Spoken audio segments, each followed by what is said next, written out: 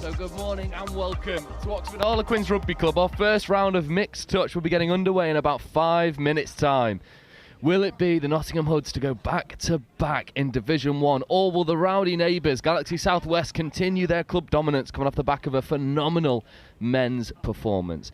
I'm Joe Wright and I'll be taking you through all of the action courtesy of Next Gen Live and England Touch. And alongside me is Oliver Holmes. Ollie, how are you? I'm very well, thank you. How about yourself, Joe? Yeah, doing well. What a glorious day we have here for Touch. And coming off the back of the men's-women's comps that we saw where Nottingham Hubs boasted two extremely young sides, the men's finishing second, the women in third, are we expecting mixed dominance from the Nottingham Hoods side, or are there other teams to throw their hat in the ring? I think you're right in saying there are other teams that will throw their hat in the ring. You've got to be in it to win it, Joe. That being said, I just can't see past Nottingham this year, and I do think they will repeat the same success they had last year. It's certainly a safe bet if you're a betting man, because Nottingham Hoods, that club has just gone from strength to strength. The youth that they boast, and not only the youth, but then the quality of coaching and the calibre of players in there. Completely agree with your prediction. Nottingham Hoods certainly the team to beat out here. We're going to take a quick look at some of the games that we've got coming up for you. Our first game, Manchester Foxes, who are warming up below us, and then Invicta over on that far side in their familiar purple and black strip warming up. What are we predicting from this game? First game on, Joe. It's been a long journey, particularly those, again, both actually from Canterbury and from Manchester there. So tired legs early on in the day. The sun is out, the sun is shining. I think we will expect a fast start, and I think we might expect a little bit of a shootout in this first game here, Joe. And would we ask for anything else? Absolutely not. And I think one thing that's always familiar with this Manchester Foxes side is they're very well drilled, but often boast more of an attacking prowess rather than defensive prowess, and you could probably say the same from Victor. So again, I think it'll be a quick start to our day. Moving into the rest of the games that we've got for you, 10:25 NQ Rebels versus Cheltenham Tigers. That promises to be an exciting game to watch. Oh, absolutely. Both teams boast a host of talent in both sides there. We've got some very, very exciting games to come. Both of those are in Division 1. Start with two back-to-back Division 1 games. Following that, our third game of the day. In Division 2, we have Revolution versus Wigan Touch Warriors. Wigan Touch sort of taking a bit of a hiatus from the mixed game. It's good to see them, A, back, B, firing. Yeah, I think obviously used to want to be the big dogs on the scene. Like you said, they've taken a couple of years away from the top of England Touch. However, like you said, it is good to have them back, and I do think they will compete well today. Agreed. And then another Division 2 game, Thames Valley Vikings versus Oxford Touch. Again, Oxford used to be one of those powerhouses, sort of taking their foot off the gas a little bit in terms of maintaining that competition level right at the very top. But they boast some of the most experienced players that England Touch has to offer. That for me looks to be more of a tactical battle between those two teams. Yeah, it's really difficult to play against teams that have a tactical prowess, Joe. And that is exactly what Oxford have. They play a very good, strong pattern. They are all on the exact same page, and it's lethal once they get going. Absolutely. And then one of the games for me that I'm looking out for amongst all others is our 12:25 game where it's Galaxy Touch London, the Black, versus Cheltenham Tigers. Now, we've got Cheltenham on the live stream twice. They boast, I mean, let's make no bones about it. I mean, he's walking over to me at the commentary box right now. He's got Marcus Evans playing for Cheltenham Tigers, who is one of the most exciting players that we've seen. Is the mission then for London Galaxy in that game to shut the big number 10 down? Based off my playing experience against the bloke himself, I've never scored a try against him in the middle. He is a dangerous man and definitely one to look out for. Absolutely. This day promises nothing but high quality touch. Back to back to back. And then also, moving into the afternoon games, we have knockout footy, followed by finals. It promises to be all quality, all gas, no brakes from the start. But moving our focus maybe a little bit further afield, obviously on the England Touch Instagram we saw that conversation that Dom Tripp had with Mark Aldous talking about high performance selections. Really the end goal for all of these players is to make one of those high performance squads. Just how hard of a job is it for people like Mark to pick from this bunch of players that we've got here today? Oh, well, I wouldn't want to be him, I'll tell you that. The talent pool at the moment, Joe, is so huge. And the standard is so close between a lot of players here is that you could probably pick a couple of names out the hat and you wouldn't see any difference in performance there. Absolutely. Some people are going to be disappointed that they've not made the grade, but that doesn't mean that they're not more than capable. England Touch have boasted an amazing amount of development over the past few years. But with 2 minutes left to go until our first tap-off, as teams start to take the field, it is Manchester Foxes versus Invicta. And these are two teams that maybe will find themselves in and amongst the sort of 7th, 8th position at the end of the day, considering that the quality that some of the teams have brought, particularly Galaxy Southwest, who, I mean, are just phenomenal, Nottingham Hoods. So for me, these two teams sort of set out on game one with a bit of a point to prove. Oh, you're completely right, Joe. I have noticed from both sides, I think there's 12 for Foxes and 11 for Invicta there, so a little light on the numbers as well. Now, it might not make too much of a difference early on in the day. However, as the day progresses, you're out in the sun all day, it might play a factor. Absolutely, as we see Aston Brett with the ball at the base of his feet. He's ready to go. Stop oil. We've got Manchester Foxes in defence. These are two teams with a bit of a point to prove, and we'll see what they've got for us in just a minute as the ground sort of goes extremely quiet, ready and waiting to get going.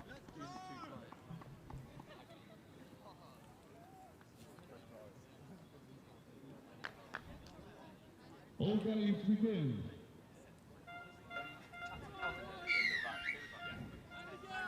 As Brett gets us underway, tap off goes Brett Hunter. Looking to set platform now, get the first strike of the day. Checking back over into the middle channel, now getting over onto the link punish. Jared Hunter, link quickie, diving at the line, is play on call. So that will be a penalty there, Joe. So he's called the female link offside there. However, Tom Overbury, one of the founders of Manchester Foxes, has made the touch. And there's touch one. And there is a ball down. That is very unlucky for Invicta. Now Foxes will look to make their set off make count. Yeah, Chelsea Chung setting pace. Bex Holmes marshalling the troops, getting them up the field. Faye accelerates through the roll ball, and now here's Ben Nurse working with James Faye. James Faye scooping, accelerating, trying to get into the goal area, 2-on-1. Oh, There was a dummy, and you can see the Foxes, they just burst into life off the back of that subset.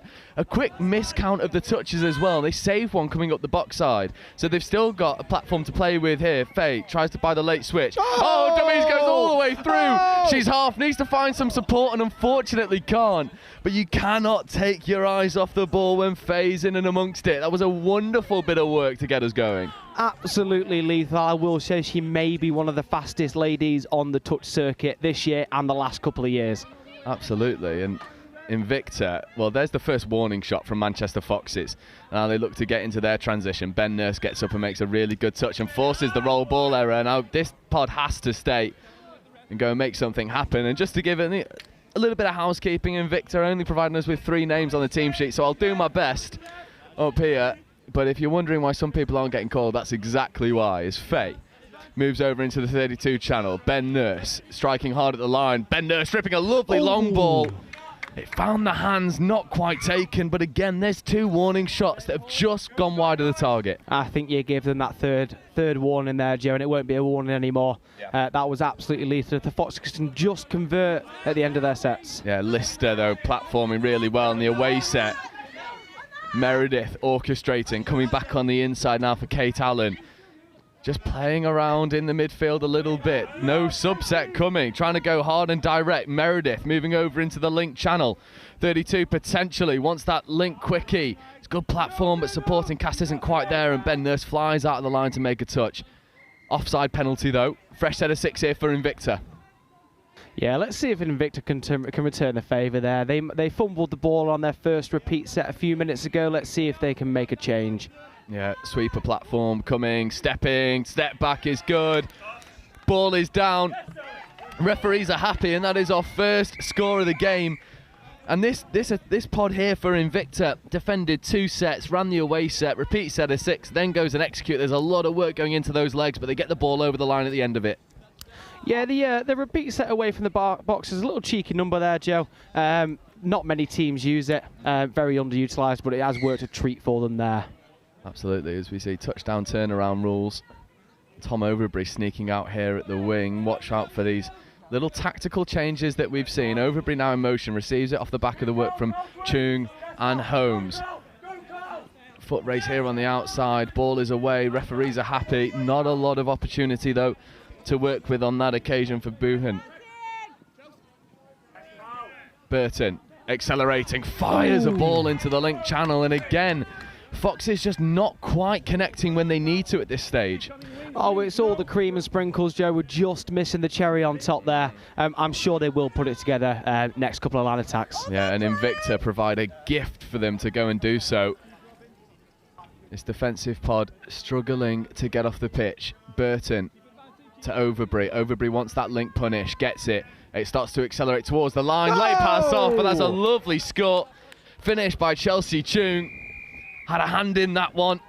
On its conditioning, and it's a lesson. If you can't get off the pitch efficiently, you start to get punished. Exactly that. They got away with the first one, Joe. They've not got away with that one there, and Manchester will not allow them to get away with that again. Some absolutely superb work on the link there. We do see a little bit more during the mixed season in particular, of a lot more link work compared to the single-sex teams. Yeah, Lister working in the middle with Brett. Brett coming over, trying to get onto the link, but the middles for Foxes do a really good job at just crowding out that space. And Invicta struggling to find fluidity in that line attack set. But all credit to Manchester Foxes that are just taking time away from their opposition. Yeah, that's and when you take time away, Joe, it encourages mistakes. This is a great roll-on for Manchester here. Yeah, Chung. Burton. Nurse in an acting half. That's fifth touch. Ben Nurse looking to accelerate and get into an in-goal area. And Nurse again fires a lovely sinker into that far side, but that far winger for Invicta just had her spaces marked up well. Never really an option there for Nurse to go long. Yeah, he was looking for the open side play there. I would have liked him to pick his head up and just look right towards Bex on the wing here. They may well have had a better chance of scoring in the right-hand corner. Yeah, and I'm sure that coaches there will be having a word in the sub box, just reassuring that, you know, these attacking platforms, they are there. And now there's a bit of a foot race to try and get around the outside. Late pass on the inside to Jared Hunter. Hunter setting platform. Nice late check away, gets into the middle. That's Jared Hunter now with a foot race. Hunter fires into the wing, and Kate Allen with hands like glue to reel that one in. And Ollie, Foxes, they're getting punished for their mistakes right now. Yeah, I think they've been a little bit unlucky, I have to say, Joe. There's been a couple of mistakes from each side. Unfortunately, the Foxes have come worse off over the first sort of 5-6 minutes of the game.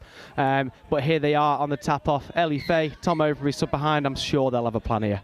Absolutely, and again, James Fay hanging out in this wing position. It's a nice bit of invention off this tap-off move, trying to keep players honest. As Fay looks to set platform, that is a good roll ball, and now Fay gets the ball back, dots the ball. I mean, James Fay, he ran through that roll ball like a man possessed, flew through his opposite man. And when you need a player to sort of take the bit between his teeth and go forward, who else but the big man James Fay? Oh, he is absolutely lightning, Joe. I don't know whether we can fully appreciate that on the screens, but definitely here in person, you can tell that he's faster than everyone else on the pitch. Yeah. Oh, Aston Brett wanted to go quickly, but pulled back. No whistle. Here's Brett. Hunter. Checking back over to the open side now as Aston Brett once more. Little bit lateral. Hunter caught behind the gain line. It's good defensive pressure at the moment from the Foxes. Now Burton gets up to make the touch. Brett in an acting half. Brett wrapping round. Hunter trying to dive at the line. That's fifth touch. I thought the referee was just calling ball on the line first there, Joe. Was that the right call? Yeah, it's an interesting one. And now that's sixth touch and turnover. Invicta just losing track of the touch count.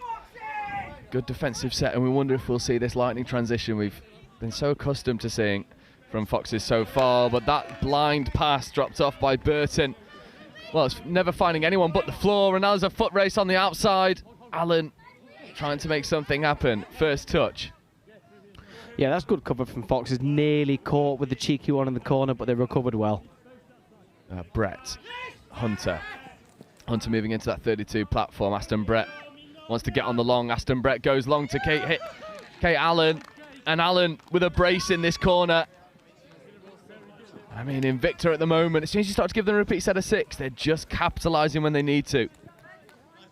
Yeah, looks like Foxes are setting up with the same setup from the tap-off. Let's see if James Fay can be as lethal as he was before.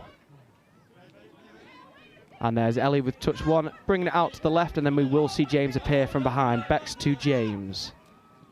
Fay platforming, Nurse dishing, 3-on-2, maybe should have gone to Ellie Fay, lingering in that link channel. Not taken on this occasion, but again, you see the potency that Foxes have in their attack when Fay and Nurse start to combine. They need to be sort of finding opportunities to get these guys to string some stuff together more often. Yeah, I like that both teams are playing expansive rugby, Joe. It is an absolute coach killer when the ball is put to the floor, but we love it up here. Yeah, 2-on-1 there, floating pass over towards Kate Allen. I mean, she's put her hands on display so far, hands like glue.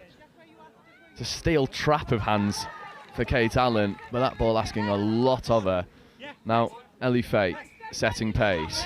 Holmes in an acting half. There's Chung. Chelsea Chung straightening. Overbury, late pass away. 4th, 5th touch coming. Overbury wants to scoop platform, wants to get both middles. Does quite a good job of it, and now Overbury has an opportunity to use the gas to get into the in-goal area. Needs to find his supporting player. Hey! I think that touch has just come in. The referees are having a conversation. It's been given forward in the end. But more warning shots from Foxes. Yeah, when they let their feet loose, they are absolutely lethal. Oh, just called back for the first touch, just under the mark, and that has killed their momentum there. Yeah, ever so slightly. And there you can see the heat already taken a toll. Hands on heads in both sub-boxes. It is tiring work as Hunter comes over towards the Manchester Foxes sub-box, and then followed in suit by the link. Allen in an acting half. Hunter checking away once more. That's 5th touch. Jared Hunter trying to strike against a set defence. Does a really good job to manufacture a bit of space. His supporting player is there. And make no mistake, that's Jared Hunter's score through and through. Manufacturing some space through the Foxes' defensive line. Finding his supporting player. Establishing, well, it's starting to look like a commanding lead for Invicta. Yeah, it would be interesting to see if Foxes continue the intensity that they've started with. Like I said, Joe, it's everything but the cherry on top. If they get that cherry there, you know, this game is therefore a close one after that, isn't it? Absolutely. And Fay, Nurse, back to Fay. James Fay in motion. There is James Fay, straightens, platforms. That's a muscular touch that comes in. James Fay now just unhooks the trailer. Accelerates around the link, gets the ball down, re-establishes parity. And my word, I mean, he's the magic man for Foxes right now. Oh, he's absolutely superb. There is a rumour he is the England Mixed Open captain this year. Whisper it. And he's most definitely, if he hasn't got it already, putting his hand up for that role. Yeah, pulling everything but the rabbit out the hat for Manchester Foxes right now. James Fay, take a bow. But now, Invicta are looking to re-establish their 2-try lead. 4 tries to 3 as it stands. Lister in an acting half. Meredith wrapping round. Meredith accelerating. Late pass off to Kate Allen. Bex Holmes makes a brilliant touch to stop the try. Referees are having a very quick chat, potentially about offside.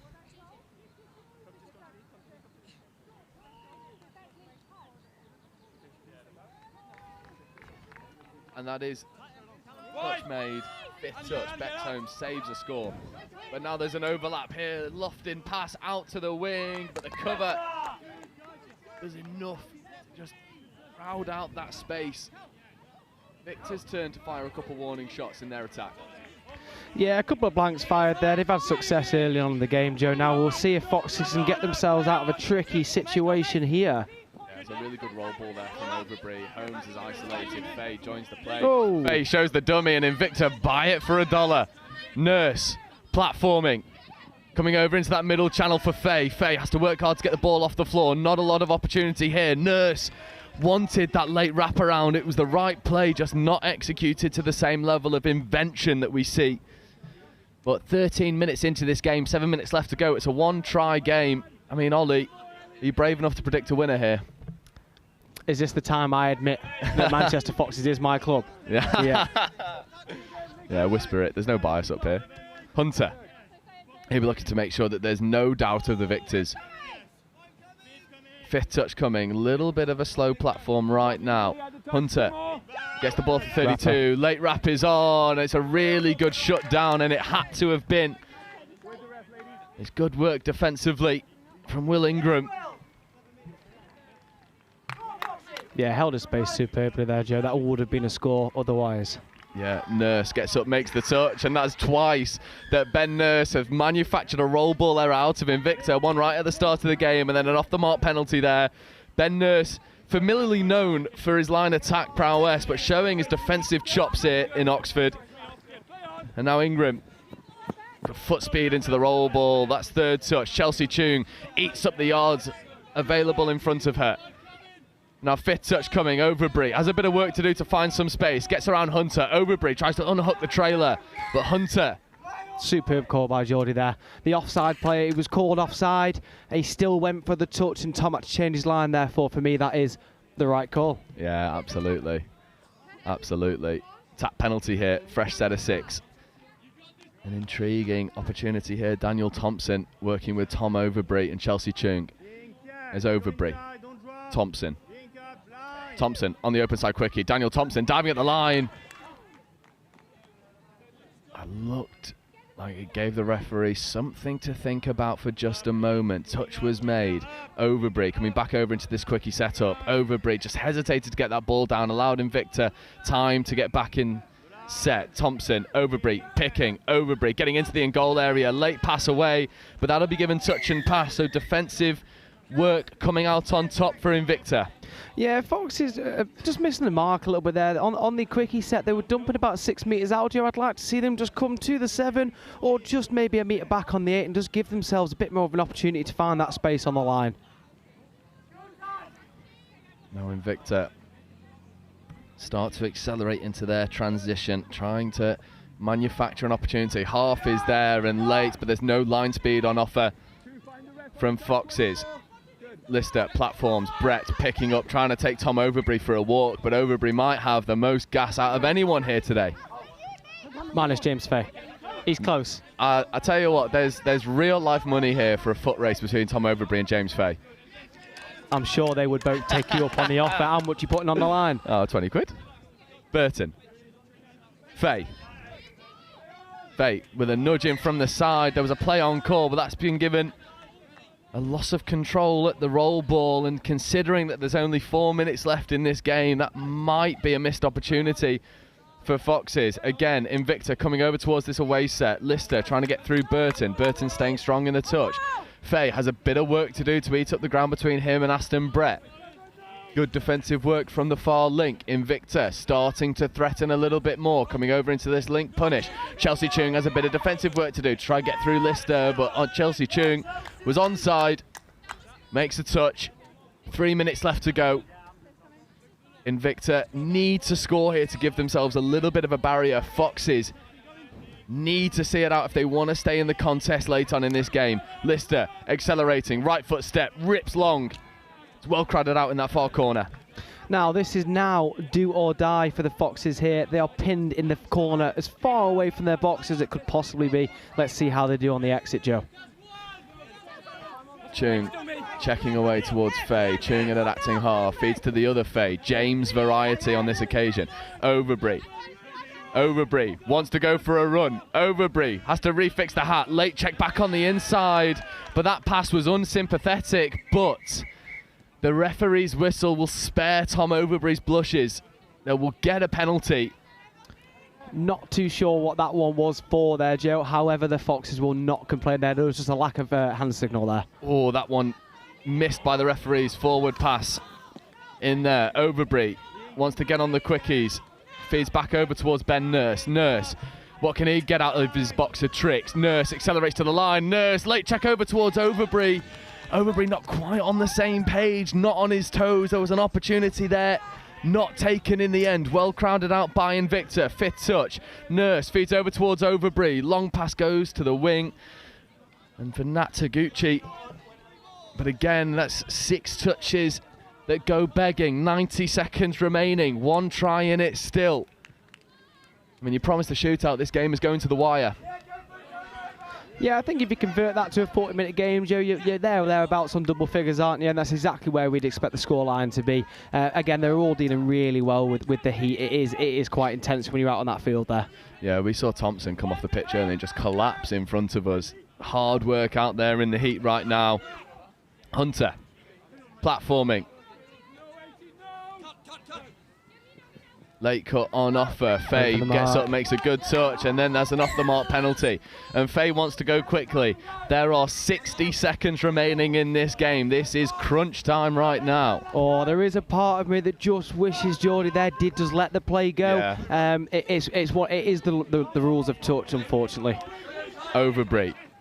Good meters in this transition. Second touch feeds over towards Burton. Burton tried to sneak James Faye up the box side, run a little Redlands play. Yeah, just probably 5 or so meters too far towards the left there, Joe. Let's see if the Foxes can put the pressure on here in defence. Yeah, and they'll need to. They'll need to force some sort of turnover to take this game right down to the wire. Faye wanted that swipe touch off the mark. Geordie having none of it in the midfield. And there's a 2-on-1 here. Faye has a bit of yards to eat up. It is leggy defence out here for the Foxes. Coming back against the grain. Faye had his hand in the cookie jar for a moment but didn't come out with any reward. Fresh set of 6 here for Invicta that won't be needed because that is the final hooter and full time. And Invicta touch come out the narrow victors over Manchester Foxes, 4 tries to 3. Ollie, sum that up for us. Well, that was absolutely lightning from the get-off, Joe. Both teams wanted to play expansive rugby, and that was probably the difference there. It's just a couple of drop balls here and there, and Invicta have come away with that 1-score lead. I think both teams will be impressed with their performance. Manchester will be gutted they didn't get the result. Especially when they came so close in their first 3 line attack sets. There was just those little passes that didn't quite connect. But a lot of touch yet to be played. Foxes will fix these small errors, and Invicta will look to roll through with a good bit of momentum. But that is it for our first game. Invicta 4, Manchester Foxes 3. We'll leave you for about 5 minutes where we'll be back with you with another Division 1 game where it's the NQ Rebels, the Rowdy Boys from Manchester, coming up against Cheltenham Tigers.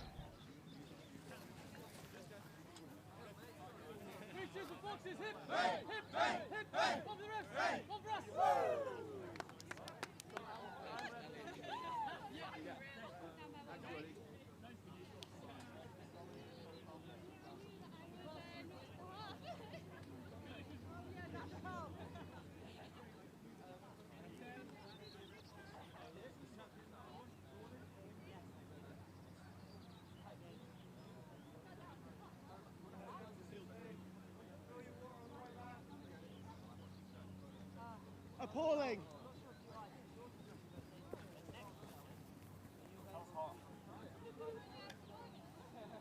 Oh mate, that really is good. Put your hair off and stick it to my head. I think I've said something like that.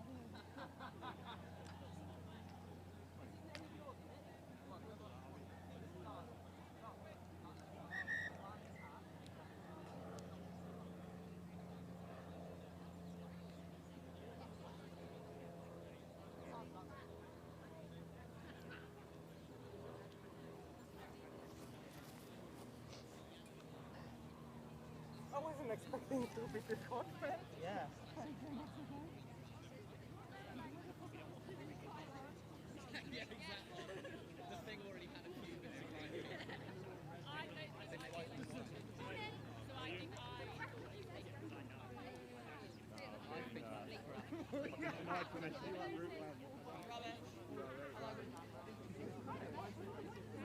You're going into medieval security. You're going into medieval security.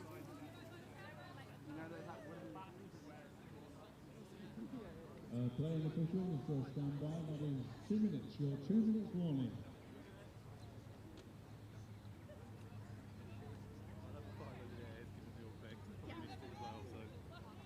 But this is the thing, right? Like, I felt like that's what's hardest in wrestling. They expect you to be perfect, but then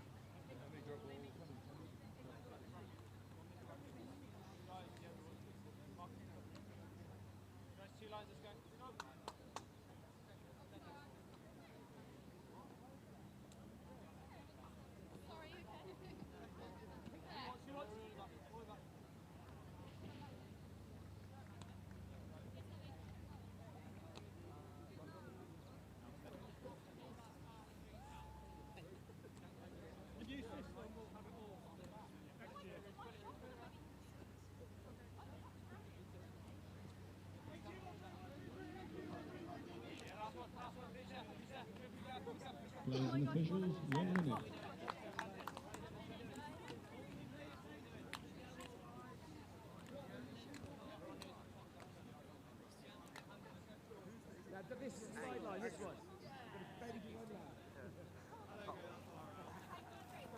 Matty, man on.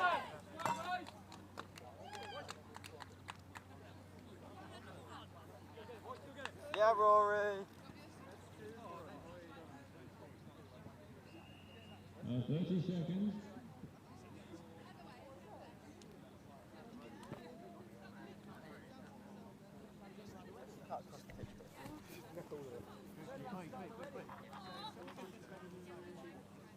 Oh, no touch. But if the attacker gets their shirt, then they can play on. Players and officials, stand by.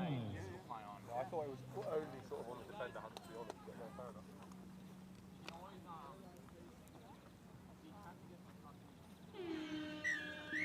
So welcome back to our second game of the day, where we have Cheltenham Tigers playing as NQ Rebels in Division 1. An early doors and off the mark penalty for Cheltenham Tigers. Once again, Joe Wright joined by Ollie Holmes. Ollie, what are we predicting from this game? This is an unfamiliar NQ side and a very familiar Cheltenham Tigers side.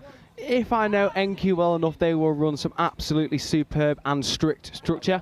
It's very, very difficult to defend against them when they've got 4 or so options on the line. Cheltenham themselves, they're fast, again, also well organised. And dare I say it, this could be a high-scoring game as well as the first one. Yeah, Pennington setting platform here, moving into the 7-metre line, just pulls out ever so slightly. Pennington coming down for big Ben Meakin. Meakin back to Pennington. Pennington accelerating towards the line. Is that ball down? It's a stunning diving touch that comes in at the last opportunity from Lydia Mills. He's one of these players for Cheltenham Tigers. It's just a stalwart in this team. Fifth touch, no opportunities coming. Float pass out towards the link, trying to kill the ball in a tricky area for Cheltenham, but that's first blood Cheltenham in defence. Yeah, smart decision from Gabe there. Just take it away from the Cheltenham box. You know, again, with this heat, make them work. Oh, there's just a little bit of indecision on the pitch there. And just bringing the play back. A little bit of uncertainty. The referee in the middle there is just taking control, bringing them back to the mark, and that should be a roll ball there, and we are off. I would agree. And then Cheltenham look to go for the away set, trying to condition this defence to stay wide and honest. Evans having a hand in it, as always, floats a ball back over towards Rory Marshall. Here is Marcus Evans, the number 10 that we were talking about. It's oh so dangerous whenever he steps onto the pitch. Marshall carries straight into Ben Meakin. And now here comes the threat of Corey Williams, the big Kiwi. Late switch, coming back on the inside for Reece Jones. Jones in an acting half. Jones scooping, stepping, trying to take Pennington wide, but Gabe Pennington just shadowed him all the way. Flick touch out, 6 and change. And that will be a touch patch for his efforts there as well. He had all of that under control. I don't think he would have been worried at any point. Gabe is very calm, clear-minded, and we're off on their sub-set. Yeah, this is one to keep an eye out for. NQ coming with a light squad, not a lot of players in them. However, these two boys have all of the gas and stamina that you need. Cooper Bainbridge platforming here for Sam Thorpe. Thorpe, left foot step, trying to get around the outside of Jones, but Reece Jones stays wise to the threat, and trust me, there is loads of it coming from this pod on the pitch for NQ Rebels. Yeah, a big cheer from the Cheltenham guys and girls in the sub-box here. They know how dangerous Sam is, and the fact they were able to stop his first goal. Good bit of footwork, sorry Ollie, to get around the oncoming touch. It was wonderful stuff. I believe that's Tilly Palmer wearing 62. Now Evans getting into his line attack, working with Tregus. Here is Tregus, Evans in motion. Marcus Evans doesn't get the ball, is used as a dummy. Right foot rip from the hip and score in the corner. I mean, there was no wind-up. There's calls from how did he throw that from the sub-box. I mean, Ollie, this is a bit of magic. Yeah, that's an absolutely superb ball. It looked like he was heading to nowhere. And like you said, there was absolutely no load-up on that pass. He's absolutely ripped one out there. And a nice little flop over the line from the winger there. That is a superb score. Yeah, Harry Petit just shooting from the hip early. No wind-up, just gets the ball in hand and dishes a lovely ball off.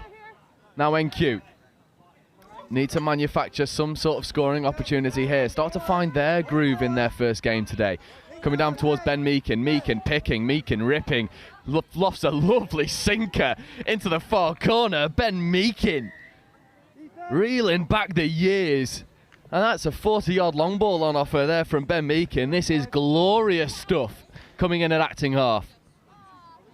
We'll have to look out for that corner there. That's 2 long balls, 2 scores in that corner. Absolutely superb finishing from both wingers there, I must say. Yeah, that is absolute money. Can't quite get the number on that far side winger who's finished. We'll do our best to get a grips on it. Ollie, maybe that's your challenge for the next 5 minutes. Get these 2 wingers' numbers so we can give them the plaudits that they deserve, because the balls are good, but you've got to finish them. As we see Cheltenham Tigers almost cough the ball up. Williams, open side quickie. Williams rips a lovely long ball himself and then finishes in the corner. That is a stunning finish. There's 3 long balls, 3 scores in the corner. And Corey Williams looks at Ben Meakin straight in the eyes and goes, anything you can do, I can do as well, son. That is absolutely superb. That's 3 attacking sets, 3 long balls ripped right to left, and 3 absolutely superb finishes, Joe. You would assume my eyesight was good enough to see the numbers on that far side. Yeah, I think I'm going to go out on a limb and say that that's Katrina Cotti over in the far side for Cheltenham, who's just finished that in a stunning fashion, just judging from the numbers that I can see on the pitch right now. So Cotti with a wonderful finish. Cooper Bainbridge, left foot step. Oh! Cooper Bainbridge sends the Cheltenham defence for a hot dog. And we're at 2 tries apiece, 5 minutes in. Ollie, you said that the first game was going to be a shootout. Well, neither team wants to defend right now. Yeah, defence is overrated anyway, Joe. I'm sure all the coaches here would disagree with me. I did think we hadn't mentioned Cooper's name just yet, and then there he is, out with a bang. Yeah, how good from the young lad, Cooper Bainbridge. Bags of talent, bags of potential as well. Nowhere near hitting his prime. That is a scary thought for any opposition. But now, Cheltenham looks going to re-establish there. A little bit of interplay, trying to get around Ingram. Ingram gets up, makes a good flick touch. Corey Williams checking away late towards Jones. Williams now, open side quickie. Corey Williams accelerates towards the line, look for the late pass out the back, and then the long ball goes to the wing, but it's well crowded out by NQ's winger, number 27. I'm going to say that's Noella Quinn. Pennington setting pace here in the platform and just miss pass out towards the wing. I mean, you might set a really nice midfield defence, but when NQ can just skip past you out like that, it's not even worth sending, it feels. No, it makes it really difficult to choose whether you should shoot or not. NQ on a roll here.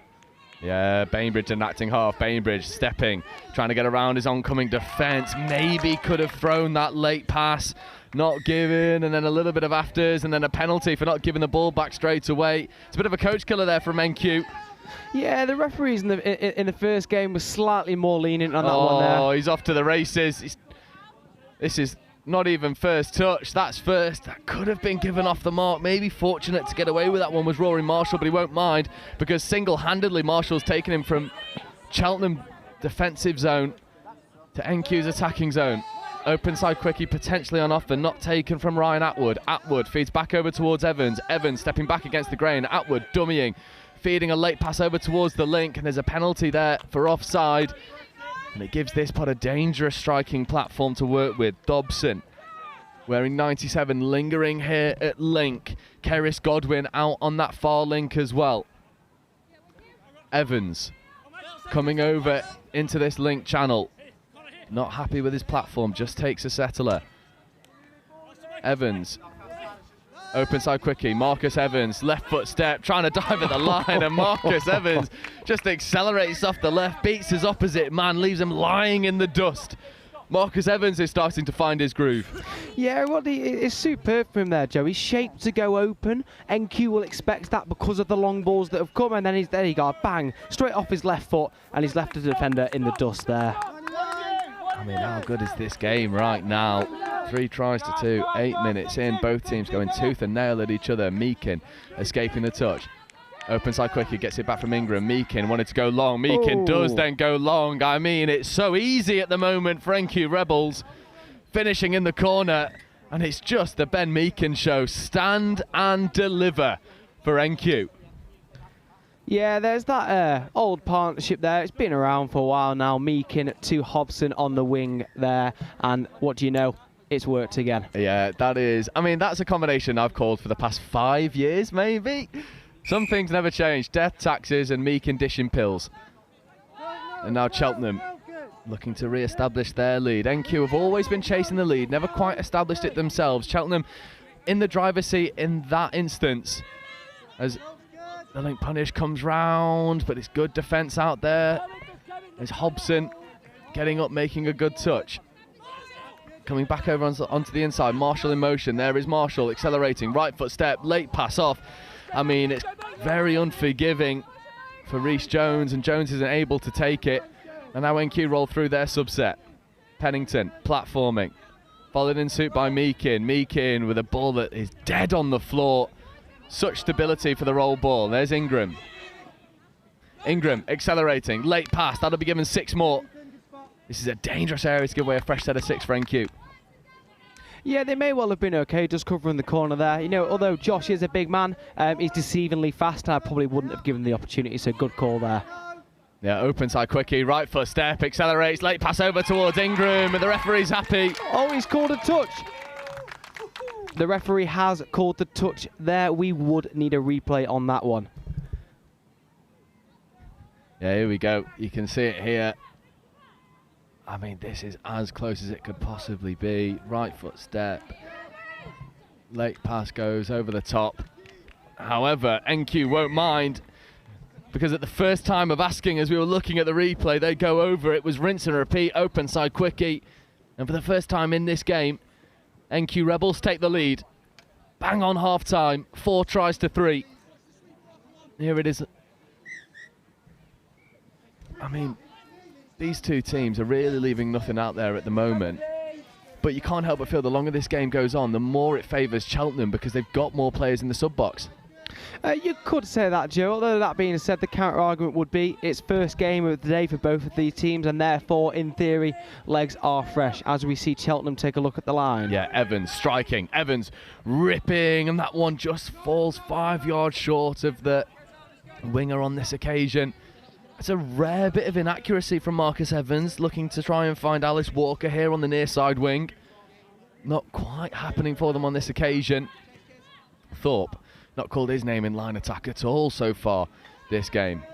Pennington accelerates and just sets lovely platforms over on the far side, followed by Meakin, who accelerates away and wants the extra yards that are on offer. There's 7 on here at the moment for NQ Rebels. The referees haven't spotted it. Cheltenham are barking orders. Nothing doing here for Cheltenham for a moment. And now the referee makes the call. Yeah, it's. I will say Cheltenham did get away with one slightly earlier in this half. However, I could hear some calls coming from the sub-box. The referee has heard, they've confirmed, and they are right in order to give that call. Yeah, and I think it was just a little bit of a loss of concentration from the NQ subset. Meakin went open side, and still they flew onto the field with the fresh set, leaving 7 on for about 30 seconds. So it was the right decision made there from the referees.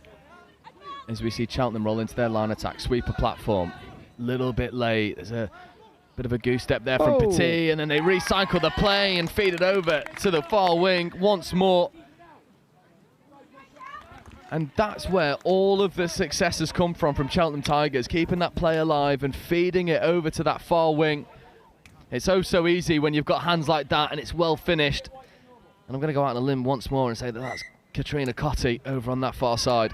Yeah, it did look like they were just walking into a dead end. Dare I say, a little bit blasé there, Joe. That being said, if the space is there and you've got the pass to make it, and they've taken the opportunity, that's a superb score from nothing. Absolutely. Open side quickie, Pennington in acting half, right foot step, late pass over towards Pennington. That is absolute money on offer from NQ Rebels, and now we're back into this tit for tat play. This time it's Pennington getting over, and I want to say that that's Jack Quinn with the hot feet to manufacture some extra space. And Ollie, it's a textbook open side quickie. Oh, you're right, and that is your phase 2 progression there. So your first step would be your open side, your next step would be either your step back or your QB there. They've taken the right option, and then they've split them straight through the middle. Yeah, it's lovely play, defensive spacing from Cheltenham, just a little bit too wide. Evans looking to make something happen. Evans Keep an eye up. Dobson's in motion. Evans, though, just skip pass over. That is so good from Marcus Evans. That is absolutely nasty. Finished well in the corner by Tilly Palmer. But my God, I mean, how many words can we use to describe Marcus Evans other than just nasty? I think we're going to run out of words if he continues this way, Joe.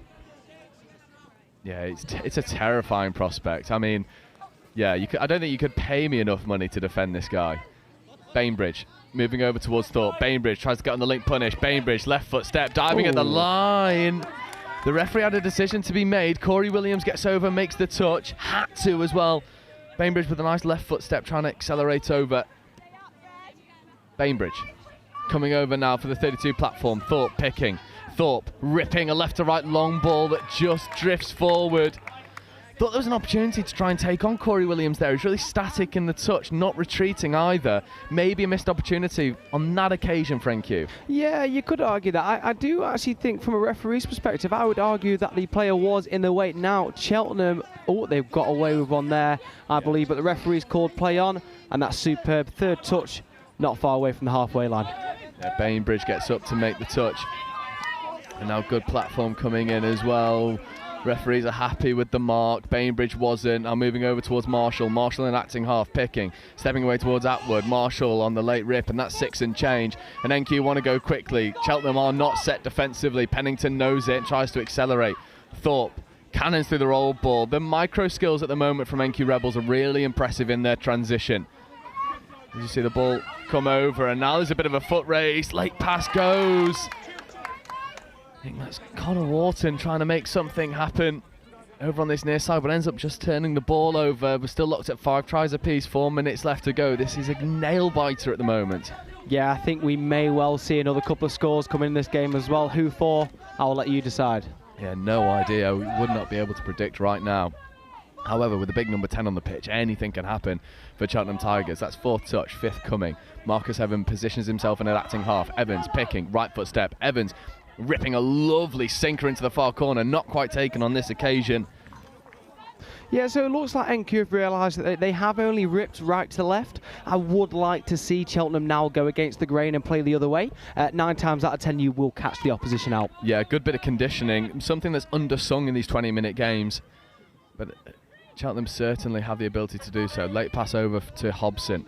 Ingram just straightens and then feeds out towards Sam Thorpe, and now Thorpe's got a bit of a foot race, checking back on the inside to Ingram. Ingram setting platform. Marcus Evans with a muscular touch to just hold Josh Ingram up. Not many people can do that. Sam Thorpe now in an acting half. Left foot step. Thorpe rips a lovely ball into the corner, and that is a textbook transition from NQ Rebels. Ollie Walker's through that, because from start to finish it was sublime. Absolutely superb. Sam stayed calm under pressure then. He's picked the pass out to bring it back towards the middle of the field. Now you would expect Gabe would like to be on the dump there, however, no, team player, he knows where the space is. He's played for England for many years. He's made the right platform for Sam, and like you said, left, right, see ya, good night. Yeah, it was lovely stuff there from Sam Thorpe, who on this occasion does get into a line attack position where he's able to use those weapons that we're so familiar to calling as Petit. Sets platform here, coming back against the grain, back over towards Corey Williams. Williams wants this middle platform. Williams on the quickie. There's Corey Williams, right foot step, and then just rips a lovely ball into this near corner that falls just shy of Alice Walker. For a moment you thought Corey Williams was able to pull a rabbit out the hat, but NQ stay wise to it. However, offside penalty. It is indeed. Now it's good to see a young referee on the pitch there, Joe. He's very calm, he's very cool, and he is making the right decisions. All credit to him so far. He is. Petit trying to accelerate at the line, getting over on the link punish. Cooper Bainbridge stands tall, makes a decent touch. Yeah, I don't know if this line's difficult to see or not. That's a couple of times in a couple of games now, isn't it, where players haven't realised where the line is. Yeah, Williams now coming back over towards the short side. Corey Williams just ripping from the hip, but once more not able to connect with Alice Walker on this occasion. Keris Godwin had run a lovely line at link to pull that wing in tight, but not quite finding the hands at the moment at Cheltenham. No, but it's often the unsung work, Joe, that wins or loses your games there. Let's see if Cheltenham can put the pressure on here. Oh. Yeah, lovely late pass over to Hobson from Meakin. Meakin had a couple bites at the cherry. The sideline ref has called it. That'll be given as loss of control. And it's a bit of a collector's item there from Meakin.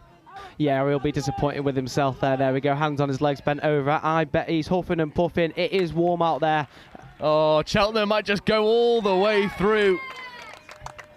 And as you see, hands on legs, heads down at their tired faces here from NQ Rebels. Cheltenham, they're alert to the opportunity. Aaron Tregus just goes and executes a 2-on-1, working with Harry Petit, and they go and re-establish parity on the score sheet. We're locked a dead heat going into the final minute. 6 tries apiece. It's do or die time here for NQ Rebels.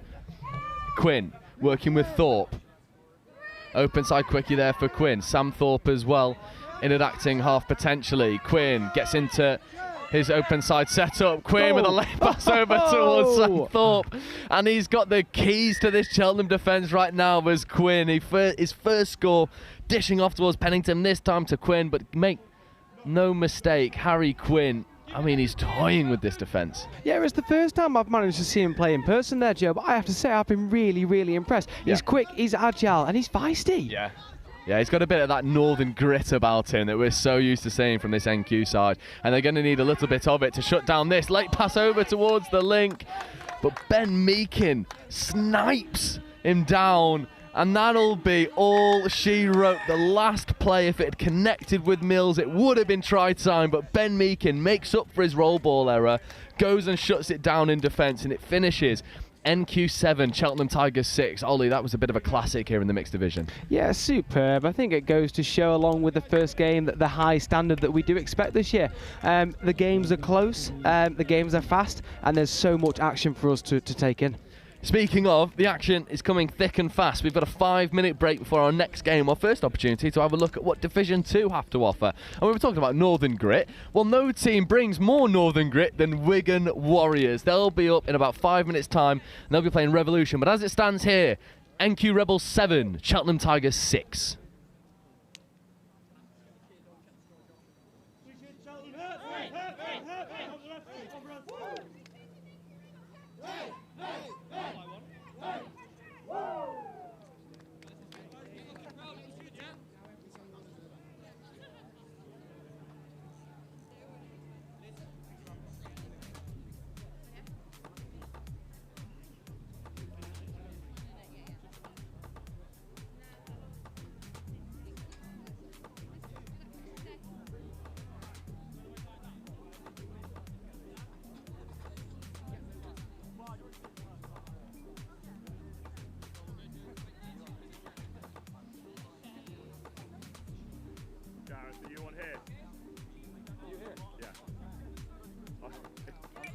I'm being sent from pillar to post. I've just done some coaching with Crystal. Did game 1, coach here, coach there. It's a hell of a start for us. That was good.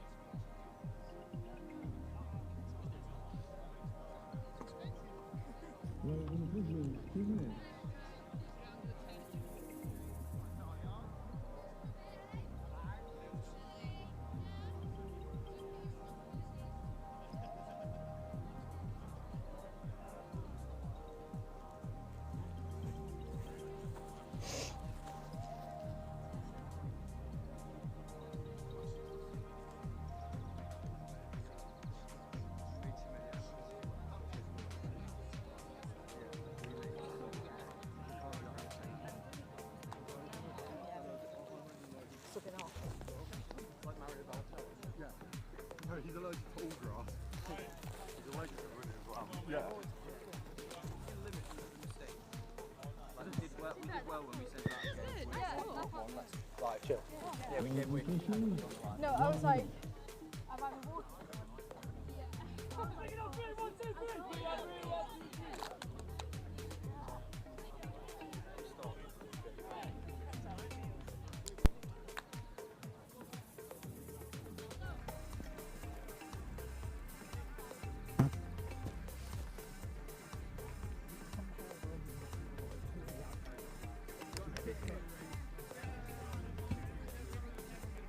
Well, the officials take the field, 30 seconds.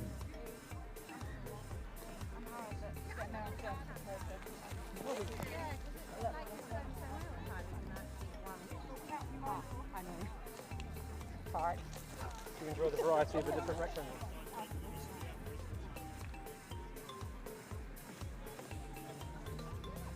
Stand by. So welcome back, our third game of the day. Division 2 action in the mixed touch. We have Revolution with the tap coming up against the Wigan Touch Warriors. And I have exchanged a broken Oliver Holmes with one shoulder for a man with two shoulders, Jake Parkinson. Jake, how are you? Yeah, two working shoulders, fortunately. I'm really glad to be here with you today. I'm really excited for this one. Yeah, it promises to be an exciting level of touch as we see Revolution look to get into their line attack early. This is a young team coming out of the Midlands, the West Midlands, coming up against the big boys from the north. As Revolution look for a skip pass out to that far wing. It was well defended initially, but Big Dan the man, the big man in the white and the yellow kit, Johnny on the spot to spot that offside call. So fresh set of 6 here for Revolution touch. Coming over towards this link punish platform, trying to accelerate at the line, uses a little bit of footwork. Ainscough gets up though, makes a brilliant touch. Mia Ainscough back where she started, representing the north. Sweeper platform coming round, accelerating, trying to get in towards the line. But it's well defended by Bobby Taylor. Again, one of these old heads in this Wigan side. This Wigan side, they boast such experience, right? There's such touch playing experience for a club that sort of took a bit of a hiatus for a few years. They're looking to re-establish some dominance in the mixed division. As they looked at, Revolution looked to have a go. Again, coming back over towards Annie Ainscough, 5th touch. Need to manufacture a scoring opportunity from virtually nothing. It's well crowded out there from Wigan. They've got their defensive spacing really well there. Yeah, they've been really organised there. Just been patient in the defence, forcing Rev to do something, and they weren't quite able to come up with it, and now we've got a chance to attack. Yeah, restricting Revolution to just a little bit of heads-up play. Bit of a bobbly roll ball, and coming in from the side as well. Referees were happy with it. There's good speed on display there from Fionn Wheatley and his brother Noah Wheatley. Working in the midfield at the moment with Thomas Lowe. Lowe, late pass over towards Fionn Wheatley, back on the inside to Noah Wheatley. Wheatley tried to accelerate over. And this is a pod that we saw represent Northwest at the Nationals, with Lowe and Wheatley combining. They were two really bright sparks for a very young Northwest team. This young exuberance, it's going to absolutely shine through from Wigan, but they've got the old heads in the team to keep them level as well. Yeah, it's a nice balance of experience and also youth. You need both of those to win rugby matches, and what I like from Wigan so far is they've got little jinky players. Yeah. They've got very nice footwork in the attack. So, yeah, keep an eye out for Noah Wheatley. He is one of these players working in the middle with Tom Lowe. Charlie Wood on his right. Fionn Wheatley here on his left. Fionn Wheatley looking for the link punish. There's Wheatley to Wheatley. Good bit of interplay. Fionn back over towards Noah. Now feeding towards Lowe. Wood. Lowe picking up against the grain, looking for a late pass over towards Fionn Wheatley. Is that ball down? It's not. It's a good covering touch that comes in at the last moment from Kate Edwards. Lowe back over towards Noah Wheatley. 1 touch left in the chamber. What can Wigan conjure? Coming over towards the link punish. Charlie Wood accelerates towards the line. And that is Charlie Wood at his best. You give him a one-on-one. He gets to shift from gear 1 to gear 6 and get over the try line. It's just a pace mismatch. yeah, and a lovely finish as well. He's extended, got the ball over the line. Wigan have looked to control this since they got the ball back on their own 5-metre line. They worked up the field well, and good execution to finish her. Yeah, you've got to take your chances when they're afforded to you, and we're going to doing exactly that. So see Revolution with Pollard trying to make something happen here in the midfield. Sweeper platform now. Pollard in acting half. Had to just check his run for a moment. It might not matter though, because he's got the gas to just get over in it the first time of asking. Revolution go and bring parity to the scoreboard once more. Yeah, straight back. Quick start by Revs there. I think they turned on the gas a little bit and just playing a little bit too fast for Wigan to deal with there. Yeah, and unfortunately, I've not got 67 down on my team sheet, so I can't give him the plaudits he deserves. It's probably Zach Slade. I'm going to go out on a limb and say it's Zach Slade from commentating him over at the University Series. But that is just a guess, although Bobby Taylor feeding over, trying to accelerate. There's no guesswork here for the Wigan Warriors, the first team so far to give me a reliable team sheet, so good on you, the boys from the north. Bobby Taylor sending the doggies platform, step back against the grain, long ball out to the wing. It is a textbook bit of conditioning orchestrated by the maestro in the midfield, Bobby Taylor. Yeah, beautiful set-piece play, and we've seen in the first two matches, these are very, very close games, and a ferocious start to all of them. Yeah, and it's a good long ball there from Sean McDonald, just pulling from the hip. Well executed, and it's finished efficiently in that far corner. Can't quite get the number of that winger yet. They are in the furthest part away from us, so forgive us if it takes us a couple of moments to get that far winger's number. We'll endeavour to do our best. Is Revolution just trying to play around, and Fionn Wheatley picks the ball off, and that is an interception, touch 0. Fionn Wheatley has really been one of the standout players here for Wigan so far. Brother Noah is a more familiar name, but Fionn Wheatley's got a hand up to be accounted for right now. There's 4 touch. Josiah Ewan in an acting half, looking to set platform here for the scoop. That's 5th. Ewan in an acting half, accelerating, right foot step, shows a dummy, late pass off. And the ball goes towards the link, but Revolutions do a good job at scrambling in their defence, and it was a bit last-ditch for a moment. There's warning shots coming from Wigan. Every time they get into the red zone, they're threatening to make something happen. Yeah, definitely, and what I like to see there from Wigan was they had opportunities both sides of the ball, so they had numbers going on the overlap on the open side, and also they had threats on the short side. Yeah, absolutely. And it's a bit of a DNA that we've seen from Wigan. They're threatening whenever they get going. But however, this is a pod that they need to shut down. Pollard in the midfield, trying to make something happen, checking a late pass off, but not quite connecting on this occasion. Revolution, they boast a lot of youth, right? It's a club that's really benefited from good university series for universities for the likes of Birmingham, coming out of that like West Midlands area. Not quite able to stem some like fluid touch together at the moment. They'll be relying on maybe some more experienced players to manufacture something and problem solve on the fly. It's Bobby Taylor orchestrating the ball back over towards McDonald, now finding Taylor. Taylor coming back over into that middle platform. McDonald back to Taylor. They're just playing matador with the defensive line at the moment. Now Taylor takes a touch. 32 platform, bang on the 7, but that pass a little bit too unforgiving from Bricknell to McDonald. But you see that Wigan, they're just able to manufacture space at ease right now. Yeah, they're playing quickly, and they're playing very fast as well. They're making it very difficult for this young Rev side to deal with them. What I will say about Revs though is it's very early in the day. Give this time a little bit of time to wake up, play a little bit more together, have a bit more fluidity, and I think they'll get back into the game. Absolutely. There's plenty of time left in this game. As Bobby Taylor getting down for McDonald. Taylor back over towards McDonald, and that is a combination for the ages. Bobby Taylor to Sean McDonald, making things happen for Wigan Touch Warriors. And it all comes from that turnover from Revolution. They give Wigan a fresh set of 6, bang on the line, and Bobby Taylor makes things happen. Yep, big opportunity there given away by Revolution. And that's what happens when you do this to this experienced Wigan side. They'll take those opportunities.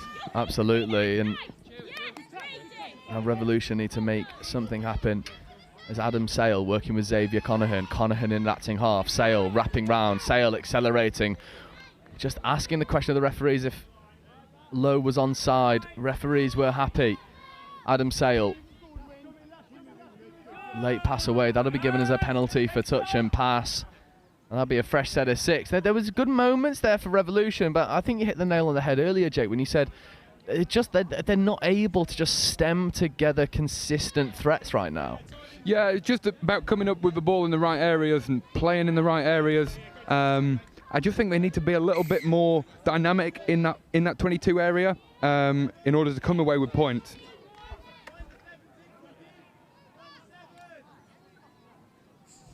Open side quickie now. Conahan to Sale. Sale getting at the line, but Noah Wheatley standing tall in defence, staying stubborn, bending and not breaking.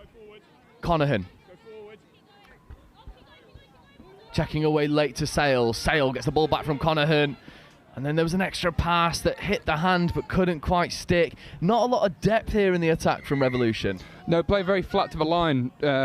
Just lifting the ball at dummy half and playing around that area. Perhaps there's an opportunity to just hold their depth a little bit more and try and create that space.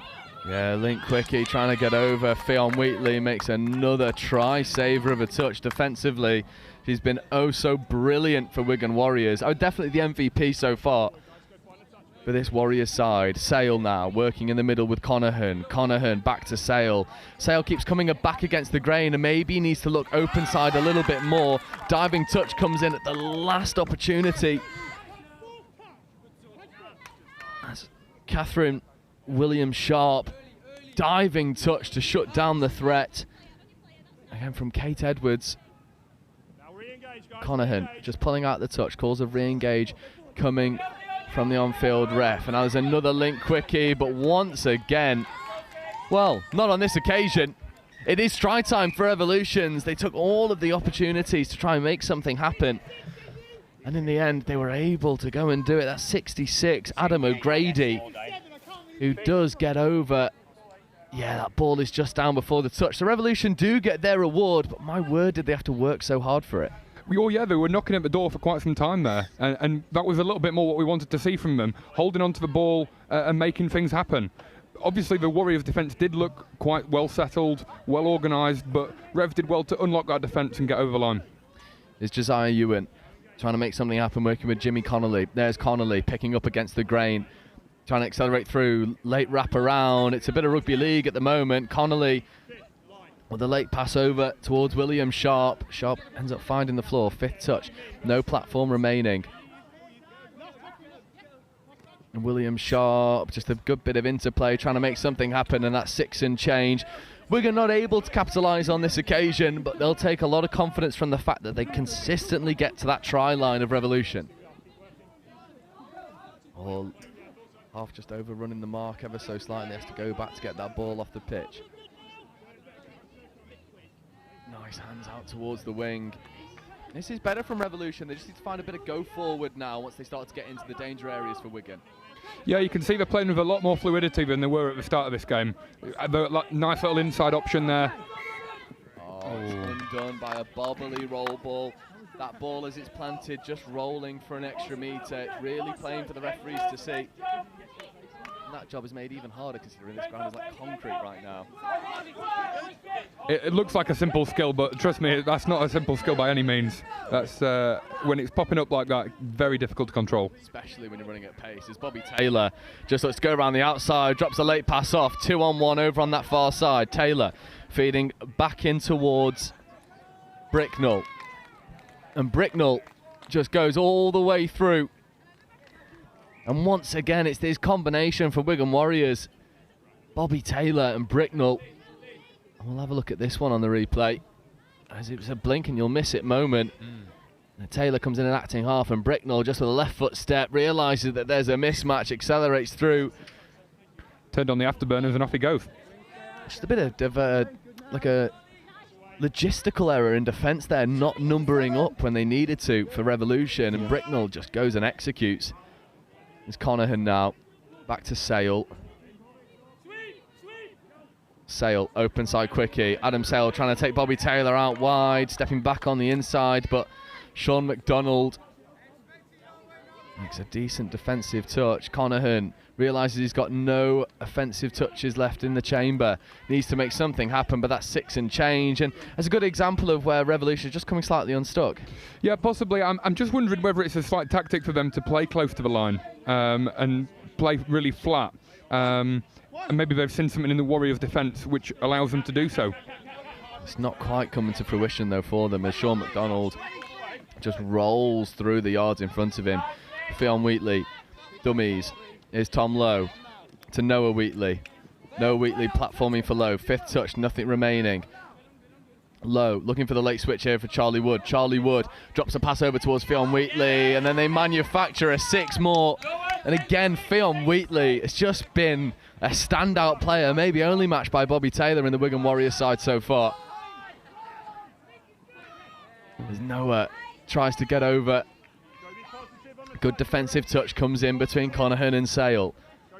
Noah Wheatley sending Charlie Wood on the sweeper. Low platforming. There's Charlie Wood. Wood with a left to right long ball to William Sharp. But it's well crowded out. Quick roll ball. Wigan want to go quickly. Wood.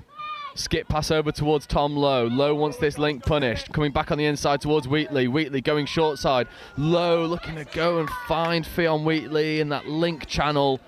Well shut down in the end there. That was a really good defensive set from Revolution because Wigan were pulling them left, right and centre. Yeah, good work. They stayed really organised there, really patient, and did well to turn the ball over after 6. There's Xavier Conahan making extra metres. And calls from the Wigan sub-box of good hunting. They're loving this emphasis in their line speed at the moment, but Fionn Wheatley just shuts it down once more. Late check back on the inside for Revolution. Now what can they do? Accelerating, trying to get around Charlie Wood, but Wood just shadows him so well. The defensive stuff from Wigan, they're not showing any reads with their hips. They're keeping these hips facing on towards the outside and backing their pace to make something happen defensively. Yeah, they've been nice and square, nice and aligned, staying nice and straight, causing them to go to the width, and Rev's just been a little bit loose with the ball. Yeah, Wheatley setting decent platform. There's Josiah Ewan working with Connolly.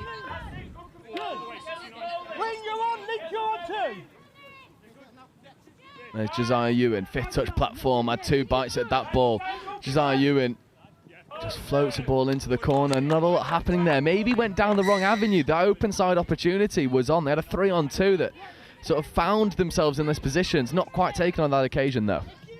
Yeah, just a little bit of execution, but Revolution have got to go the length here if they want to get back into this match. Yeah, and there's not a lot of time remaining. Only 4 minutes left on the clock, so Revolution need to go and go quickly. They found themselves still in this game, 2 tries the deficit, but they need to get a score and they need to do it quickly. It's 3rd touch. 4th coming. Well, that's 5th actually.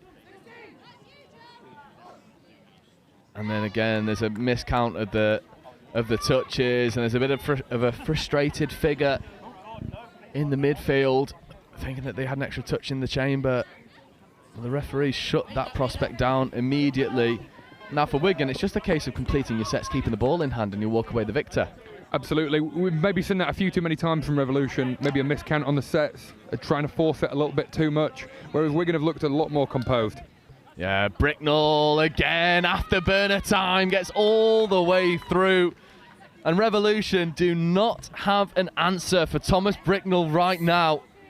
Finds the space, eats the space, kills the space. Easy scores for Thomas Bricknell when you've got gas like that.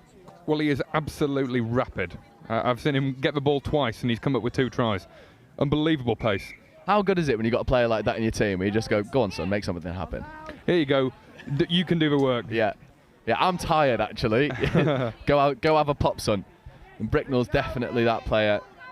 And what's nice as well is he's working with McDonald and Bobby Taylor. So McDonald and Taylor sort of take up a lot of the defensive time and space, and then it gives extra opportunities for Bricknell to just go unhook the trailer and make things happen.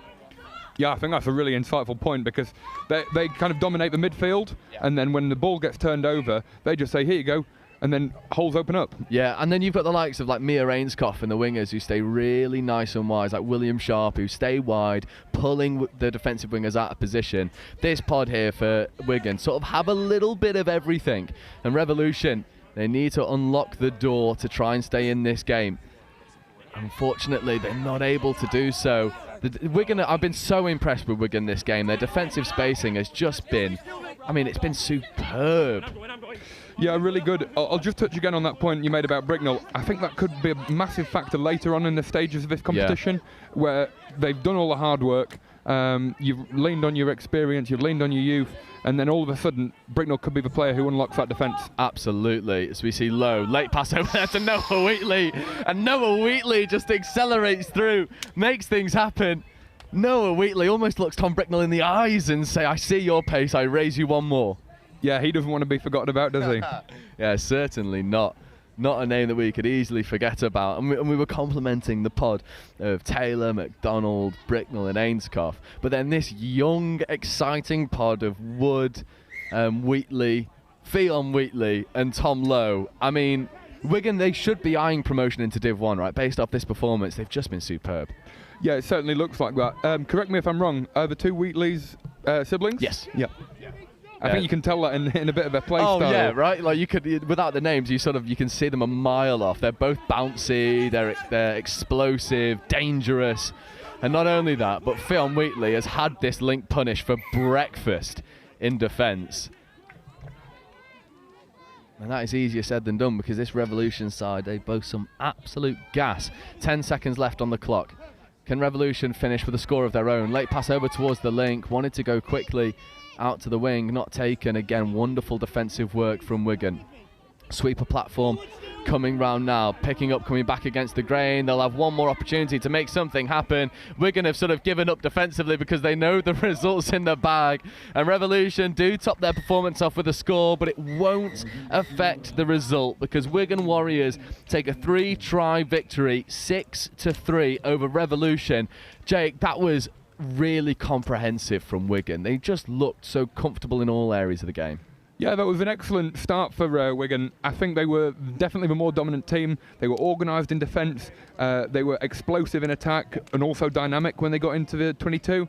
So I think they were good value for their win. And not a lot of missed opportunities either. It wasn't like they were getting into the red zone and not executing. More often than not, that conversion rate was really efficient for Wigan. That may be what just set them apart from Revolution. Yeah, just on Revolution, I feel like when they got into that area, they didn't quite play with the same fluidity and tempo as when Warriors did. When they got into the 22, they were coming away with tries and they were playing on top, making it very difficult to defend against. Absolutely. And as it stands, Wigan Warriors start their crusade to Division 1 with a 6-3 victory over Revolution. And we're going to take a very quick 4-minute break where we've got another Division 2 game coming up for you, where it'll be the Thames Valley Vikings versus Oxford Touch, and that'll be with you at 11:15.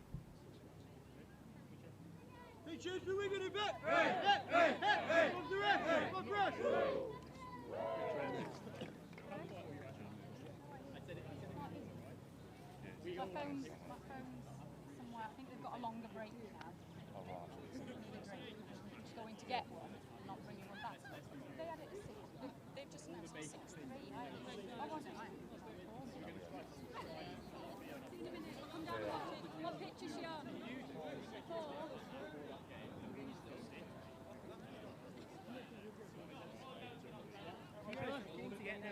Yeah, I see you lately on your kit. Yeah, well, it's a hot day, aren't it? Problem is, I can't objectively think the stuff that's not quite there. Okay. Can we turn it back to the 2? No, it's okay. I'm coaching here now, I think. All right, thanks, Sam.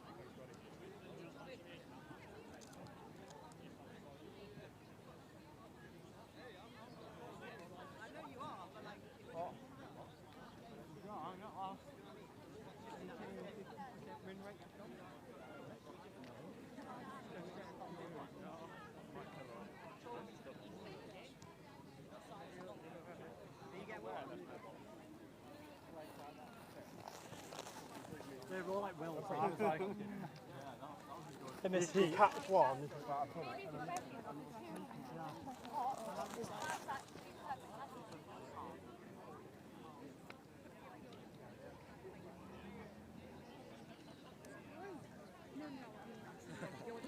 Get told what to do, to be fair.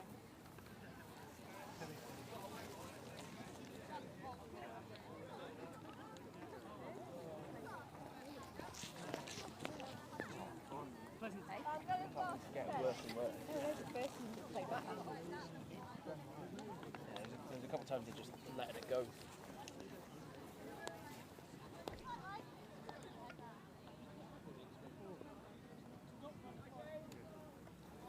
Ouch. you know what? It feels so nice with the sun.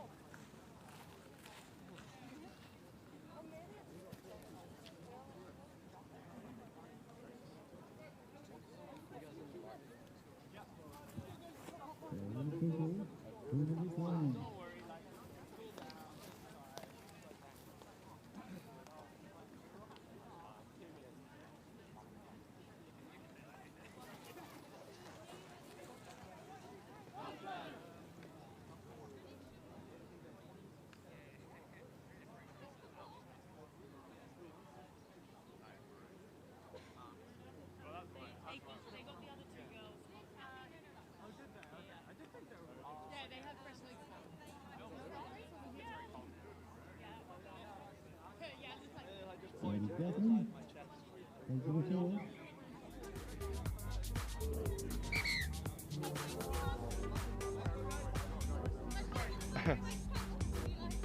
Okay, and welcome back to the next game. Less than 30 seconds until we start. It is Thames Valley Vikings versus Oxford East Mixed. Now, what do we expect from this game? Well, we've seen in the first 3 games a ferocious start, the first 2 very close, and then Warriors coming away, pulling away by 3 tries there in the last one. But little bit of a kick clash here, is there not? Yeah, a little bit hard on the eyes. I do see a lot of teams today are also playing in black with a touch of a different colour on there. Very difficult for us as commentators to distinguish between the two. Now here come Oxford. We'll be having words with the kit man. Now Oxford just got away with a cheeky one there. Slightly forward pass, referee's wave, play on. Nice play. Yeah, absolutely superb there. So they've taken them for a 32 on the left. They've shaped for a short. They've come open onto a long, and then just that cheeky pass back into the middle channel. Now I did miss the number there. 18. And that is Christopher Wimpenny. And he's put a penny for his thoughts in there, hasn't he? Yeah, nice start there. Now here come Thames Valley, 3rd touch, just a little bit static on the line. Let's see what strike move they come up with here. A 33 dump. And there we go, the referee has pointed to the floor there, and that only means one thing. Don't think we've got the number there. It's number 47. Answers straight back. Both teams have had a great start. Nice set play off the restart, and a try apiece for both teams. Yeah, superb start. The action is fast, it's furious. These 20-minute games, touchdown, turnaround, means you don't have a lot of time to think. Those teams with a good game plan when they come in will succeed throughout the day.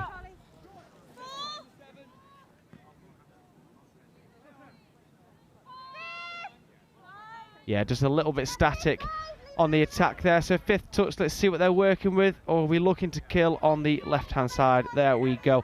So they are trying to make it difficult for the team to sub off, and they have given a touch pass penalty. Can you explain to me what that means in layman's terms? A touch pass is, so if you pass the ball after you are touched, that is an offence in the laws of touch rugby, and therefore turnover ball. Now a ball down there. They could go here. It's on out wide.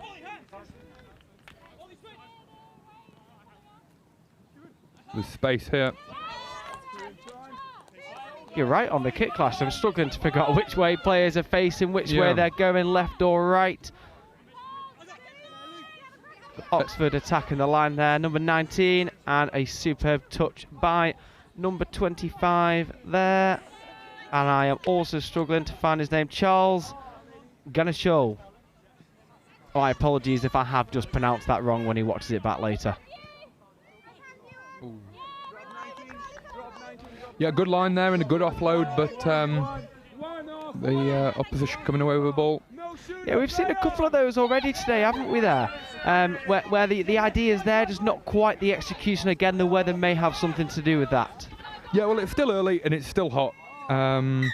It's absolutely roasting on this pitch, so spare a thought for the players out there. And anyone here today, make sure you're staying hydrated. I suppose we could class ourselves as lucky, having a little bit of shelter over our heads there. It's nice here with a bit of shelter. I was doing the London Scottish game last weekend, and we didn't have a roof on, and that was absolutely sweltering. So I bet it was. I feel for the players on the pitch. Here we see Oxford coming forwards. 4th touch, 5th is coming.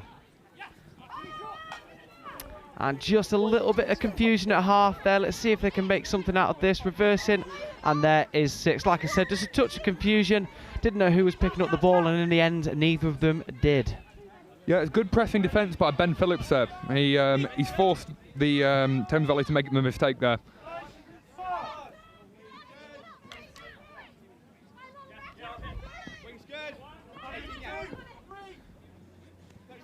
Okay, as we see potentially a defender in the ruck there. It's just come off his foot. That will be a penalty for Thames Valley Vikings. Now, this is the first set we've seen them sat on the line for. Can they use all of the 6 touches as they come in with the sweeper off 1? So we like in rugby what we call conditioning. Almost like union, where you play your shapes, you play out the front, or out the back, sorry, or to the front. Same thing in touch. They'll take them one way and then they will take them the other.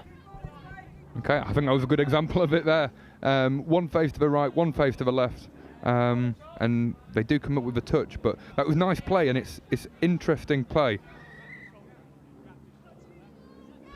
Okay, so I am in agreement there. The referee has called the attacking Thames Valley player for using his shoulder in the touch. It is a minimal contact sport. As much as we like to see a little bit of tussle, you do have to abide by the laws. And unfortunately, we see there what will be classed as a loss of control. Oh, and now a penalty has been given for over the mark, and we see Thames Valley move forwards into the Oxford half. That was a superb catch there, eh? Yeah, superb grab, but they were on if they could have got the ball away. But I think maybe we've seen it a few times where the ball's just gone to ground trying to force it a little bit too much. So perhaps he was right in that situation to hold on to the ball and just go again, reset themselves. Yeah, superb hands there by Adam Page. He was just caught out of the touch pitch a minute ago, and it looks like we have a score in the corner there for Thames Valley. That's some superb hands. It's Chris Blandford who comes up with the try there, finishing in the corner, a nice work move. And as we said, they were right to hold on to the ball and take them to that multi-phase play when, especially in this heat, it can be very difficult to defend multi-phase.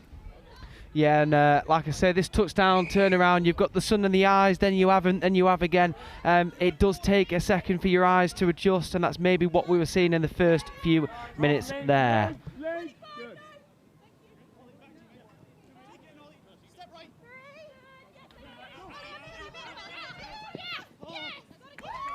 Again, probably an example of what you're just seeing there is about do you hold the ball, do you pass? Probably right in that situation to hold the ball, and he has had a forward pass and turnover. Now here we see Thames Valley moving forwards down the box side. Touch number 2, that's good yards as we come forwards.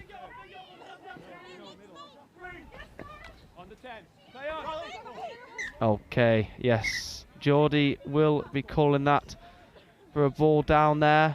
A little bit loose on the ball, you'd like it to be planted still on the spot. He has just given number 19 from Oxford, I think, a little bit of a warning there, just for a bit of verbal. If I know Geordie well enough, that'll be the first and last one he gets. Mm-hmm.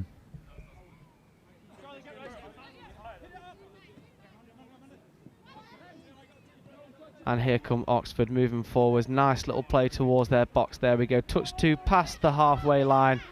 Let's see if we can keep that acceleration going.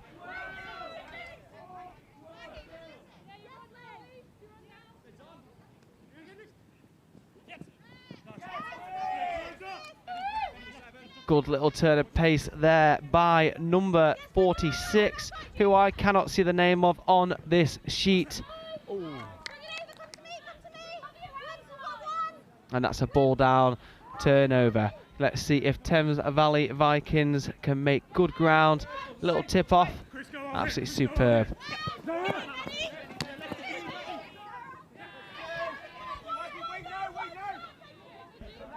They've got an opportunity here if they can move the ball. Again, a little bit of a coach killer there by number 9, Adam Page. We see the vision. He's just trying to play into the open space. It's a tricky one, isn't it, when you see the space there and you force the pass maybe where it wasn't warranted? Yeah, with my coaching hat on, what you want to see is you want to see your players getting their hands free and giving those creative offloads. And I think probably the space was on to do so, just the execution not quite there. Yeah, maybe just not singing off the same hymn sheet as we see. Number 95 for Oxford. That is Christopher Ray. He's turned on the afterburners. He's seen the space, pinned his ears back, and he's gone straight through, hasn't he? Yeah, he's picked a really nice line there, just running back at the grain, and the defenders with their backs turned were unable to pick him up, coming at such pace. Absolutely superb. As we approach the halfway in the game, we're looking at 2 apiece. It couldn't be any closer for us so far, could it? No, it's been pretty even. But I like the look of this attacking set by Thames Valley.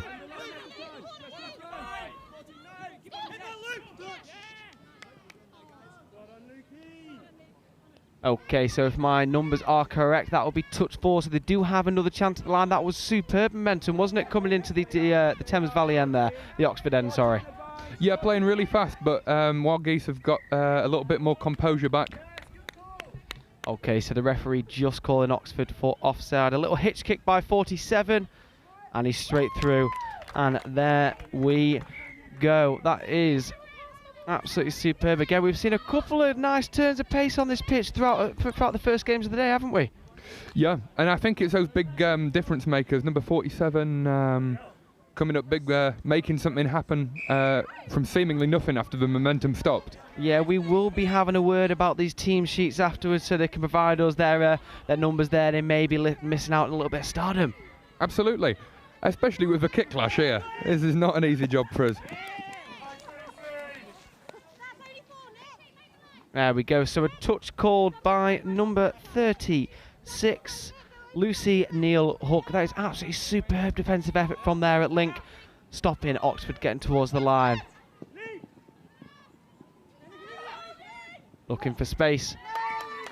That is superb defending again from Lucy again. And Oxford have not got a try in that end. And here we see Thames Valley moving forwards. Just a halt of play. It is a roll ball, not a tap.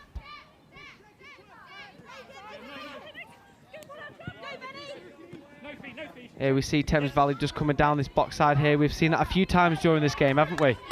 Yeah, critical intervention by Thames Valley to get the ball back, and now off they go. They're coming into this opposition half very quickly now, and they've got numbers over. It's 3-on-2. Chooses to go back on the short side. Yeah, and there we go again. Just what I explained to you earlier, it is that touch pass. The ball does have to be away before the touch is initiated. Now let's see how Oxford get towards their box. Again in this heat, very important to sub. And the referee will be calling for hips not square. That's very unfortunate for Oxford. Now will Thames Valley put them to the sword and get a score down this end of the pitch.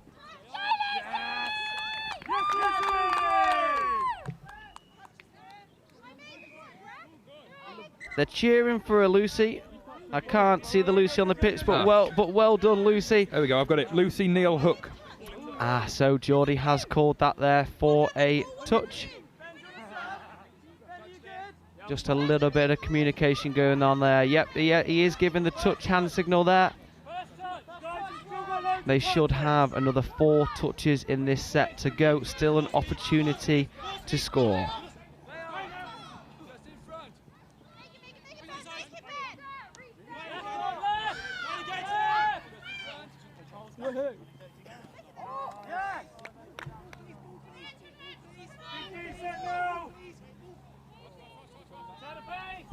Okay, we see, I'm not too sure what happened there. We see Oxford moving forwards. That's touch number 1. Referee has called play on.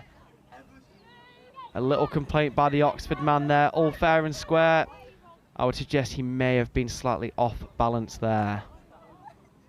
Just a slight halt to this game. I'm sure the players won't mind in this heat as we roll on. Number 95 for Oxford coming forwards. Again, that is Christopher Ray. Just as I take my eyes away from the pitch. Yeah, I think he might have done some damage to himself there. Potentially landed badly on his shoulder. I think it was number 44, Ben Phillips. He's been a big difference maker in this match, so it's really unfortunate to see him go down with an injury like that. No, it's never good to see a player go down like that. Now, as a touch community, we are very respectful. They will take their time here with him. We send him our wishes there. Now, just to take away a little bit from the action, it's been intense so far, hasn't it? Yeah, for me, Thames Valley have been in the ascendancy. They've looked a little bit more controlled, a little bit more composed, and playing on top a little bit faster.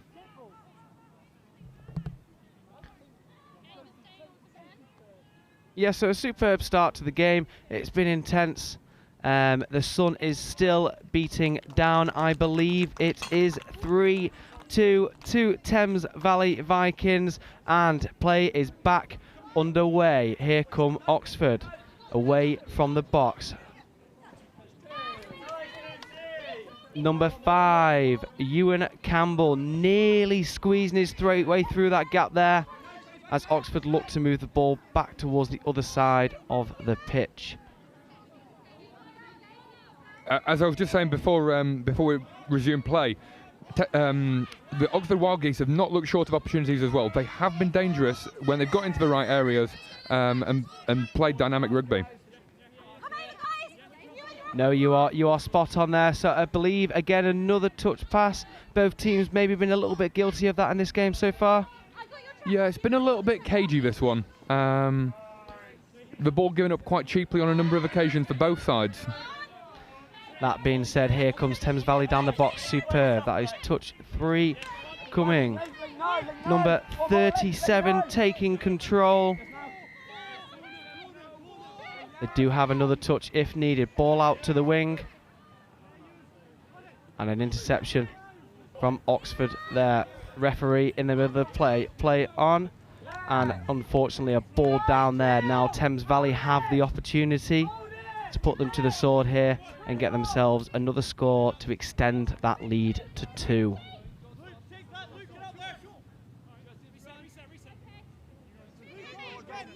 Number 59, Matthew Halligan, platform player, dishing it off.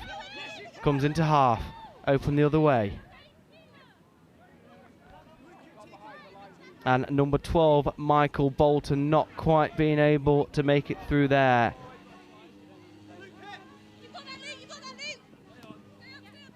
Chris Blanford dishes off to Matthew Halligan. Blanford is off again. Long ball to the wing. Ooh. Now that was the option there, wasn't it? It was a great pass, put on a dime for the winger. Just unable to gather that one completely. And despite a frantic start to this game, it's been a little bit tetchy in the last 10 minutes. Neither side able to break down the opposition in defence. Yeah, with around 3 minutes to go, unfortunately, we have just seen another ball down from Oxford there. They will be kicking themselves. They have given Thames Valley yet another opportunity to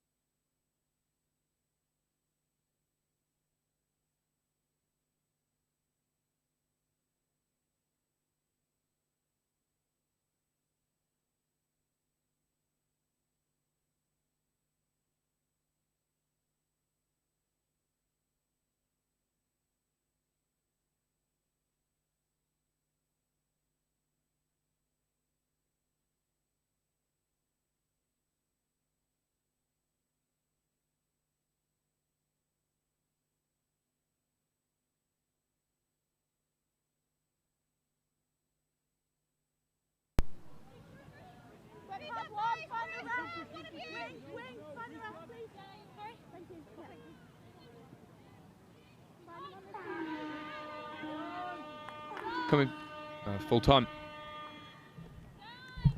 Okay, and there we go. There is a win for Thames Valley Vikings, 4-2 of Oxford Touch. The sun is shining, the clouds have disappeared, and the intensity of the touch has increased. What a superb game, wasn't it? Yeah, brilliant game. Thames Valley in the ascendancy all game, really. They never really looked threatened in defence, and I think that was testament to the way they stretched Oxford in attack. They took a little bit out of their legs and made it really difficult for them, and then it was the difference makers, number 47 I think it was, making things happen, a try and assist for him. But yeah, good value for their win. No, I completely agree. Absolutely superb. Okay, we do have a 20-minute break coming up just to allow the players and ourselves to sort of get a little bit of hydration and food on board. We look forward to seeing you then. And we have in the Division 1 mix London Vipers versus Bristol Jets. We will see you soon.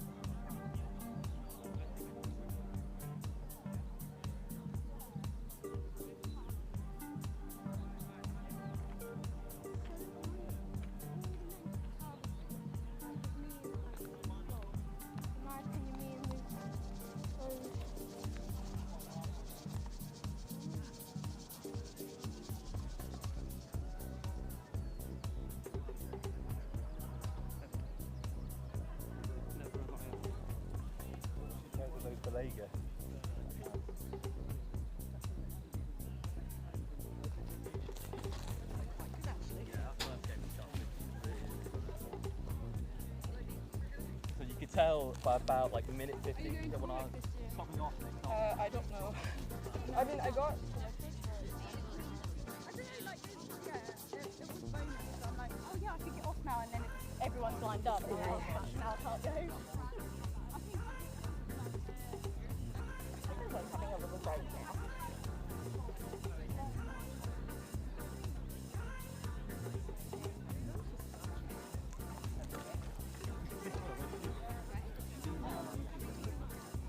They could take the court, but it's not working.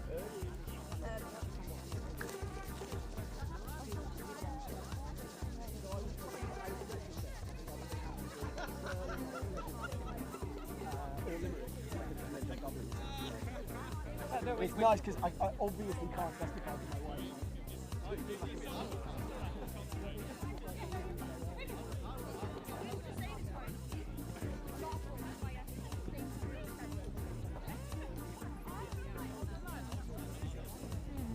Yeah, his hands have gone backwards here, but the ball's gone that way.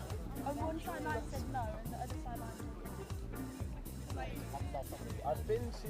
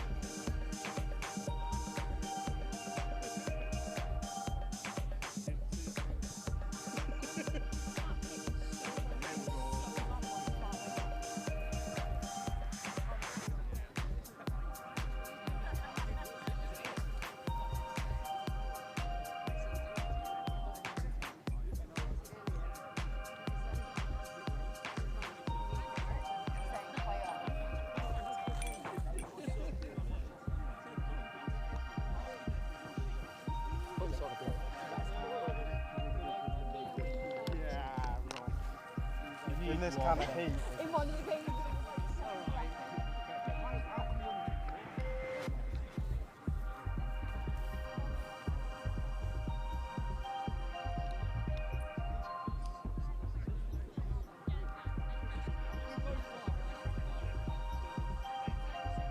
Honestly, I feel like a new man. I'm gonna be running around like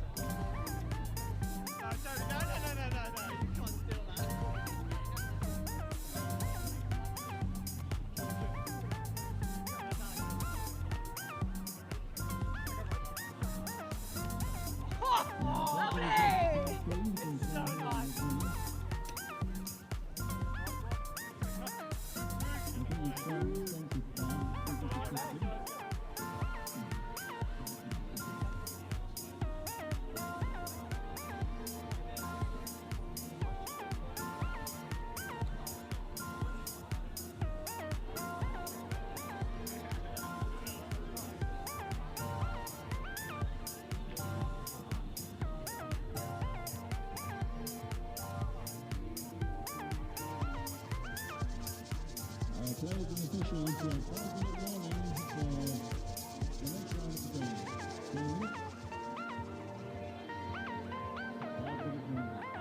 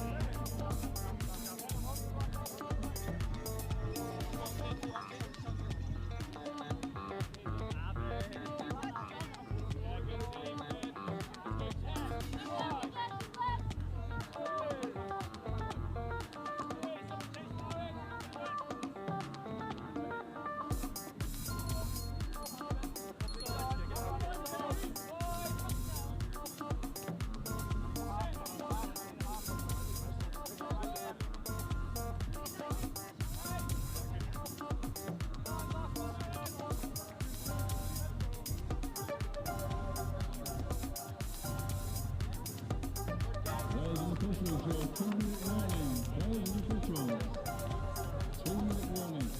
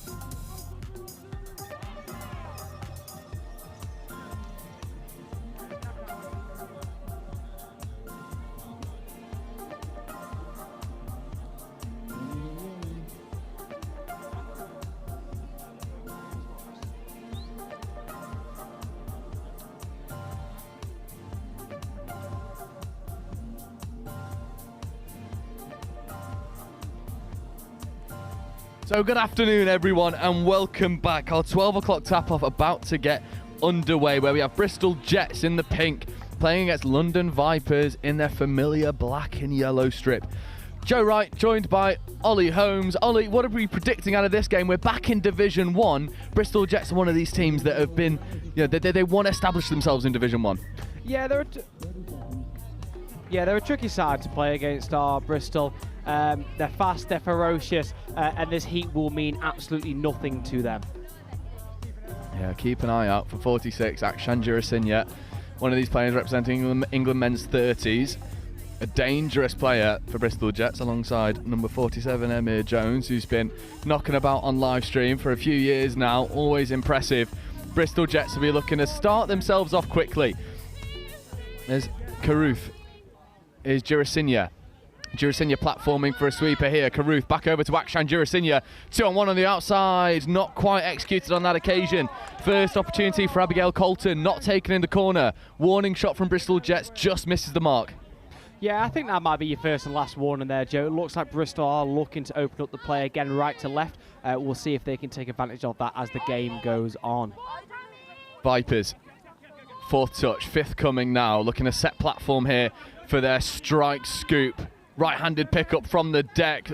Little delay pass out towards the link, but that's 6 and change. A lot of opportunity afforded to Gary Ely over on this near-hand side. Bristol Jets formidable in their midfield defence.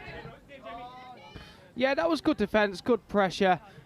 Bristol, again, coming down this box side. They've been given the advantage there. Let's see if they can make something out of this. Yeah, keep an eye on 31 Owen Joyce. Absolute wheels. There's Greer. Nice to see Ben Greer out representing for Bristol Jets. Joyce platforming. Greer, right foot step, trying to get through his marker. Does, into the in-goal area. Needs to find his support. Connects with Joyce. Is that ball down? It is indeed.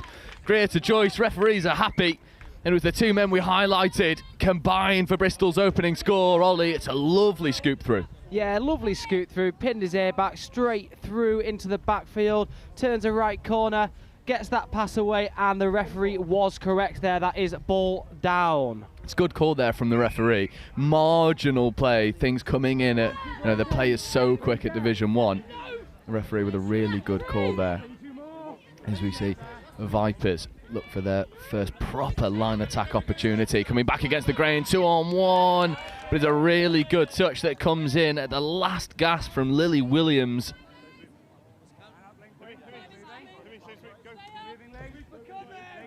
Sweeper set up now. Picking up back against the grain once more. Oh. Skip pass out towards the wing. It's executed superbly. May Burke levels the scoring for London Vipers. Yeah, Elliot again with a superb pass over the top there. Kept a calm head. He recognised the space. Winger had about 10 metres there to work with. Make no mistake about it. Nice score in the right-hand corner. Absolutely. And now we're back into touchdown turnaround.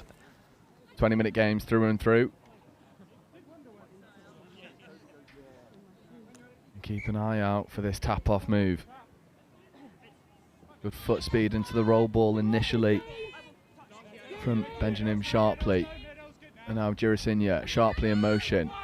Coming back over towards Akshan Jurasinya. Jurasinya should have just gone himself. There was an opportunity to dive at the line, not taken. Extra pass was given. 1 touch left in the chamber. What can they manufacture on their last opportunity?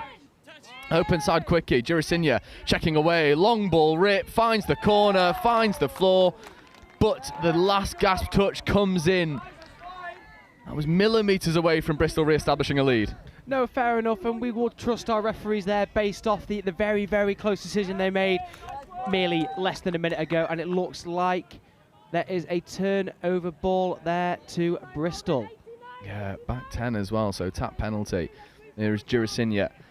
Looking to come down towards Caruth. Caruth picking, Caruth ripping. And it's unfortunate. Courtney Trenery just had a dabble at the ball. Ended up just going to floor. Bit of a coach killer there, coughing the ball up on first when you've trapped this pod in defence. Yeah, just a little tumble on the line, Joe. Those things tend to happen when your brain works slightly faster than your feet there, as we see Vipers working the ball towards the centre of the field. Yeah, good platform there, getting up over 5th, over halfway. It's an accidental skip pass. 5th touch platform now, left foot step. Trying to throw a delayed pass to his support was Elliot Gent, one of these players we've already highlighted for London Vipers. Not able to connect with his support on that occasion. No, but it's great to see Vipers working from left to right as well. Again, something we've maybe not seen. And there is a little fumble of the fingers there. It's a turnover. And here come the Vipers on Bristol Jets line. Yeah, it's dangerous. And unfortunately, I've not got a 94 on the team sheet, so I can't highlight it. But he looks like a dangerous customer currently sat out here in Link. Open side quickie. Trying to take in wide. There's a nice check back towards Gent, but it's well crowded out between Jurasinya and Caruth. There's Gent. Just checking away over to the open side was Gary Ely. Ely coming back against the grain once more. Open side quickie, finding Gent. They're not taking the line away. It's always in play There's Gent, open side quickie, long ball goes to the wing. Are they happy? They've given it forward, but there's a conversation that's happening from London Vipers where they're saying it touched a Bristol hand. Just a conversation happening for just a moment. Referees are happy with the forward pass call. Play on, Bristol Jets ball. Yeah, so you'll notice that Bristol Jets are using a female mid. Now that is something that we do encourage and does work within the mixed setup there. Very strong play by 150 that we don't have the number for there, but it's good to see her getting hands on the ball and moving it around. Yeah, speaking of hands on the ball, moving it around, female link just absolutely dominating the space, eating up the yards that was available in front of her. That was Zoe Fielding-Stewart making things happen, gets a high five from a supporting cast. Now we've got Henley Good working once more with Owen Joyce. Greer in motion, Joyce to Greer, Ben Greer right foot step, wanted to go back towards Owen Joyce, opts to keep the ball in hand, maintain possession for the rest of this touch count. Joyce back to Greer. What can these two conjure up in the midfield? Greer wants all of the defence advancing. Really nice setup, getting all the defence on the 7. Joyce accelerating, Joyce diving. That is a beautiful bit of touch play between Greer and Joyce. Just playing matador with the defence, drawing them into uncharted waters and then executing at the line. Yeah, asking questions, getting answers, Joe. It's nice to see he's pointing out to the referee that he does want the other team to move forwards. Again, all part of the rules. He knows his rule book. He's taken advantage of that there. And like I say, like a hot knife through butter, straight through the middle. And now it's back on Vipers to re-establish some parity. There's Ryan Fakara in the midfield. And working alongside Dighton Jones. Fakara, open side quickie. Dighton Jones gives it back to Fakara. Fakara ripping long. It's well taken, but Emir Jones slams the door in her face. Fakara back with the ball in hand. Fakara right foot step once, twice, late pass away, trying to manufacture something on 6th. Turns the ball over. What about the defensive work rate there from Emir Jones? Yeah, superb. You know, that's a lot of ground to cover. He's covered 20 metres there to go and make that touch. Fakara, he is a difficult customer, and they've done well to deal with him there. Yeah, Toby Williams in an acting half, and now checking away, playing the extra pass over towards Ivy Jensen. And then Emir Jones just avoiding a few, asking the questions of the referees. Yeah, just a little conversation going on the pitch here. And there we are, play on, roll ball, and the play continues. I think Emir was saying that there was like a yes-no call, and he wasn't happy with it as Girasinia looks to platform, accelerating into the in-goal area. Diving touch comes in at the last opportunity to shut down a threatening scoop coming in from number 28, Jamie Carruth. This Bristol Jets team, they're managing to find lots of different ways to cause stress on London Vipers, and that'll be worrying for that team. As we see Fakara just go all the way untouched. Everyone sort of stood with their hands on their hips. Fakara will take all the time in the world to put the ball down. This is one to have a look back on the replay because it seemed like Bristol Jets had his number, and Fakara says no answer. Goes the full length of the pitch. I'm ripping. Easy enough for Ryan Fakara in the end. 2 tries apiece, 2 moments of magic from Bristol Jets. Yeah, we did just call in the magic man there for his team, and he has provided the goods for us there, as we see Bristol Jets with some great intensity. Stunning intensity that's coming in from Bristol Jets. Dangerous pod. Greer. Now checking away, Joyce in motion. Greer coming back against the grain. Fielding-Stewart's in acres of space, and it went to Fielding-Stewart. Wasn't able to take it. Just ball was given a little bit behind her. Had to check her run. Not an easy take. And London Vipers with a really nice exit play gets around the initial touch and takes 2nd up onto halfway. There's 3rd. Better line speed coming from Fielding-Stewart. This is 5th coming. They've managed to stunt some of this progression. Late pass away, but then that's 5th in a really awkward area here for Vipers. Late switch coming back over to this short side, but that pass just left a little bit to be desired. Asking a bit too much of May Burke. Good. Sort of to touch on that a little bit. Touches 1 to 3 there. Phenomenal for London Vipers. The supporting cast that are flooding onto field with the fresh legs just weren't able to capitalise. They lost that momentum, didn't they? Yeah, no, as we see a physical touch come in there from Vipers, referee calls play on. Yeah, no, you are right, Joe. Maybe the wheels came off the carriage a little bit there as they were coming on. Maybe not all singing from the same hymn sheet. I'm sure they'll make those tweaks as we come along into the second half of the game here. Absolutely, as Williams picks up from the base, accelerates into the in-goal area potentially, but diving touch comes in. Again, it's a last gasp bit of touch from Vipers to shut down the threat of Bristol Jets. Yeah, Reading with a superb touch there. He possibly was beaten for pace. He must have extendable arms. Those go-go gadget arms. Telescopic. Hey, if you've got it, flaunt it, eh? As Vipers come flooding onto the field again. It's a much better setup. Fifth touch. Fakara has something to work with, but there's an illegal play of the ball. And that just undoes all of their hard work because some of that transition was absolutely potent from London Vipers.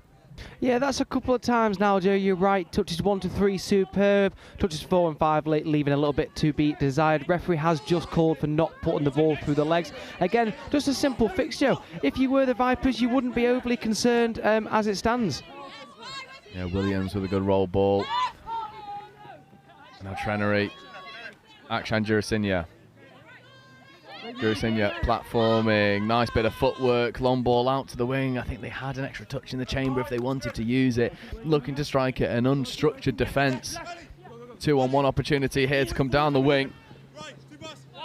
Touch is well taken in the end by May Burke. Yeah, May Burke, an England under-18s players, Joe. Potentially during my time there as well. You know, class is permanent and it stays there. She looks very calm, controlled on the ball. And you need that as a winger. They are undervalued and definitely undersung, especially in this mixed division. As we see another illegal play of the ball coming in from London Vipers. 2 coach-killing moments for Vipers. Yeah, I bet the coaches are ripping their hair out. Again, we do have the weather to play with there. Potentially fogs your judgments just a little bit. I'm sure they will make those tweaks, as I said before, as we go along. Yeah, Jurasinya in an acting half to orchestrate this subset. There's a nice play of the ball once more from Sharpley. And now Joyce. Looking to just stick the hammer down, go around the outside. Touch is claimed, maybe on the back of the shirt. It's vital from Emily Thompson. As Greer comes over towards Fielding Stewart. Fielding Stewart with the inside check to Joyce. Joyce can't escape the oncoming touch. Once more from Reardon Dighton-Jones. Yeah, I'm loving how both these teams, Joe, are looking to play long and then cut back against the grain as well. You know, if the defending middle is lazy, that space will be there in that middle channel, and it's glad to see both teams that are going for the hunt down there. Yeah, they're trying to take it.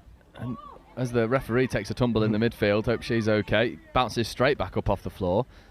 With hat in hand as well. That's a superb effort. Yeah, 5th touch now. It's dangerous. Vipers skip pass out to the wing, and May Burke just has the relatively straightforward job of getting that ball and dotting it down, but the line from Burke meant she took it in stride. There was never any doubt about the execution. But what about this long ball again from the magic man in the midfield, Ryan Fakara? Yeah, absolutely superb. He did delay the throw for just a second, just to allow that the defensive Bristol winger just stepped up slightly, bit a little bit into the link channel, and that provided the space on the wing there. And now Vipers establish themselves a lead. Unfamiliar territory for London Vipers. Jurasinya wants a dropping early penalty, not taken. It just all grinds to a halt for a moment. Here's Jurasinya working with Carruth. Carruth checks away once more. Carruth now in an acting half. Picking, looking to go long, left to right ball. Not taken in that far corner. Maybe just slightly guilty of overplaying a little bit at the moment, Bristol Jets. Yeah, and there is an argument for great defence, but Hannah Safaris there as well. Even if that ball was caught in the corner, she was there and ready to make that touch. Yeah, Hannah Jafaras is, well, a bit of a textbook winger actually. As we see again, the maestro. He's the metronome for this London Vipers side. Ryan Fakara takes Jurasinya for a bit of a walk. Right foot step, beats Jurasinya. Late switch, comes back against the grain, was maybe the wrong option. And Ryan Fakara just takes a look and says, hang out there. I'd beat my opposite man. We'd made a 3-on-2. It's really the recipe for success here for Bristol Jets. You've got to shut down Fakara. Yeah, no, completely agree. Just as we see Bristol inviting some pressure onto themselves there. Bristol. Vipers will have some touches to play with here. Absolutely. It's dangerous because you give Ficarra an opportunity to make you pay, and more often than not he will. He's working in the midfield with Ghent. Ficarra just takes the touch on Akshan Jurasinha, steadies the ship, gets his troops in order. Ficarra, left footstep, right footstep, diving at the line. Ryan Ficarra, he can beat you with the right to left, he can beat you with the left to right, and then when you think you've got him marked up, he just puts the smack down on the Bristol defence, getting underneath. I mean, it's Ryan Ficarra's world at the moment. Oh, it is indeed. It did look like, for all money, the defender did have that one covered there. However, the referee has seen the ball down first, and I have to say, and as you've said before, he is a very, very dangerous man. Now Bristol Jets, with Williams and co, need to make something happen, and quickly. They've sort of lost the impetus in this game. Yeah, just be nice just to see Bristol take. There we go, just slightly more towards the line. Yeah, we've not seen Emir Jones a lot in attack right now. Sending Williams here on the sweeper, outside the 7, so the line isn't in play, but Williams executes a 2-on-1, extra pass goes! Oh, and what a wonderful finish in the corner! It is brilliant stuff from Lily Williams. How good was that work from Toby Williams in the midfield initially to manufacture that 3-on-2, check away the late pass. It was executed wonderfully. And that extra bit of work in the middle, Ivy Jensen just sewing that play together in that link channel. How good is that? Absolutely superb. It is the basics of rugby. If you have the basics down, you will be able to score scores like those. That is an absolutely superb finish. She had a little bit of work to do to go, didn't she? Yeah, it was a bit of an unorthodox finish in the end, but the only thing that matters is it gets over that whitewash before the cover comes. We're back to a one-try game. Bristol Jets find themselves a try down. Vipers will be looking to re-establish a 2-try lead. Ficarra gets into the in-goal area. Ficarra checks off a late pass towards Jaferas. The covering touch is good enough to deny Hannah Jaferas on this occasion. Yeah, I'd just like to see the Jets wingers just come across the back against the grain there, Joe. There's a couple of times where if they'd done that, they would have made the score. A beautiful long ball by the man. Again, Ficaris, and there is a lovely score in the corner. Yeah, Ryan Ficarra, I think that's 4 try assists now. I mean, this is just diabolical. Right foot step, long ball, leaves the Bristol Jets winger stuck in the mud. And Ryan Ficarra single-handedly grabbed this team by the scruff of the neck and say, I'm going to lead, you guys come with me. And his supporting cast have done exactly that. They struggled in the first 10 minutes, but this second half of the game, they've just been superb. Oh, you're right, and we did mention, Joe, didn't we, about stringing it together and making those slight tweaks there, and that is exactly what they've done. As Bristol attack the line, the defender has called the touch, referee has seen, and they will roll the ball on the 7 there. Yeah, that's a tricky decision there. Bristol Jets thought they were over. They need to go quickly. And now coming into the 32 platform, that Vipers wingers middle is so high. Coming back against the grain, a little bit of a bobbly pass. It gives them a lot of work to do, and that 6 and change, just losing a bit of that interpersonal connection that we've seen from Bristol Jets. They're stuttering at the moment, can't get into gear.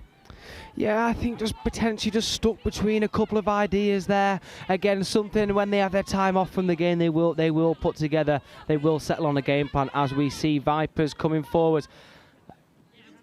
Good interplay between the players, and that does look like 6 more there. And that might end up being all she wrote. There is only a minute left to go in this game.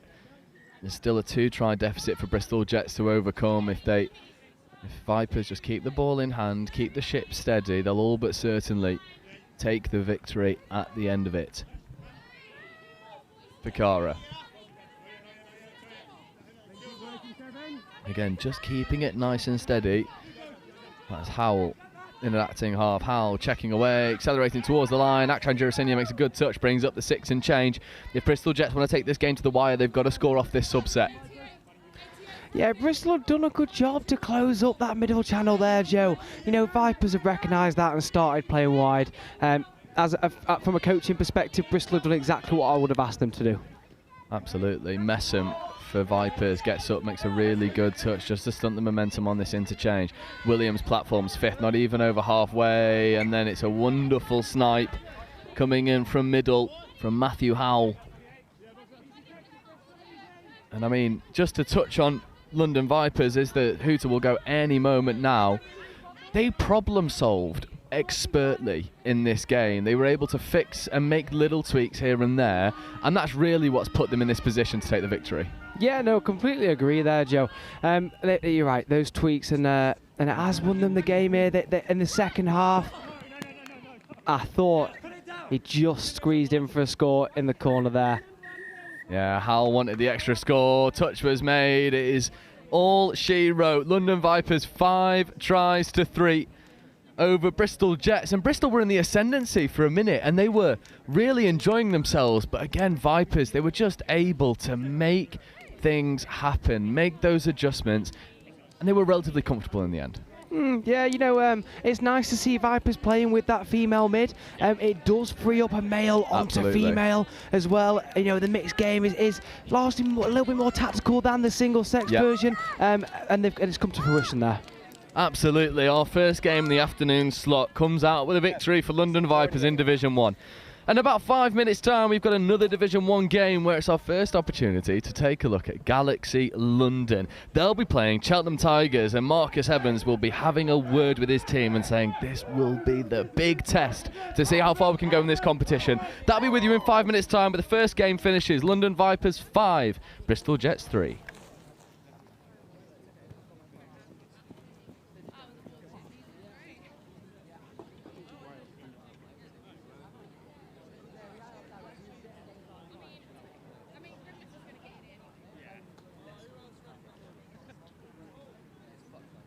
If you pull the skin and then you then like go and tear another bit of skin. Oh yeah. You know when you like Galaxy.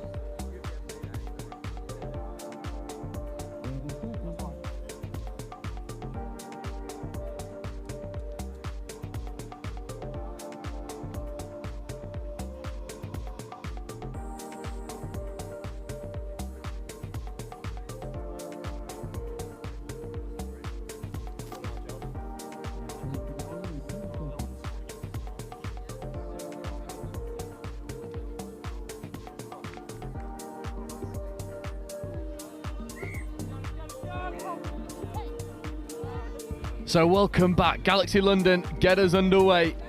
Division 1 game, Galaxy London Black versus Cheltenham Tigers. As London look to make something happen early, striking against Cheltenham Tigers. Little bit of interplay, Georgia Hack looks to get on the link, punish, not taken. Long ball rip, tries to go to the link, not taken in the end.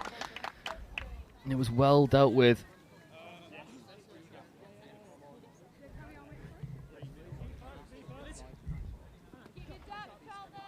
And now Corey Williams looks to set platform again. Marshall in motion. Georgia Hack gets up, makes a good touch. Ollie, this is a game that feels like it's a real tester for Cheltenham Tigers. If they come out on top here, then there's no telling what they can do in this Division 1 game, because Galaxy London, well, they boast some amazing weapons when they get into their attack. Yeah, don't take my word for gospel. I believe they did win their second game after losing by 1 to NQ earlier. They were incredible on this pitch as we had them earlier on in the day, and I can only assume that they will repeat the same quality of touch, if not better. Oh, that one certainly drifted forward. Not needed to be spotted by the referees. Easy claim in the end.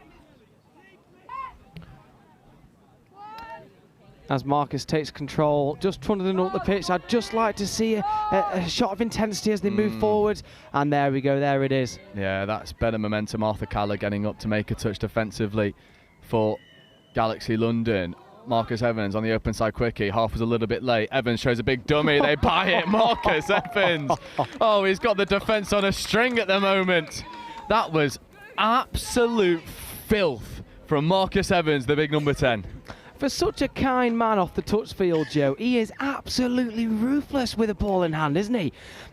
He stepped right, he stepped left, or the other way around, and he's straight through the middle. The defender will not want to watch that one. That's back. a dummy out of your playbook, right? You love the big over-the-top dummy. It's Day.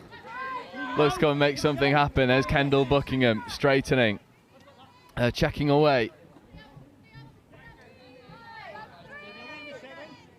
Day.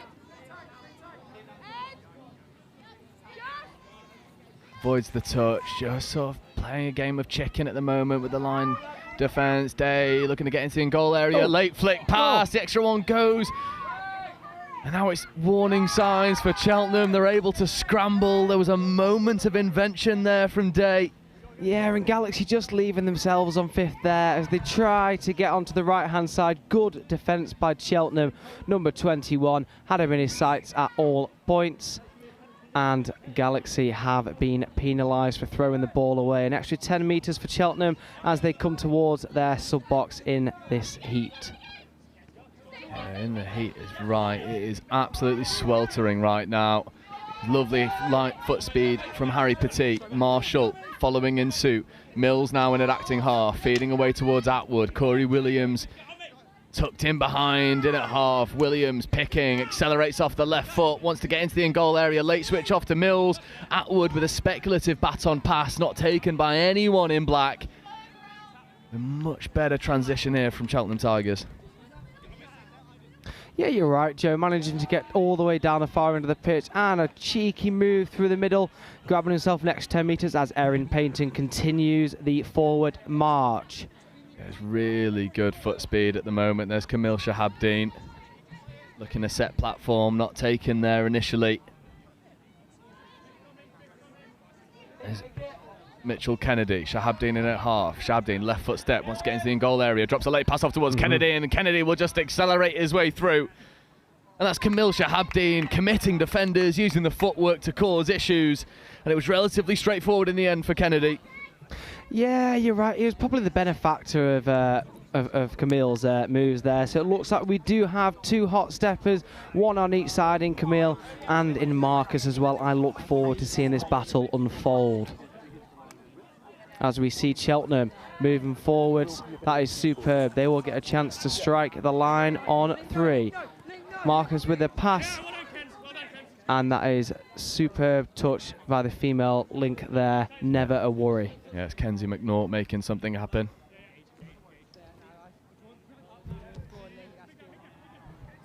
Evans in motion. There is Marcus Evans looking to go long. Flashes a late pass off into the link channel.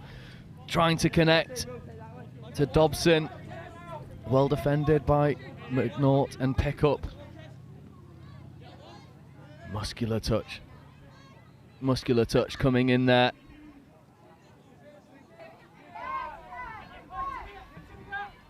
Superb defence from Cheltenham there, and there we see the error from Galaxy. Too much pressure for them to handle, as we see Cheltenham making their way forwards down the pitch. And here is the danger man, Marcus Evans, with control of the ball. Back to the open side, just stalls for a second.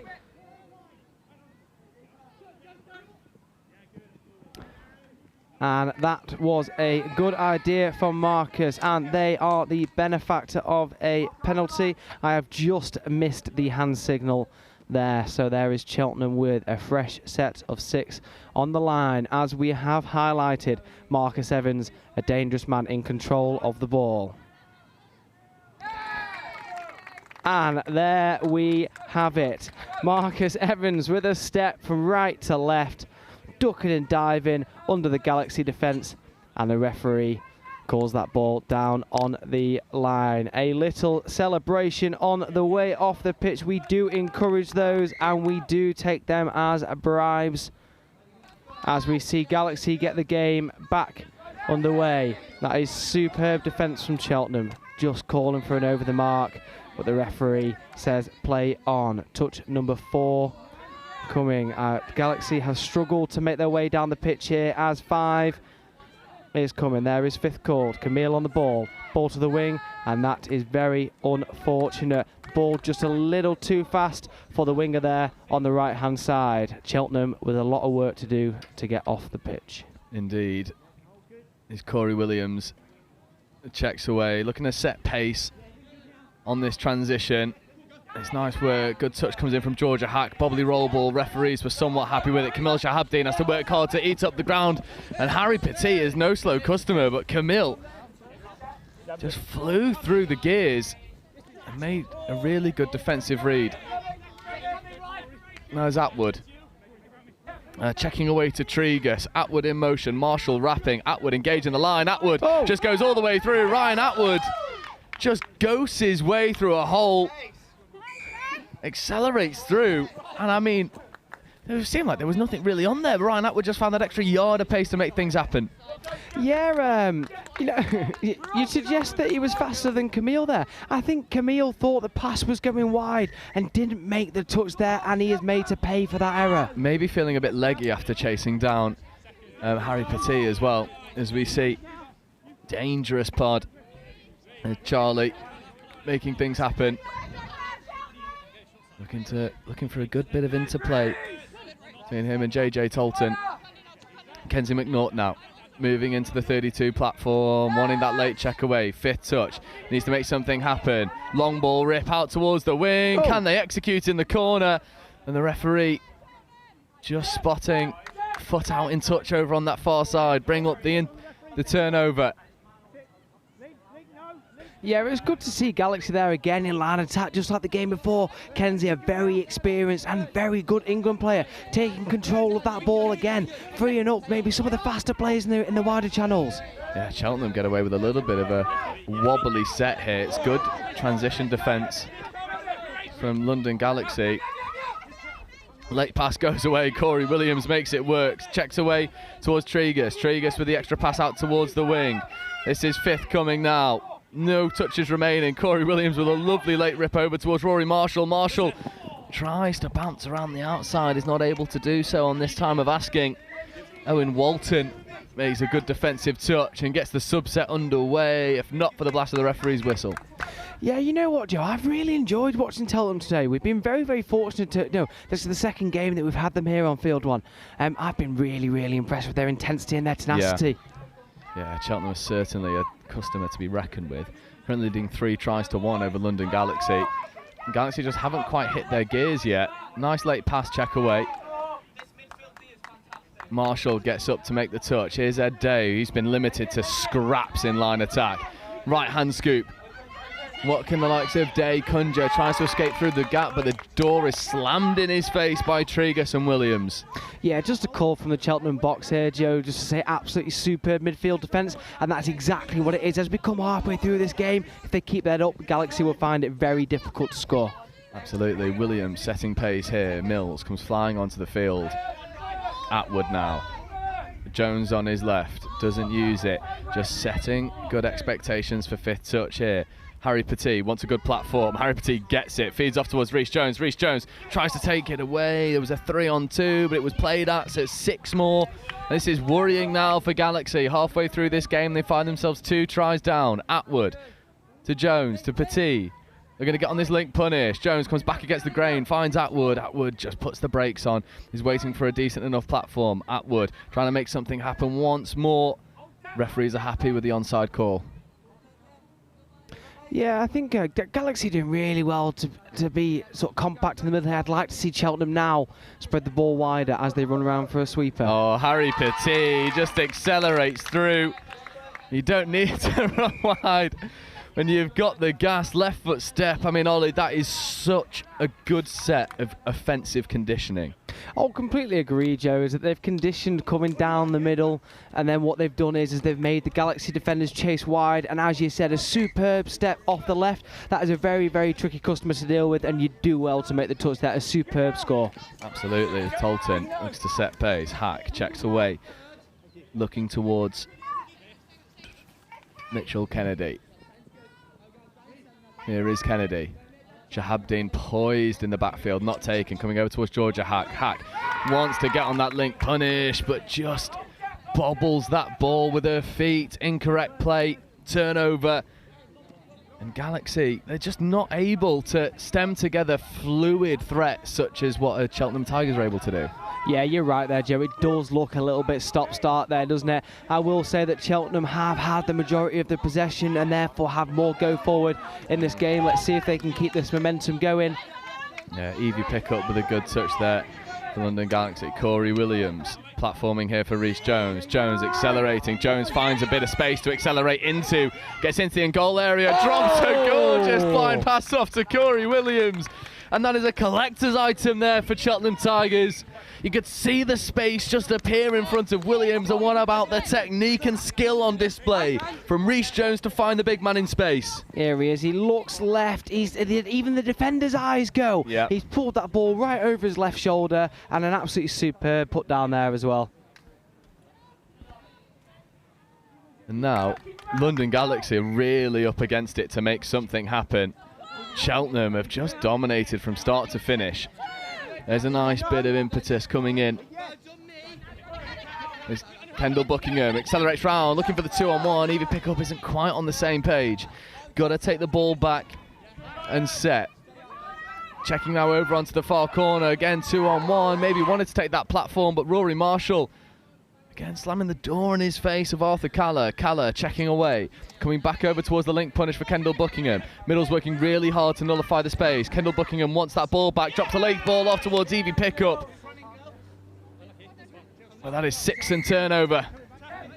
Better offensive sets there from London Galaxy. It's just struggling to manufacture consistent scoring opportunities right now. Yeah, you are right, Joe. That was the right way to look. Their work on the short side, they've done it a couple of times where they've been close to a score, so I would like to see them repeat that process again, and they will come good. Yeah, now coming back over towards this box side, giving Harry Petit an opportunity to have a run. Petit accelerates through, and Evie Pickup with a stunning touch to shut the door in Harry Petit's face. There's no touches remaining. 2-on-1 now. Harry Petit tries to get around Kendall Buckingham, but that was swiped with authority. No thank you, says Kendall Buckingham. Yeah, it's good to see Galaxy a little bit more connected in both attack and defence there as well, as we see the pressure piled on from Cheltenham. I'd love to see those extra passes be given more often. There's a lovely bit of show and go, and accelerating up the box side for just a moment. Apologies if you've picked up any fruity language there. Cheltenham are a passionate bunch. And this is a game that they'd be touting themselves to win, and they take such pride in doing so. As Day wants to manufacture something. 3-on-2, skip pass was on. not taken on this occasion, and it's frustrating work out there. On this occasion, Josh Savage didn't want to throw that long ball, but Evie Pickup was in acres of space. Yeah, a bit of a killer for them there. It is difficult to know when to go, when to not go. But as we are in the second half of this game, I'd just like to see them let them fly a little bit more. Yeah, you've got to leave it all out there at this stage. Give yourself nothing to fall back on. Erin Payton looking to set pace and expectations in this attacking set now. Day coming back over towards Savage. Savage in an acting half. There's Day once more. Day wants that link punish, gets it, comes back over towards the open side, and then there's an illegal play of the ball. And I think, to be fair, I think that attacking set for Galaxy sort of sums up this game for them. Brilliant moments, brilliant setups, not backed up by the structure underneath it all. Yeah, agreed. Again, probably just not singing from quite the same hymn sheet. They've shown those flashes of brilliance, haven't they? But it's just not quite come together. Yeah, and it's really uncharacteristic for London Galaxy, a team that we're so used to seeing just boast such firepower. Full credit to Cheltenham Tigers. They have taken all of the time away from Galaxy's line attack, and that is such a difficult thing as Tregus platform for Reece Jones. Reece Jones accelerates through Ed Day. Jones gets into the in-goal area, needs to find some support. He does, but Josh Savage brings it to a grinding halt with a brilliant defensive touch. Yeah, he looked for all money. He was through the middle there, but touch was called. It does look like he did manage just to get him just as he thought he was sailing through, as we see a mistake from Galaxy on the wing, ball down, and here we see Cheltenham. Yeah, 3.5 minutes left to go. This is Cheltenham in the driving seat. 5 tries to 1 over London Galaxy. Tregus accelerating, putting the brakes on for a moment, coming back over towards Marshall. Rory Marshall just steadying the ship. Open side quickie for Marshall. Marshall left foot step, diving at the line. Ed Day gets off and makes a very good touch to shut down Rory Marshall for just a moment. Keep an eye on Tilly Palmer in a little bit of space there on this left wing. I wonder if they'll go back to this quickie play. 32 platform actually. Tregus rips long, left to right, Pill dies in the corner. But a brilliant covering touch comes in at the last moment. And it had to be. And then a bit of a stumble and a turnover. Cheltenham want to play the ball quickly. Tregus wanted to go quickly, but only found a player in a yellow shirt. Yeah, sometimes the referees do want to get involved, but I don't know if they'd have the skills to get involved in this high-quality game here. Marshall, Jones, Tregus. They don't want to sub off. They want to keep going. Working with Cat Evans in at link. Tregus coming over towards Evans. Marshall. 32 quickie. Marshall want that ball back a little bit earlier. Not given cleanly on that occasion. Yeah, just the half looking for the wider pass. Again, I'd like to see Cheltenham attack those middle sections again. They've got Galaxy worried while they're in there. Yeah, now fire up here for Jones. Not quite connecting on that occasion, although with 2 minutes left to go, Cheltenham won't be too worried about that. You've got a 4-try lead.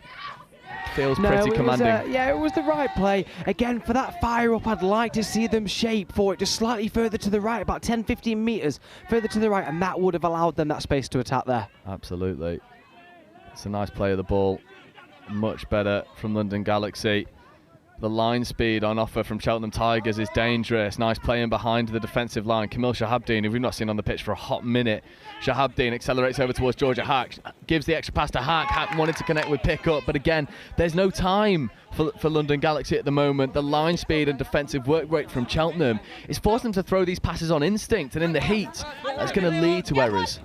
Yeah, Cheltenham have been absolutely ruthless, both in attack and defence. From a go-forward perspective, they've piled the pressure on, as we see an uncharacteristic drop of the ball from Marcus. What I love about that as well is Corey Williams is laughing at Marcus Evans as he puts the ball down, because he knows it's such a collector's item.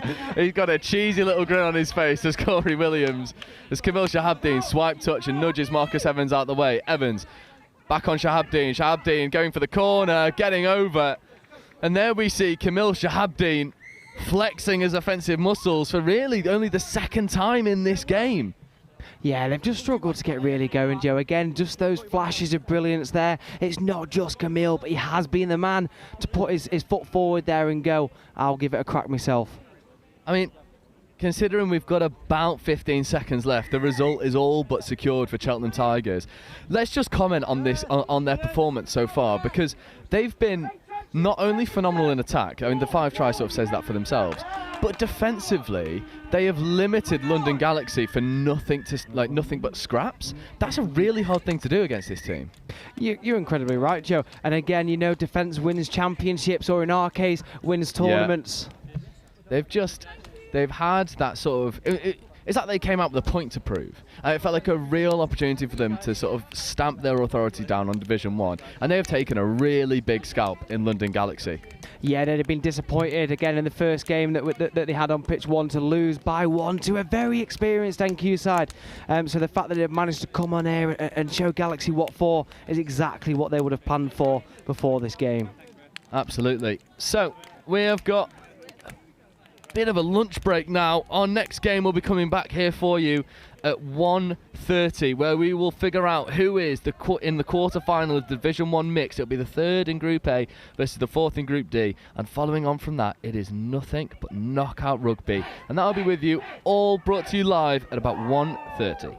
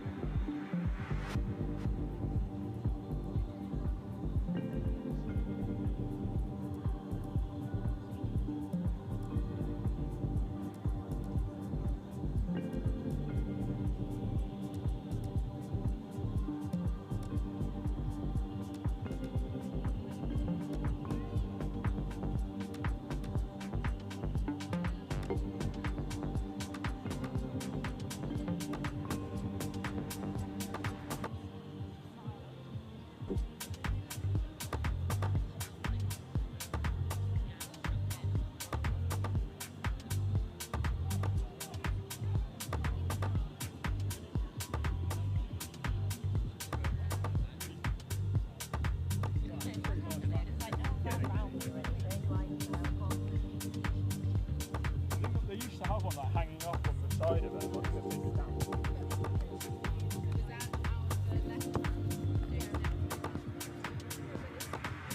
Oh, it's the right hand one. Yeah, okay, yeah. That's why I asked.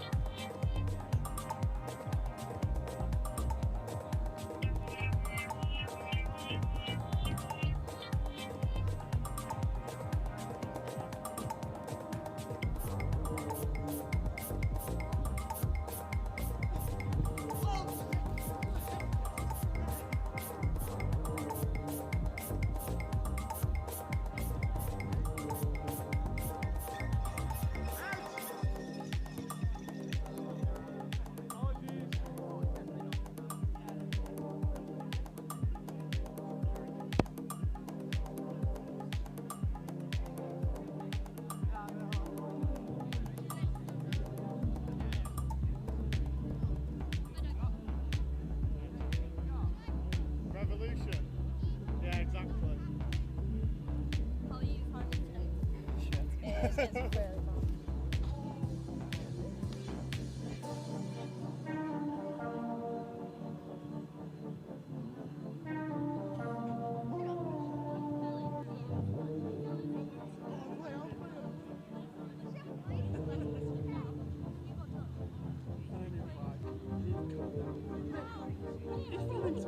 do you want me to do? Get it.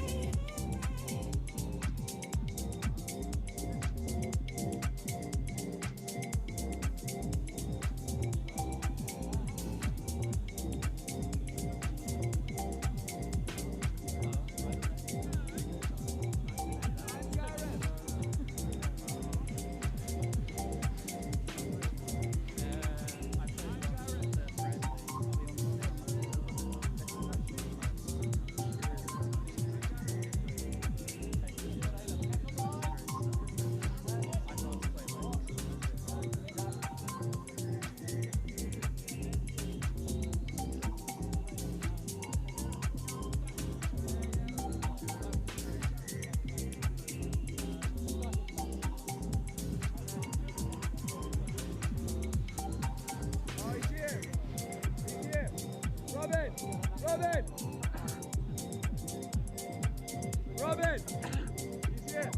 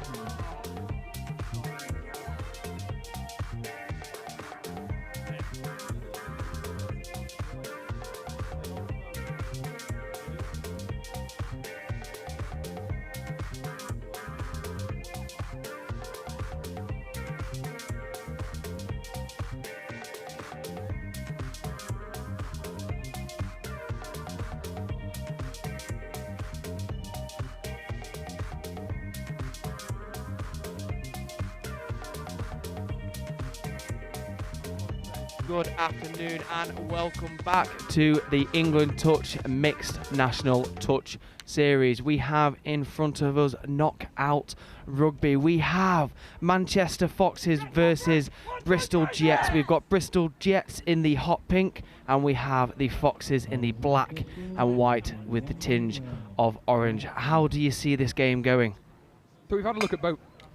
We've had a look at both sides already today. I do fancy the Jets in this one. I think they were a little bit more organised as opposed to the Foxes. But what I like from Foxes is a little bit of ingenuity. I think they've shown a little bit more flair, whereas Bristol just hold a little bit more composure and will look to control this game. Yeah, as always, we will have the chance for a drop-off if the scores are even after 20 minutes. The sun is still shining, the touch rugby is flowing, and we ahead of us have a very, very strong game and a big contender for game of the day potentially. Could be. This is going to be an interesting one. As we are just waiting for the hooter to sound, and there we have it. Off come Bristol Jets again in the hot pink. Touch number 2. You commentated on the last match for Bristol. Tell me what you saw from them and where you think they're going to be able to open them up here. Yeah, so just as we've seen there, as Bristol sneak through with what I was about to speak to you about, a sweeper play there, where you send a player around the back against the grain, and it should, if run properly, execute a 3v2 on the open side there. That is exactly what the Jets have done there. From a defensive standpoint, they are quite difficult to know where they are going. Absolutely, the opposite of the commentator's curse. That was somewhat of a commentator's kiss, that one. I'm sure they wouldn't mind one of that from me. As we see the Foxes running a mail from the winger side again.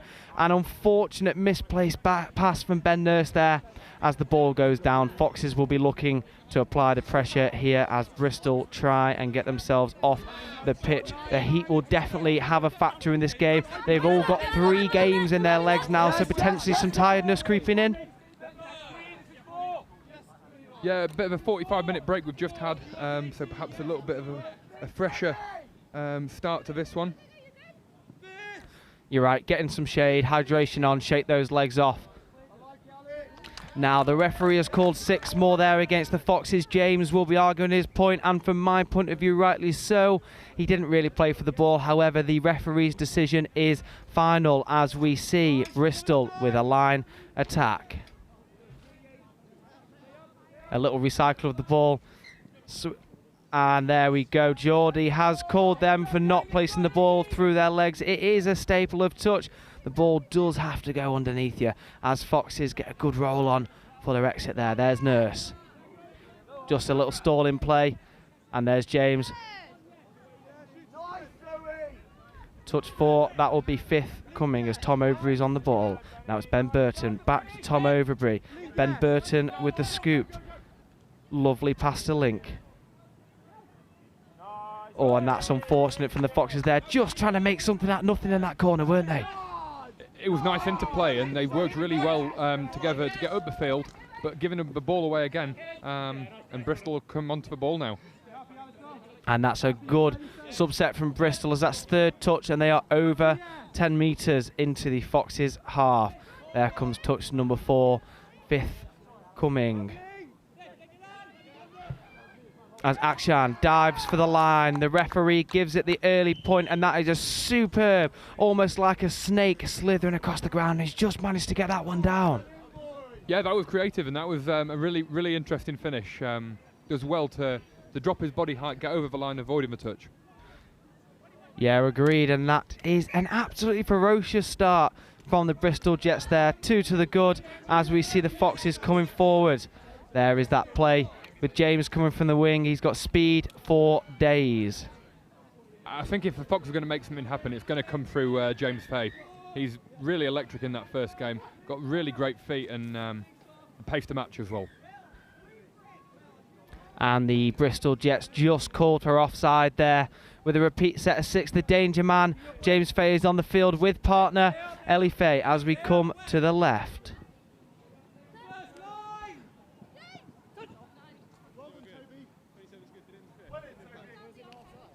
And that was a good touch by Toby there, Mr. England himself, as the Foxes look to strike again.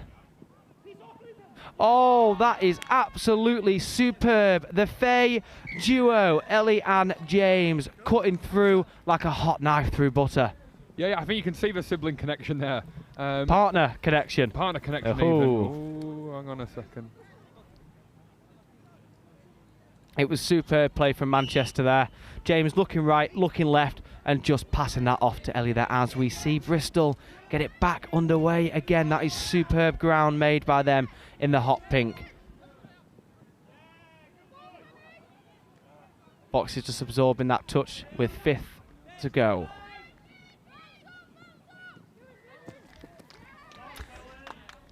And just looks like just a touch of confusion there on the line from the Foxes. I think Ben just stood in no man's land.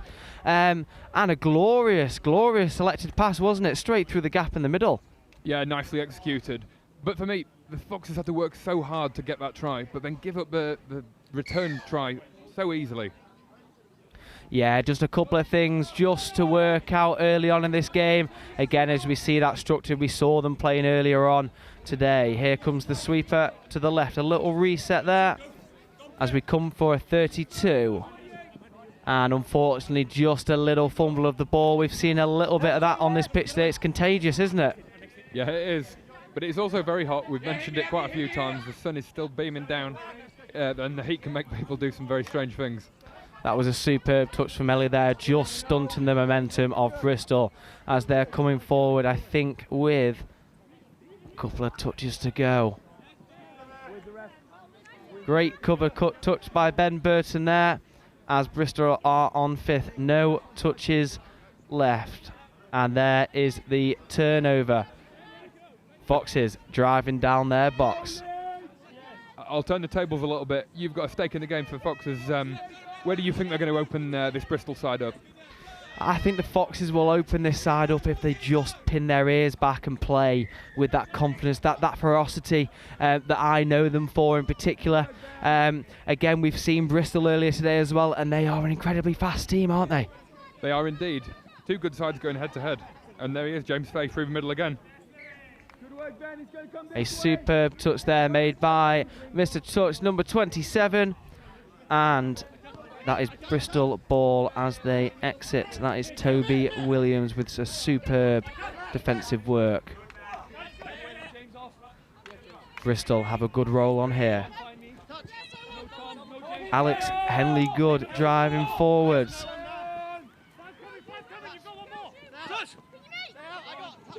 And that looks like a superb touch there from number 5, Will Ingram. As that is 5th touch, just looking to work a little bit of space, and there he is, back at it again. Will Ingram says no thank you, and the store is closed as we see Foxes trying to work from left to right. That was first touch. We spoke in the break about how players want to initiate the touch, and I was asking why they want to do that. Could you just explain a little bit more about why players might want to engage a defender when they're coming forwards in attack, like we've just seen now? So it's just all about creating that right platform. As Ben just tries a little cheeky out the back, the smile has been wiped from his face there. Sorry, back to the initiating the touches. You want to paint a picture for the referee that you have control of the ball. It makes the setup much easier for the rest of your players on your team as well. And it doesn't allow the defenders to get away with any cheeky funny business on the line as well. Excellent point. Here come Bristol, superb turn of pace, and that's just an unfortunate drop of the ball in the corner there by the Bristol winger. Again, Bristol making it really hard for the Foxes to escape their own half. Just a little delay to half as Ben comes down the short side to Holmes. Holmes to Nurse. And Ellie Fay just needing to grow a couple of inches there. Slight overshoot on the pass by Bex Holmes. Bristol taking their time as they should have a couple of touches to play with. And a penalty rewarded there I think, against Nurse. Here come Bristol with a set on the line.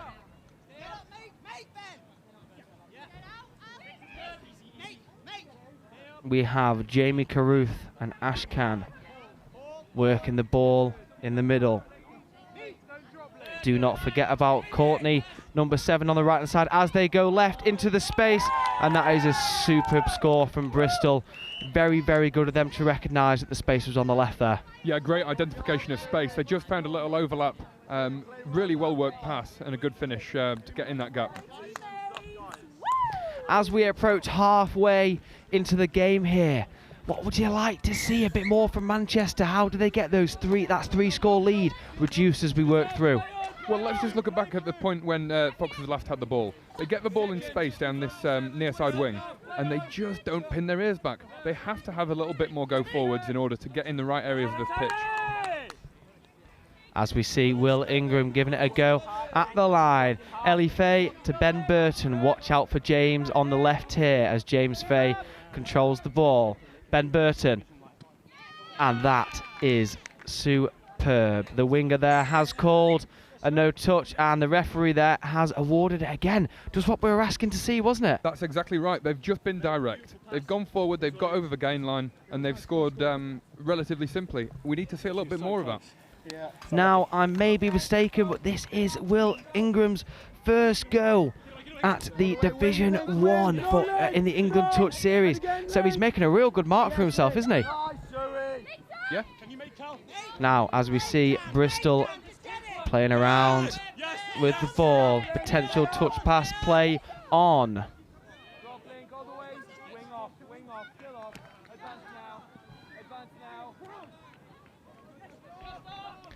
Ben Greer dishing it off, back to Ben Greer, and that is so unfortunate there again. We like those quick hands, don't we? Yeah, enterprising, a little bit more flair from Bristol. I do like to see that. That was nice interplay between them.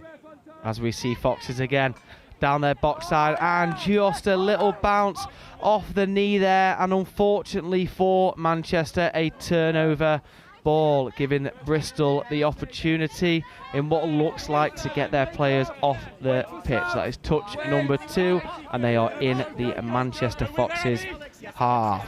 Good work by number 7 there, Courtney. Some great ground made. Now Foxes look organised here. They just need to be patient, get the ball back. Oh. I've got no material. For those that are new to touch rugby there is a no touch called by the referee there, which means that the attacking player has popped the ball on the floor without a touch being made first, okay? As we see Foxes working back towards the box. There's Fay. Here comes Burton and Overbury. Overbury, one of the founding members of Manchester Foxes, dishing the ball away. As there is a turnover ball there. We're starting to see potentially a couple of tired players on the Foxes side in the heat. Yeah, perhaps just not quite clinical enough.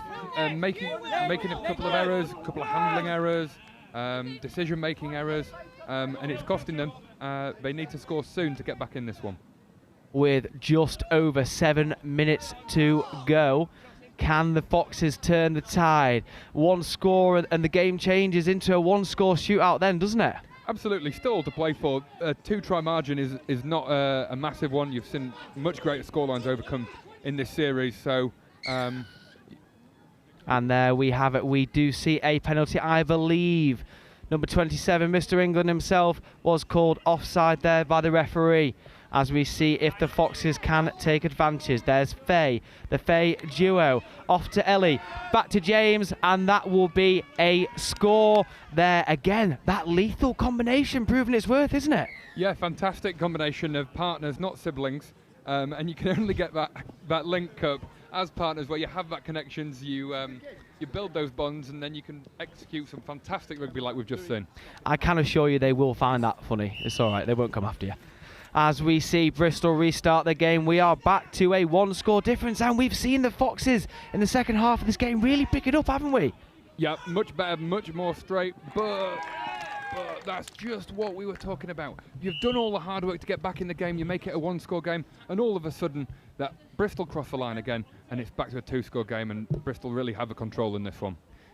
Yeah, little shake and shimmy of the hips there by number 24, Ben Greer. He has been superb going forwards this game, as we see Foxes again try and reduce that lead down to 1 again. That is great defence from Bristol. Burton shapes right.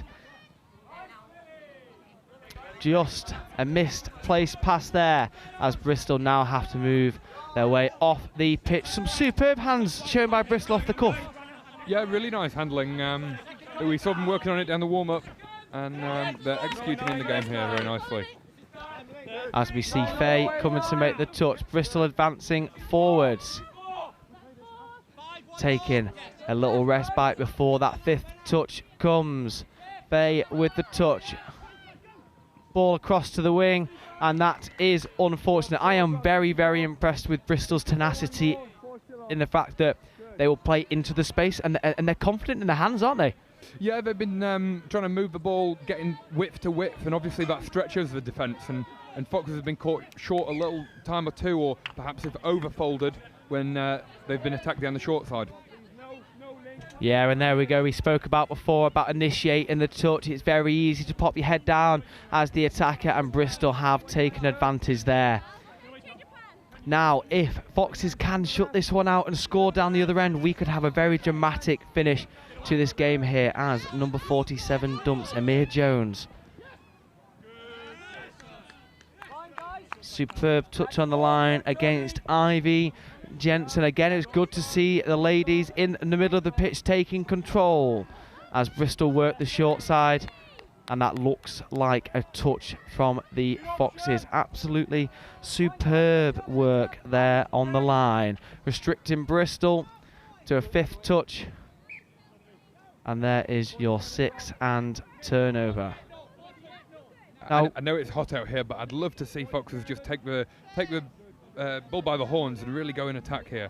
And that was exactly the question I was about to ask you again, is what do we want to see from Manchester coming into the final 4 minutes of this game here, as we see Overbury on the ball, over to Faye, back to Overbury, cross towards Ellie Faye. That's 5th touch. James is on the move, ball to Tom, and there we have it. Foxes reducing the scoreline again, back to 1. Now we are in for a very tasty couple of minutes to finish this game. Yeah, James Faye's put this team on his back, and he said, I'll do it myself. He's been responsible for, I think, all, if not 3 or 4 of the tries at least, in creating something and making stuff happen for the Foxes, making it only a 1-score game. Now, can the Foxes hold Bristol out here? Because we've seen a couple of times they've scored, got back into the game, and it's just been too easy. And that is probably the change we wanted to see there, isn't it? The Lynx stepping slightly further infield and making a touch there. The referee, Geordie, has called touch. Now, I believe there is one more until 5th is called. I would be incorrect. A wide ball, Bex Holmes, and Butterfingers there. A little smile on her face, a cheeky grin. She knows what she's done, and the Foxes will have to defend their line. Butterfingers, what a horrible thing to say. That is my sister, just for clarification on those that are watching at home. As we see Bristol, an open side quickie, step back to the left, and they've been superb with that little tip off there, haven't they? Straight through that 33 channel. Yeah, they've targeted that channel, and they've got some good change out of it. Again, how much, again, the break might play a factor into this, but again, we have banged on about it all day, but the heat as well, it is ferocious. We've got a little bit of cover here. I can feel a little bit of sweat on my eyebrow. I can only imagine how the players feel out there. Yeah, there's no shade out there. It's absolutely brutal conditions to be playing such a high-paced game in. As we see a couple of Bristol players on the floor in front of us here, the heat playing its part. The Faye duo. And there is 6 more for the Foxes, as we see James Faye over the ball with Ben Nurse just tucked in behind.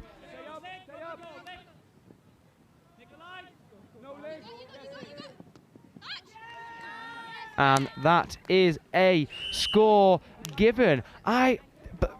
Excuse me, there may have been a touch in there first. Well, I actually thought she got the ball down, to be fair. I think it was very, very close. One or the other. Let's just check a replay here. Oh, it's close, isn't it? It's very close. It's very, very close. You couldn't pay me to be a referee on a day like today.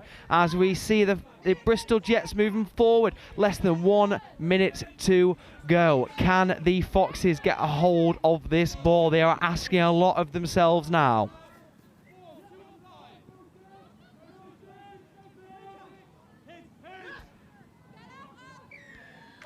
And there is a penalty for offside against, I believe, Tom Overbury of Manchester Foxes. As we see Bristol attack the line. Referee has called a touch there. Now all Bristol will need to do is keep a hold of this ball and complete their set of 6, and they'll leave themselves a very good chance of advancing through from this quarter-final. Yeah, absolutely. I think we all want to see Foxes get another try here and take us to a drop-off. A drop-off. There we go. For those who don't follow touch, can you just quickly explain what that might look Yeah, like? so a drop-off. If we just let this one play out there. There we go, a superb game and a win for Bristol Foxes. A drop-off is when these scores are even. Now we do hope to see 1 or 2 throughout the rest of the day there. A great way to decide a game. A superb effort from Foxes there. Definitely improved from what we saw earlier on in the day. Bristol Jets themselves, same as we saw earlier on the days as well. Ferocious, fast and very difficult to deal with, weren't they? Yeah, absolutely. They looked really organised throughout that game and always had a little bit more control. Even when they conceded, they'd always go back up the other end and score straight away. So congratulations to Bristol Jets as they go through. But for Foxes, we did see signs of life coming through James Fay and that partnership duo working through the middle in the 33 channel. But not to be for them as they bow out. It is all to play for, as in about 5 minutes or so, 10 minutes, I am mistaken, we have a ferocious game. We have Galaxy Southwest versus Nottingham Hoods in another Division 1 quarter-final. We will see you soon.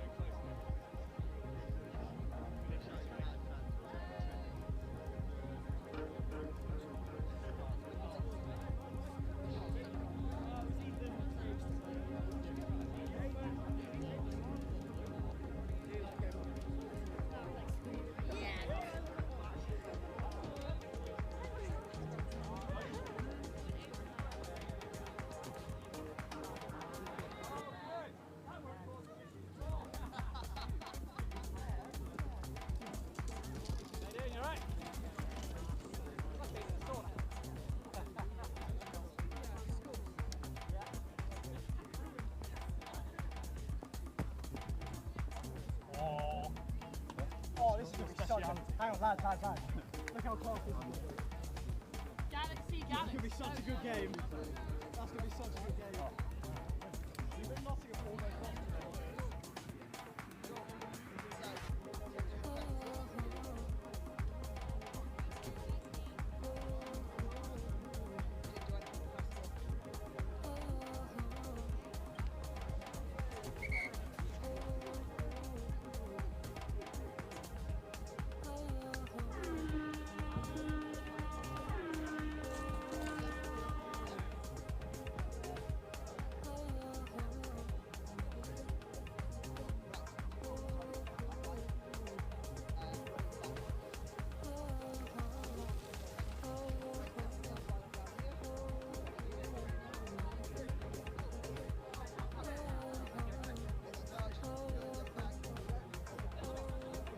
How long we got? I'll walk this way then.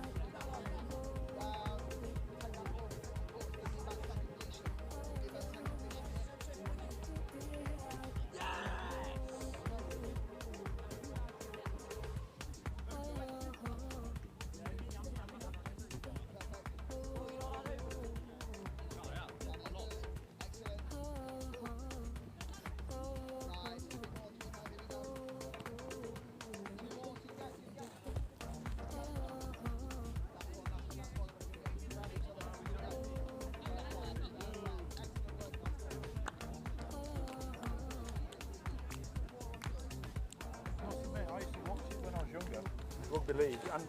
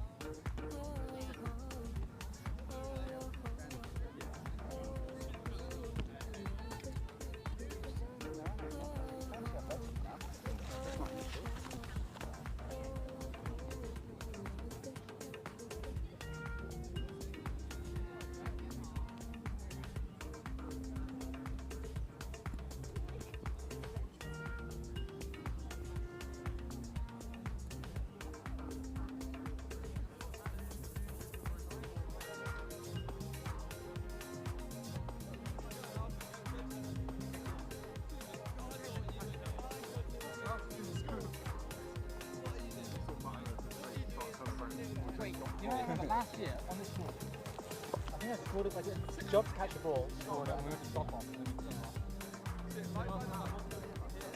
Depends on work, I think.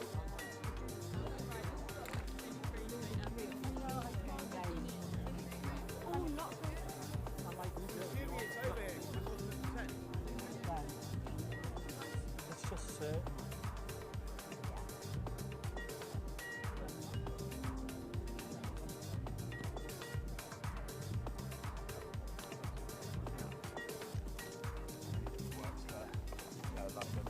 Yeah, I guess.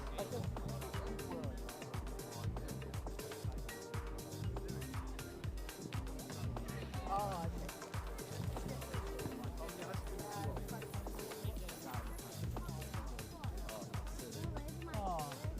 Really? Did you have the words before about it? alright.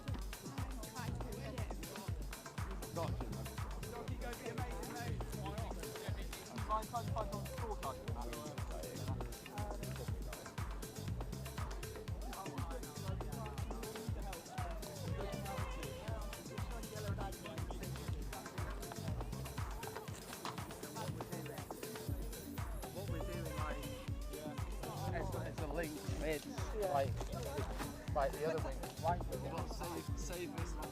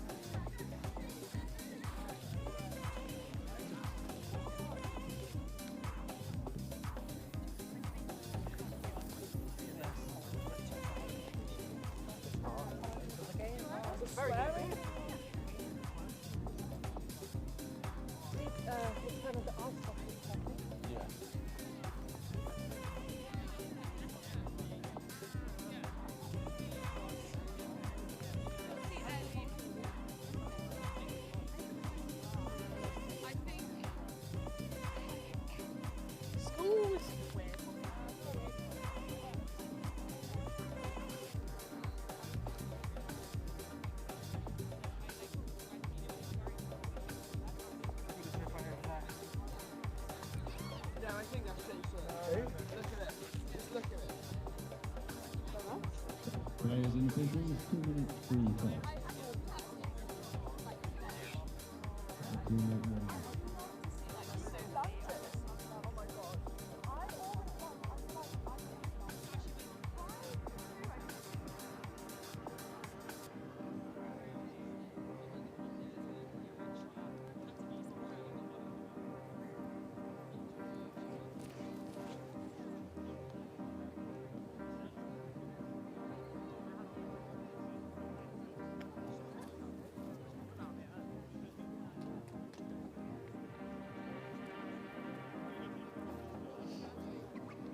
So welcome back to another quarter-final where it is Galaxy Southwest versus Nottingham Hoods, a game that we were touting as potentially being the final when we first saw the draw. They've met each other in the quarters.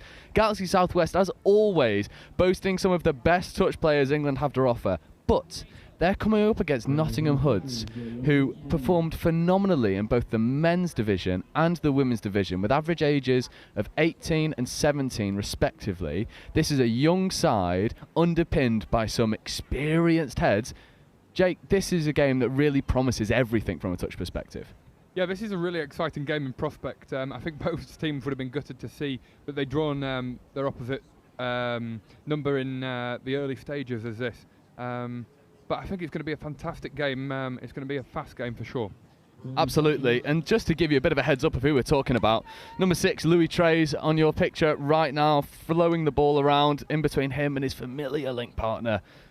It is danger signs when Cole Graham and Louis Trays start to combine. They've also got Josh Henderson lingering out there in the far link, Ella Trays down here in the near link, working with Amy Reese here on the near side, and I believe that is Annie Ainscough over on the far side, a textbook winger. And not only that, but they're also joined by one of the best players we've got to offer right now, Seb Conahan, wearing 54. Keep an eye out for him, he is dangerous. With that being said though, on the other side of the ball, Nottingham boasts the Ballon boy, Archie Devlin, wearing 51. Many are saying sort of the future of England touch right now, alongside another person who could be doing that, Ollie Simon. This game is going to be fast and frenetic as Louis Trays gets the ball down, rips a right to left pill towards Ainscough. Ainscough can't quite take that one cleanly, but there's your first warning sign of what Galaxy Southwest can do. What an absolutely rapid start. That was electric, off the bounce. They absolutely ripped Nottingham apart, just unlucky not to finish in the corner, but what a pass and what a start. Yeah, Stockdale checking around. Here's Hobson, one of those more mature heads in this side. Simon setting pace on the platform, feeds away to Ollie Simon. Ollie Simon wants to take Louis Trace for a walk, now setting for a middle platform. Gallagher, right foot step, Ollie Simon, 3-on-2. Emily Simon, extra pass has to go, it's played at, that'll be given 6 more, but again, the pace of this game is here for all to see. Yeah, great start and taking the opportunity. They managed to draw him out to this near side, a couple of phases back on the inside and picked him off. Yeah, and I think they've given the score as well, so they've given just touched in fly. Actually, Emily Simon regained that ball off the back of, it was a little bit of a janky play. Apologies, that's Phoebe Simon. And we open the scoring early. I mean, Jake, this is rapid. It's rapid. I think what happened there was the defender got a hand in the way. The ball just popped up. She recovered her own pass and scored herself. See Bloom now getting into line attack, working alongside Josh Morgan. Bloom, open side quickie, wants to get this ball down on the 7. Bloom, again, goes back to the open side. Right foot step, link platform is there potentially. Not quite taken on that occasion. Galaxy Southwest just missing with the first 2 warning shots. Yeah, but they have looked threatening. Let's not overlook that. They have got into the right areas. I think if they can start turning these entries into a couple more points, it will have a real game on our hands here. Stockdale setting pace. This is dangerous. Such a fast and free-flowing transition. Hobson flies onto the field. Roars have come on. Will Mellor, skip pass out towards the wing. Not quite taken, but it's applauded by the Nottingham Hood sub-box. They're loving what they see right now. Yeah, that pace around the corner was absolutely electric, and even just look at that pace in defence. Galaxy Southwest having to work oh so hard to get off the field. Hobson gets up to make a touch on Bloom. Ainscough comes into acting half. Bloom once more, and now here comes the threat. Cole Graham just takes a stutter.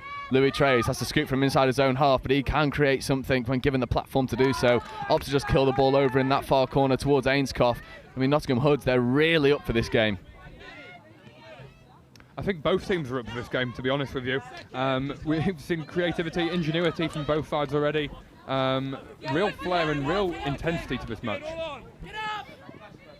This is threatening. Gallagher comes to join the fray.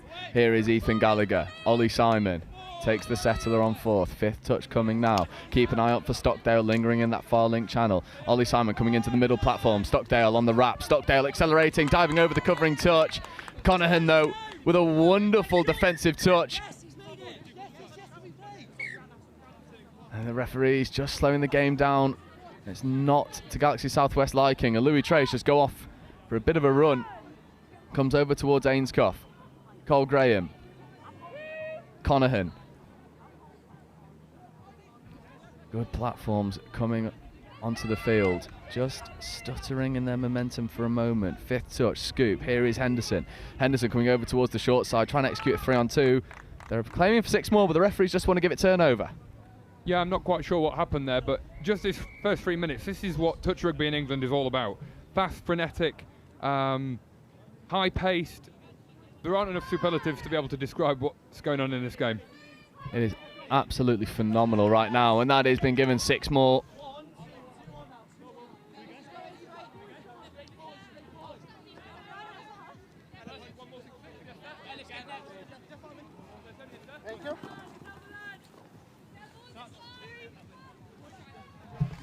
Apologies for the delay, just a little bit of admin going on as we see the Hoods move into their attack. Here is the Ballon boy, Archie Devlin. What can he conjure? Step back option, trying to step away. It's a bit of a shovel pass out to the link. They recycle the ball well, and then it goes out to the winger. Now there's a foot race to the corner. The diving touch comes in at the last moment from Amy Reese to shut out the Hoods once more. I thought she got there personally, but it's very tight. Very little to separate these two teams. Yeah, you could not pay me to be a referee in this game. It is too fast, too frenetic. That's good lateral movement coming in from Maya Matheson. Now here comes Graham. Trays in at acting half. Late pass away to Trays, gets through the initial line press. Now Trays wants a platform to scoot from. Louis Trays, right foot step, feeds Cole Graham. Cole Graham gives one more, and then the acceleration through. And that'll do for Galaxy Southwest. Kieran Evans finishes a wonderful transition, spearheaded by who else? Louis Trays and Cole Graham. Well, there's a reason he's one of the best touch players in England at the moment. He's playing some fantastic stuff and unlocks that Nottingham defence. And that is easier said than done. We're locked back at a dead level. One try apiece. Ollie Simon, Gallagher. He'll be looking to get to the 7 efficiently and try and stress out this very comfortable Southwest defence. There's Will Stockdale accelerating, trying to get through Cole Graham and Seb Conahan. But the defensive spacing between the middle and the link was good enough on this occasion. Gallagher back to Stockdale. Here comes Gallagher accelerating through Louis Trays, and that is a score Ethan Gallagher will absolutely love, setting his stall out to be accounted for. Ethan Gallagher making things happen for the Nottingham Hoods. Yeah, beautiful little goof step there. Kicks one leg out, says see you later, scores himself. Great work. And it's not a case of either defence sort of breaking, it's just the attacking prowess from either team really here to be on display as Donnelly looks to make something happen. There's a late pass away, referees were happy. Yeah, just on that defensive point that you were making, both teams have been great in attack, but for me it's the Nottingham side who look a little bit more composed in defence. They're making good reads, coming out the line and stopping the ball at source. It's that defensive spacing, right? Like they're staying really well connected when Galaxy are trying to move that ball from left to right. They are staying connected, but when they're coming up and coming out of the line, they're making the reads at the right times. And then, as we see a midfield turnover for off the mark, referees were happy that the defender was onside. That's a big touch from Ethan Gallagher. The referees give it as foot in the ruck. Apologies. Not Ethan Gallagher, Ellis Pearce. And Donnelly, just a speculative pass over to Ainscough, who makes it work. There's Graham to Conahan. Conahan wants to get on this link and potentially bounce around. Good swipe touch comes in. And now is Trays. Louis Trays, 8 metres out. Cole Graham picking and dropping a nice pass off into a dangerous area. But unfortunately on this occasion for Molly Morris, can't take it in her stride. Galaxy Southwest might start to rue these missed opportunities. Yeah, but Galaxy Southwest are probing here. They're just having a look, they're having a little sighters. You can't miss many more of these opportunities and then they'll get punished. But right now I think they're looking in a good position with the scores relatively even. Yeah, especially when you've got the Hoods who really haven't been able to get into their line attack yet, but have been oh so effective when they have. Ollie Simon wanted that ball up quickly, not taken. Gallagher now needs to make a moment of magic once more. Check back over towards Ethan Gallagher. But that has been given as a forward pass. Trays wants to go quickly. This game is starting to become a little bit bitey. This is why we love mixed touch. It's got a little bit of everything going for it right now. Conahan flies through Ollie Simon. But the referees bring it all the way back for an off-the-mark penalty. Conahan asking questions. Referees have already made their decision. Again, Hoods are just doing enough to stress out Galaxy Southwest, who are usually just so composed. Yeah, they're doing a really good job. In just staying organised, forcing Galaxy Southwest to make the error. Obviously, they've got ahead in the scoreline of Notts, so they're looking to keep the foot on the throat here. Exactly that, as Gallagher, link punish, comes back over towards the open side. Lofts a nice ball into the link channel. Wing option was maybe on. Ollie Simon and Ethan Gallagher just having a couple words as they come back into their defensive line, and I'm just going to mirror what Clark Hobson has been barking at his sub-box. Got to go hard at the line, got to commit defenders. And they've got a fresh set of six to do exactly that.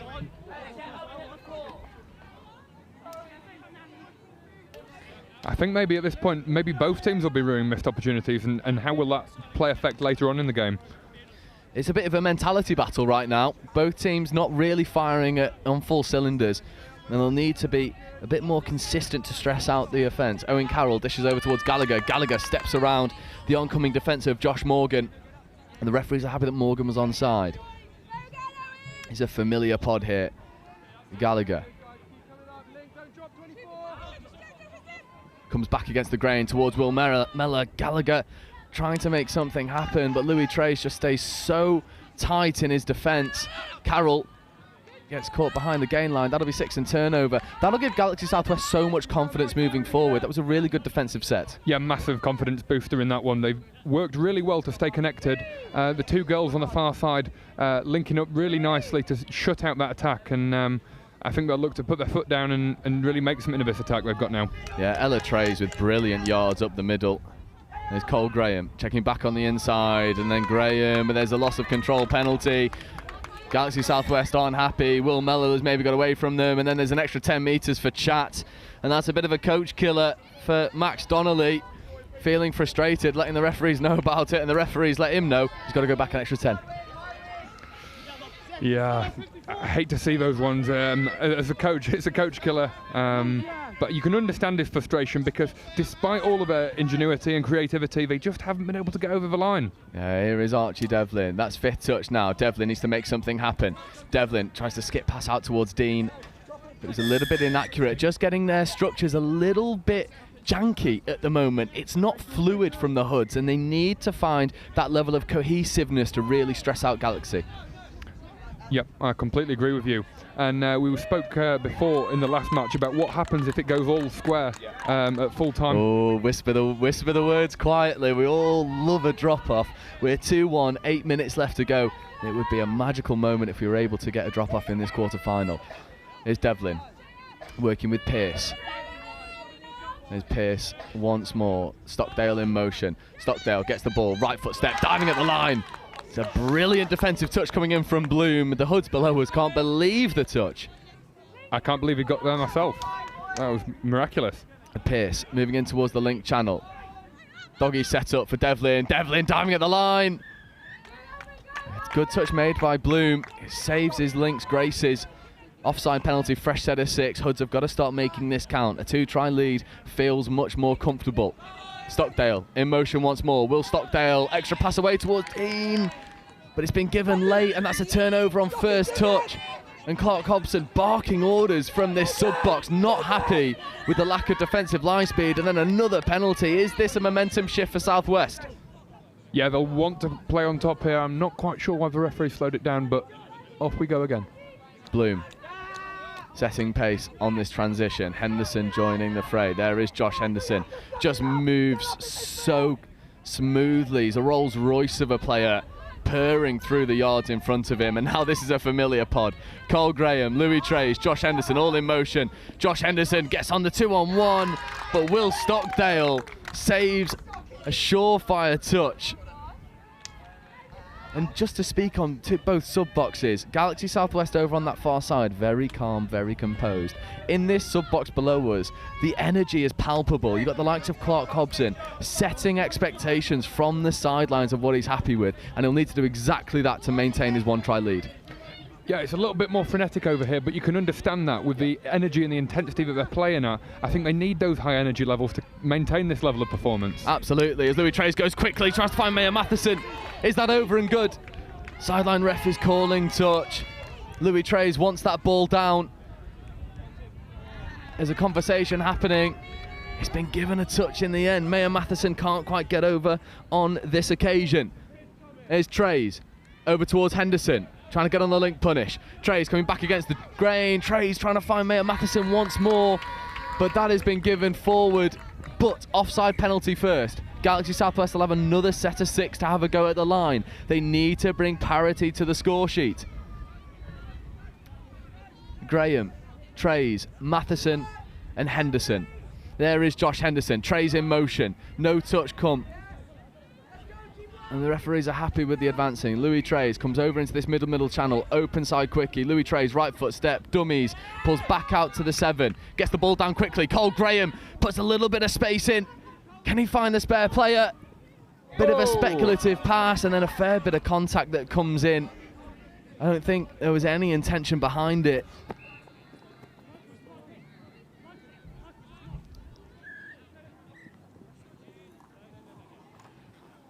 Here, Cole Graham just able to get into a little pocket of space as he throws the pass. There's a shoulder in the back of Mayer Matheson.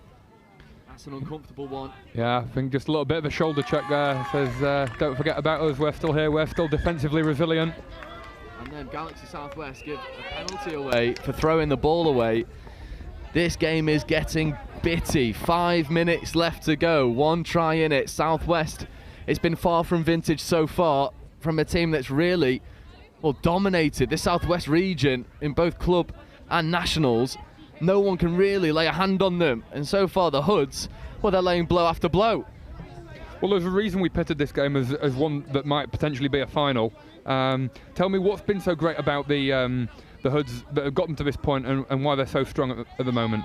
It's just their systems, their platforms. They run so well. They run with purpose. And it's the likes of Clark Hobson wearing number 10 out there, just barking orders, creating energy for his players to feed off of, give them the good bit of go forward. It is players like that can really be a game changer in the sub box. And what we've seen as well is the defensive spacing from Nottingham. They're so tight, they're forcing Galaxy to go long, but when they go long, Nottingham have the speed to go and cover it in the corner. So it's a real chess match at the moment of how Galaxy are going to unlock this defence. And you see Bloom come in and acting half, with Conahan on his left and Trays on his right. Ella Trays tries to bounce around. Owen Carroll is well defended by the Hoods. Approaching 4 minutes left to go. Will we see our first drop off? Well, Galaxy Southwest need to find their teeth again. Love that. If you've not picked it up on the pitch mics, there's calls from the Nottingham sub box. This will make the final. We will make the final if we win this now. You see Ollie Simon platforming. Scooping here is Gallagher. Left foot step. Archie Devlin 2-on-1. Can they go and execute? The extra hands go, and then the ball back on the inside. But she's dropped the ball over the line. It was there and available. The try line was beckoning, and the hands not quite up to scratch on this occasion. Will that come back to bite the Hoods? It was beautiful play. It probably looked harder to drop than it was to score. Fantastic execution, but just not the final touch to get the ball down. There's Ella Dean, unfortunately not able to capitalise. She started the moon. Her and Tamana Kambaby manufactured a 2-on-1. Late pass away from Henderson. Referees are happy. And Dean gets up and makes another touch. And there's a good bit of mental fortitude on display there from Ella Dean after sort of coughing up that ball over the try line to then go and make a defensive intervention like that. Marker of a good player. Yeah, well done. She's worked really hard to go and fix that error that she made for her team and keep the scores at 2-1. Yeah, 2.5 minutes left to go. Here's Pearce. These pods have muddled a little bit here for Nottingham Hoods. Unfamiliar partnerships. Stockdale platforming for Pearce. Will Meller striking, trying to drop a late pass off Josh Henderson. Thought about going for the intercept, opt to just let that ball go onto the floor. 2 minutes left to go. 1 try in it. This is about as entertaining a 2-1 game as I've seen on a touch pitch for a long time.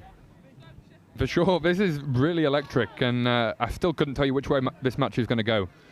No, it'd be incredibly interesting if this one does end up going to drop off. Louis Trays cannons through the roll ball. Seb Conahan setting platform onto Meller. Followed in suit by Molly Morris. There's Conahan picking. Conahan accelerating, trying to get through Meller. I think the referee for a moment was happy with the pass, but then Will Meller claims the touch. That'll be touched past penalty ball for Nottingham Hoods. 90 seconds remaining. That just seems like a pattern of play that we've seen from Galaxy Southwest far too often in this match. They've done the hard work to get up the pitch, but then once they enter the attacking fray, they've just given the ball away a little bit cheaply. Yeah, now Conahan working in the midfield with Donnelly. Conahan, open side quickie. Conahan, right foot step. Conahan gets to the line. The referees are happy. They're going to give the score, and we are back all square. A minute left to go. We are locked at 2 tries apiece. Seb Conahan stamps his mark on this game. Let's go, dig in. Let's dig in. Well, Galaxy have had to dig really, really deep for this try. They've thrown away a couple of opportunities in this match, but they've finally got over the line to find parity in this match.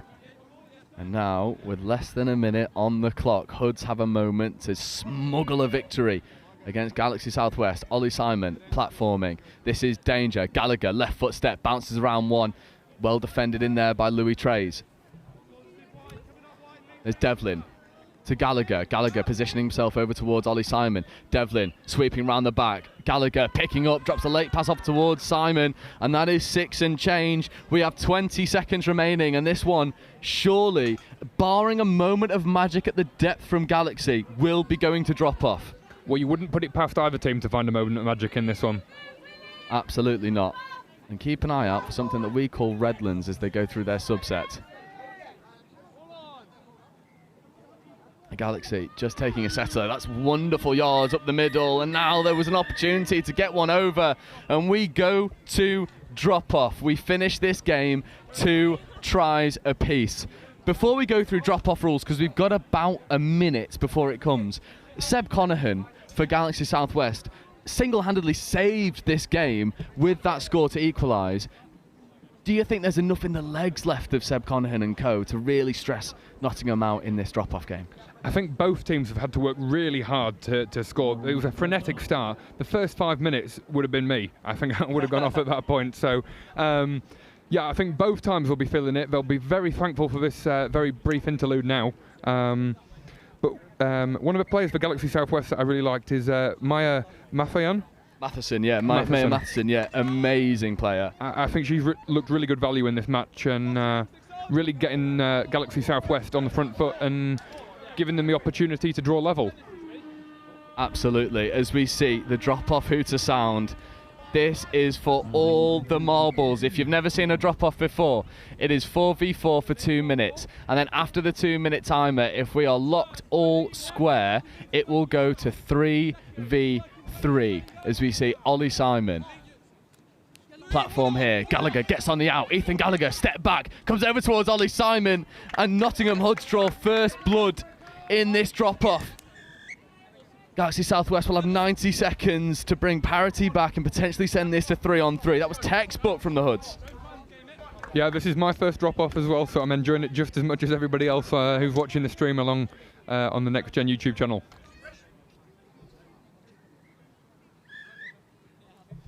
And now Henderson, Trays, Matheson, and Ella Trays over on that far corner will be looking to make a moment of magic happen.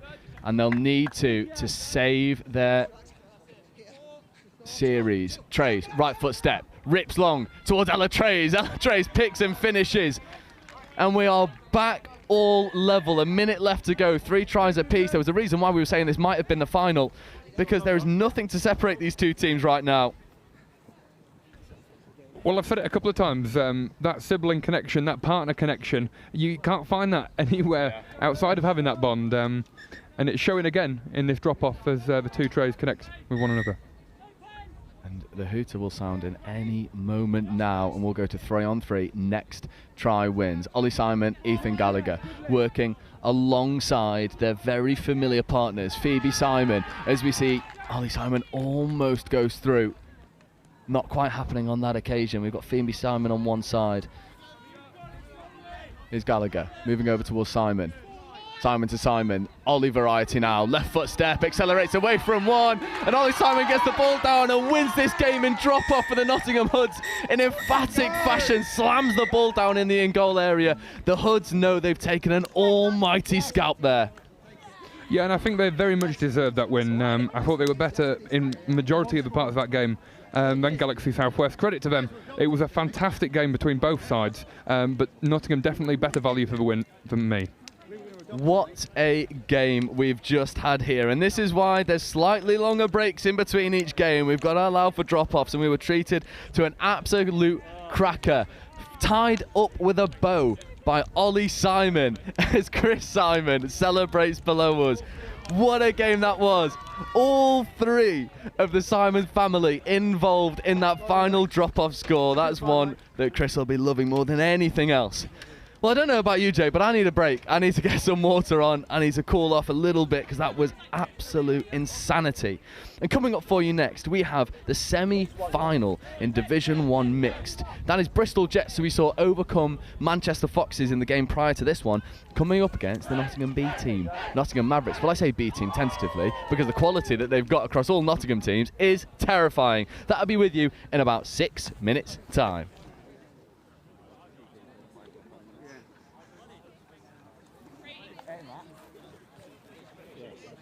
Cagey, actually. It's quite cagey. It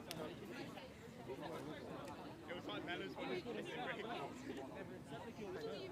Yeah, when you know you pick your feet up. Yeah, exactly. They got burn over there. But look, he's got kicked. Oh my god, that's like...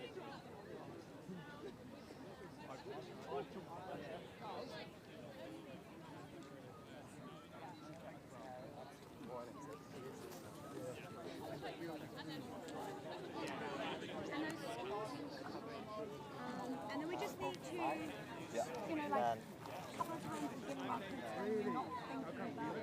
I was like, you need to tell next that I can't play. I thought they made that. I thought they made that.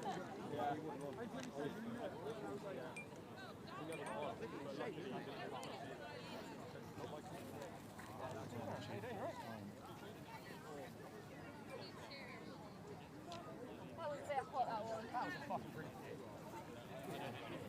I like your opinion again. And I was like, oh, if I'm rushed to life, I'll go back on.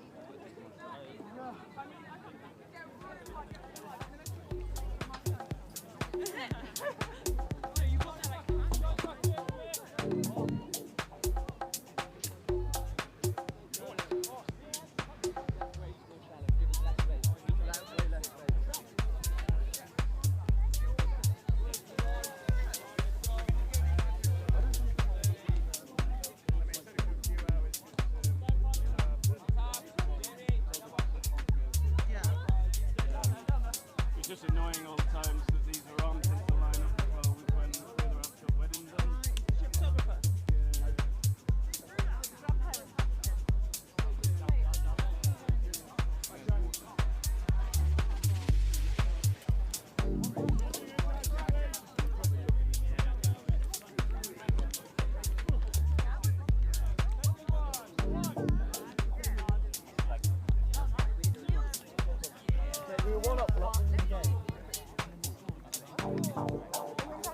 I love everyone.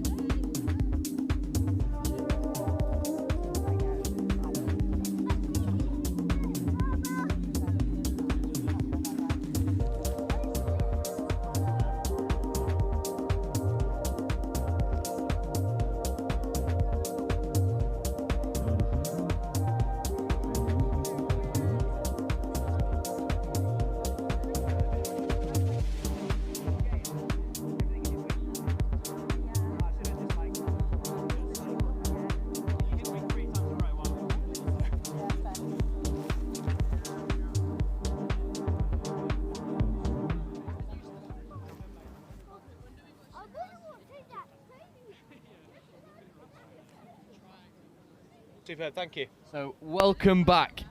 The game just about to get underway. Semi-final action here at the 2:30 slot. Bristol Jets versus Nottingham Mavericks. Mavericks in green, Jets in the pink. 3 times we've seen the Jets. Theo Edwards gets us underway. Joe Wright joined by Ollie Holmes on this occasion.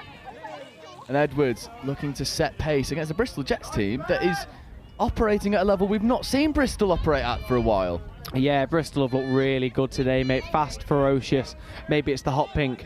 Yeah, maybe, as we see them try and get into the in-goal area, stepping back against the grain for just a moment. Not quite happening for them on this occasion, though. That's fine, guys, heads up.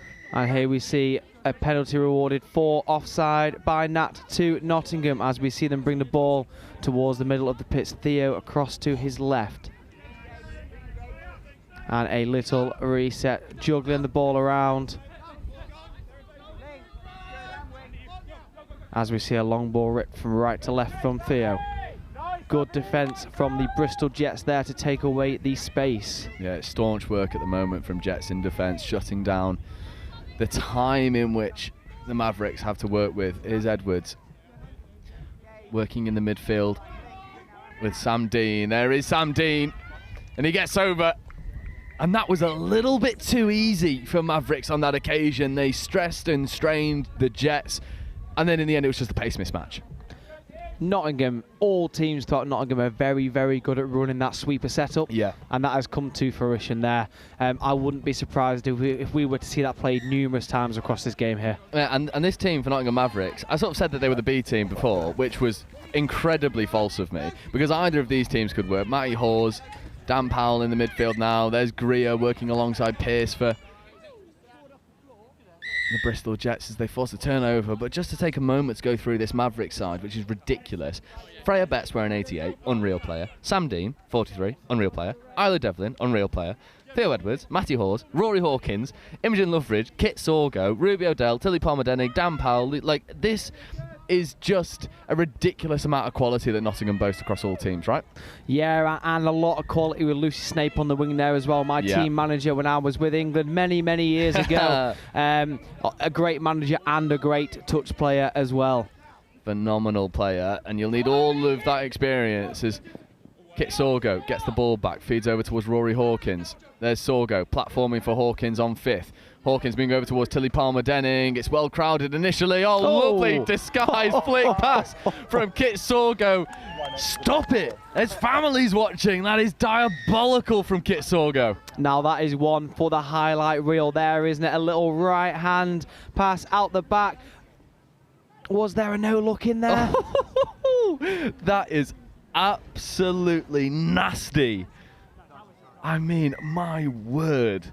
Kit Sorgo. We're not past the watershed. He shouldn't be doing stuff like that on live stream. Like you said, Joe, there are families of these players there. As we see Bristol looking for the space on the left-hand side and an unfortunate drop of the ball there. Lots of work for Nottingham to do to make their way off the pitch. Indeed, as we see Theo Edwards straight up the middle, followed by Dan Powell, who knows nothing but forward. And unfortunately, that's a loss of control for Dan Powell. Repeat set of 6 here for Bristol Jets. The sub-box below us just rises in volume. Emir Jones looking to make something happen, trying to get through Theo Edwards. Theo was onside, referees are happy. Yeah, Theo knows his rules. I've been refereed a couple of times by him through my touch career. He'll have known he was onside and for the good there. As we see Bristol working right. Well, ooh! Unfortunately, a little knockdown from the Nottingham player there, and Bristol have 6 more to work with. Bristol Jets trying to make something happen. Left to right, long ball. Does find the hands for just a moment. Not quite taken cleanly on this occasion by Abigail Colton.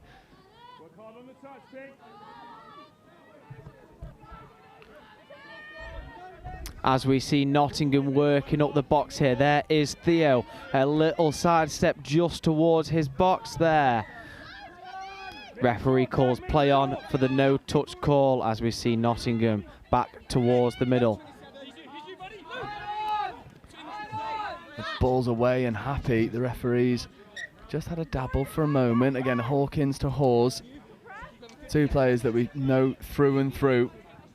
Swipe touch off the mark. Ollie, you'll be loving that one from Rory Hawkins. There is a wry smile on my face there, Joe. One of the all-time classics. If it happens against you, very irritating. If it happens in your favour, superb. So one of those dark arts moments as we see Hawes working in tune with Sam Dean and Hawkins, and that is so easy. Rory Hawkins had a hand in a couple now. He is really flexing his muscles here on live stream. 3 tries to nothing for the Nottingham Mavericks, and at the moment, Rory Hawkins has the keys to the defence. Yeah, just they've executed a couple of times now, just on that little check back pass on the inside. It's a very underrated moving touch there. Yeah, catch the defence napping for a moment. And you can't help but feel like maybe Bristol Jets struggled a little bit with their quarter-final game. Like, they had to run so hard to get over the Manchester Foxes that you question if the gas tank is going to be there for the full 20 minutes. Do you think that's fair to say? I think that's a reasonable comment to make. Manchester Foxes did make Bristol work for their win there, and I have to say they've done really well to get themselves there today. Oh, absolutely. This is a brilliant Bristol Jets team that are operating far beyond their aggregate, I think is fair, as we see the Hoods, well, the Mavericks, setting pace in their transition. Dangerous pod that comes flooding onto the field now. However, it's turnover ball. Illegal play. Bristol Jets need to start taking advantage of these moments. No, you're right there, Joe. They are now at risk of just allowing this game to get away from them there. I would love to see Bristol get a score on the scoreboard, and maybe that'll fill them with the confidence that they do require. Yeah, and that's a loss of control penalty as well, given against Akshan Jurasinya. As Edwards. There'll be no subset coming. This will be direct and purposeful as Edwards sets pace here. Late pass away to Matty Hawes. The extra pass goes to Freya Betts. And as easy as you like, they execute the 3-on-2. It is money from Nottingham Mavericks. Yeah, they'll train that one over and over there, Joe. It looked sort of second nature there for them, and an easy score in the corner. Relatively straightforward work here from the Nottingham Mavericks, who are really finding their feet early. Is Greer. Followed in suit by Owen Joyce. Joyce to Greer. Ben Greer tries to look to shape that late pass away. Maybe was the option.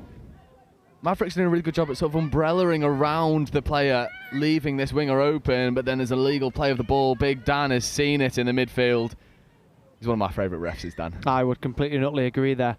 He's very, very accurate and concise in his words as well. You know exactly where you stand with him. Speaking on that for a moment, we've got 3 phenomenal refs out here right now. You've done a lot of reffing yourself. Just how much do the referees sort of play a hand in these games that are just so entertaining to watch? Yeah, there's a lot to think about. I mean, you get all sorts of different types of referees as you go. I, for one, I like that little bit of rough and tumble there, although there is a line. We've seen some great quality of touch refereeing today here. Absolutely. Matty Hawes trying to combine with a late cut, just denied at the last moment his connection with Guy Stewart, who is so familiar to seeing out on the wing, showing his middle chops at the moment for the Mavericks. I think he looks like quite natural in there, Joe, if I'm honest. He doesn't look out of place at all. Absolutely not. See, Emir Jones, look at a platform here on 5th. Left foot step, trying to get through Matty Hawes. Ball is away and happy. They go from wing to wing. It's well worked, but then just not quite finding that extra cutting edge that Mavericks have right now. Just ran out of options there, Joe. I would like to see the Jets again. What they've done there is pick up and work against the grain, play open side and work that 4v3. Powell setting platform, followed in suit by Theo Edwards. There's Powell, Hawkins, the dangerous Rory Hawkins wearing 41. Theo Edwards, right-handed scoop, accelerates onto the ball. Right foot step, late pass away to Dan Powell. And that is an absolute vintage score coming out of Nottingham. Edwards to Powell, it's a tale as old as time. A superb step off is right there from Theo. And you're right, Dan has just walked that in there. Took his time, popping the ball down on the floor. There's a bit of a saunter, a swagger to him as he popped that ball over the line. And this game is now becoming a bit of a one-way traffic. Yeah, Bristol were at risk of that happening to them. That is now 5 to the good for Nottingham as we see Bristol attacking the line. Sweep of play. Yeah, Aksan Jurashinya comes back over towards the short side, escapes his way into the in-goal area, but it's a stunning diving touch over on that far side. Fortunately, can't quite see the Lynx name there. Bristol will have one more opportunity. Late wrap was potentially the play. Sam Dean doesn't make the touch, and that is try time. And it's good honesty coming in from Sam Dean, but it's even better attacking prowess from Bristol Jets. And they finally find the keys to the Nottingham defence. Just something a little bit different from Bristol there. They have immediately looked open throughout the first portion of this game. So for them to dummy the rapper there and step back to the short side, that's where the space came from. You are right, some superb honesty there, and that's exactly what Touch is prided on. Absolutely, Sam Dean. Again, one of these young sparks in this Maverick side. Any Nottingham team has such youthful flavours. Palmer Deming looks to set platform. Edwards just saunters his way over to that roll ball. Hawkins comes down for the 32 potentially. Gets the ball back off of Matty Hawes. Rory Hawkins diving at the line. That could have been ball down. It's a marginal call. Yeah, really close that one, Joe. I have to say, I wouldn't be a referee on a day like today with the sun beaming down on me as it is now. Yeah, there was a bit of a squirrely pass as well from Hawkins. Give it forward. Robin stood in the midfield. He's just sort of saying, look, I've got to give it. It did go forward. I know what you were trying to do, but nothing doing. As we just have a slight delay in play while the ball gets back to its mark. And here we go, Bristol looking like they're coming for the subset on this side of the pitch. Yeah, Hawkins, again, one of those swipe touches. Ben Greer gets up towards Matty Hawes. And now here come the Bristol Jets flying onto the field. Ivor Jensen setting platform. Williams once more straightens. Scooper. 3-on-2, but that ball sort of 6 of one off, doesn't the other, never really hitting link or wing there. I'd just like Bristol to go through the numbers a little bit. It is that they're looking for that open pass, and it's all well and good. I'd like to see them just go from mid to link to wing, just to open up that space a little bit more. Yeah, Edwards, though, setting brilliant expectations on this subset, followed in suit by Matty Hawes. There's a really good roll ball coming in from Imogen Loveridge as well. And now there's a 3-on-2, and Kit Sorgo is so used to executing these. Guy Stewart gives the extra pass towards Freya Betts, but Betts can't quite take it in her grasp, bounces off the chin and goes forward. But again, the Mavericks just play with such fluidity. They all know their role, and they're able to run that fly off the subset with perfection. You're completely right. I really do think they could swap all of their players in and out of the positions, and they would all know exactly what role they are about to play. Absolutely, and that is such a flex as Imogen Loveridge gets up to make a brilliant touch, and now there's an accelerating step that's coming through, 3-on-1 potentially, but again, to come back to your point that you were saying, got to just go through the hands. Akshan Jurashinya was in so much space, you then pull in the defender, you execute your 3-on-2, they're looking for that skip pass as default, and Maverick just have it covered. Yeah, and I think that's, Mavericks, it looks like they are leaving a winger out there to mark that space. It would be good if Bristol were to recognise that, and like you said, I'd like to see them just go through the hands a little bit. I potentially think that link hole will be open there for them. Hawes checking back against the grain. This time, looking at Isla Devlin, is Dean. Sam Dean accelerating. Late pass over towards Matty Hawes, and Hawes unhooks the trailer and just skates his way all the way through. And for the Mavericks, it's a case of however which way you like it, will score. Whether it's round the outside, through the middle, check pass back on the inside. They are toying with the Bristol Jets. Yeah, like we said, that cut-back pass into the inside, very, very underrated. And this Nottingham side here are very, very good at doing exactly that. Yeah, Joyce and Gray need to manufacture a scoring opportunity, working with Zoe Fielding-Stewart. Skip pass out towards the winger. And Lucy Williams has to come back towards the mark. There's Fielding-Stewart, left foot step to get around Sam Dean. Greer comes over towards Joyce. Skip pass again to the link. Inside play maybe on, but it's really well shut down there over on the far side. And on this occasion, I'm going to believe it's Isla Devlin who's making those touches over on the far side. And Palmer Denning throws the big dummy. Ben Greer makes the touch, not buying it. Here comes Powell and co. Theo Edwards platforming. There's a good scoop on offer here. Edwards to Powell. Not a lot of space there. Bristol Jets got their spacing really accurate there. Yeah, they've shown some real improvement through this game, Joe. I think we do have to remember that the sheer quality of all these Nottingham sides here today, and Bristol have given a good account of themselves in the previous games. Potentially, it's just the sun and the tired legs starting to creep in. Absolutely, as Palmer Denning gets up to make a phenomenal touch on Emir Jones. And Williams scooping. What can he conjure? Dive into his box of tricks. There's a 3-on-2 that goes through the hands, and Emir Jones accelerates his way through, and that is try time. And Ollie Holmes is up here celebrating because they give the hands through the 4-on-3 rather than going through the skip pass, and it executed perfectively. I might apply for an England touch coaching role after this one, Joe. That was absolutely superb. You're right. Execute the 4-on-3 with perfection. Ball going through the hands. Mid, link, wing. And there we are with a nice score in the corner. As we see Nottingham tapping off. There's Dean, Sorgo and Stewart. There is Guy Stewart. Dean in motion, no touch claimed, big calls from play on. Kit Sorgo comes out towards Guy Stewart. Stewart wants this Link to be more honest. Link was always dropping middles, did a really good job to come over and shut that space down. Kit Sorgo wanted to give the extra pass, but there's a foot in the ruck. So Mavericks will have a fresh set of 6 here to work with. Dean checking over towards Loveridge. Loveridge on the Link punish. Loveridge stepping. Thought for a moment there was a scoring opportunity. Did a really good job at taking sharply wide, but then there's a turnover as well, and that opportunity goes begging for the Mavericks. It was probably about time they didn't score while on the line, wasn't it? Again, Bristol are applying good pressure. That they are working in this into this game, but just can't help but feel like it's too far gone now. Yeah, potentially. 4 tries to deficit, 3 minutes left to go. As they look to run a Redlands play up the box side. And Joyce and Greer combine for an absolute pearl of a score. Just catching Mavericks napping. And what a beautiful Redlands play that was.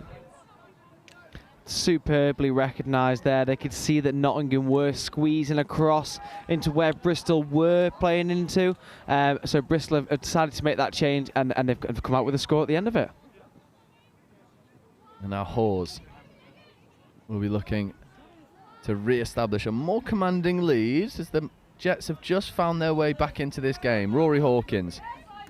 Powell taking a settler for a moment. Powell goes back over towards Hawkins. Back into Powell, feeding across towards Hawes. What a wonderful setup that is. Rory Hawkins accelerates towards the line, and that is absolutely textbook. And he's got a hat-trick now. Rory Hawkins, he's having such a game. Agreed. Pulling players left, right, and then playing the sweeper back the other way. It's very, very difficult to defend when you don't know where the attack are going to strike. Yeah, and sometimes you've just got to stand and appreciate it. Rory Hawkins is just unplayable right now, right? He has just been so good. And when you give him someone like Dan Powell to set in platform day in, day out, that is a terrifying fact. It's Girasinia, platforms, skip pass out towards the Link. There's a bit of a foot race, but Guy Stewart just marshals the space expertly.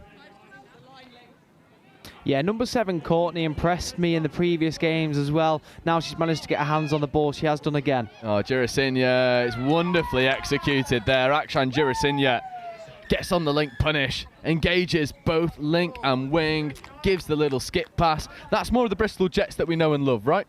Spot on, Joe. Again, Courtney taking the space over on this left-hand side, making Nottingham a little bit worried. It then unlocked the space on the right-hand side for them to score. That was perfectly put together. Now, Sorgo and Hawes will be looking to go down the other end and add a score to their pods tally. There's Dean. Back in towards Sorgo, back over towards Matty Hawes. And Sam Dean just taking the settler. Again, getting on this Link really well. Sorgo, fire up, Dean, extra pass. And no touch is claimed. And that is a wonderful line off the ball by Ella Loveridge. And again, it's the ball skills, the way they're able to manipulate space and find extra inches so they can go through. It's a wonderful score to watch back on the replay. Loveridge, what a line that is out to in. Absolutely superb. Shape to pass open, realised the space was there, and just a cheeky dot the ball down on the floor. It's a bit of a clinic in attacking conditioning right now from Mavericks. They're doing Bristol every which way you could possibly imagine. And that is a worrying fact when you're playing against a team that's really in their groove, and maybe a bit of fatigue setting in there as we see a roll ball error forcing the turnover here for Mavericks. Yeah, it is noticeable. The wind has picked up just a touch as well. They've not been playing with a lot of wind today, and that may well be affecting some of the outputs. Yeah, and a good cannonball ruck as well there as Powell looks to set pace and Hawkins just accelerates up into the midfield. There's only seconds remaining and Mavericks might want to finish this game with a flourish. No touch claim. Theo Edwards is just dancing.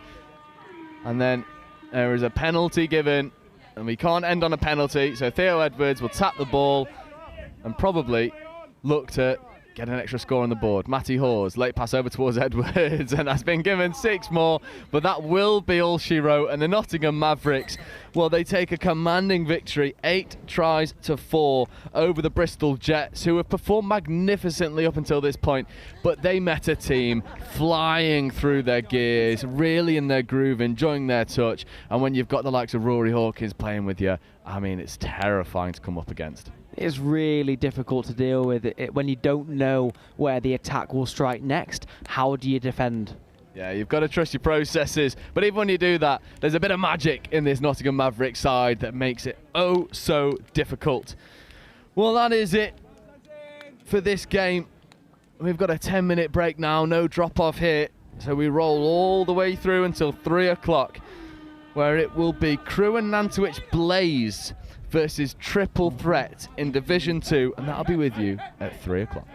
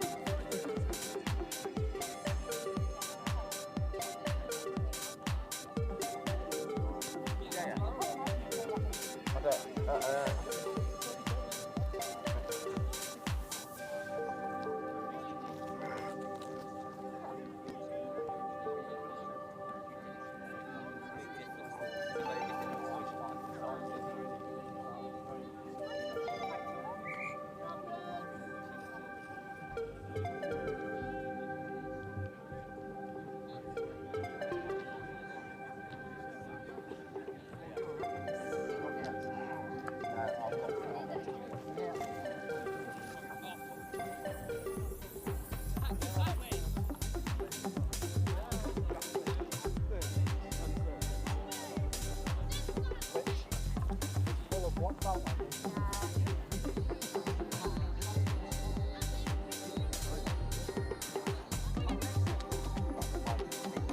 Maybe that's what my legs.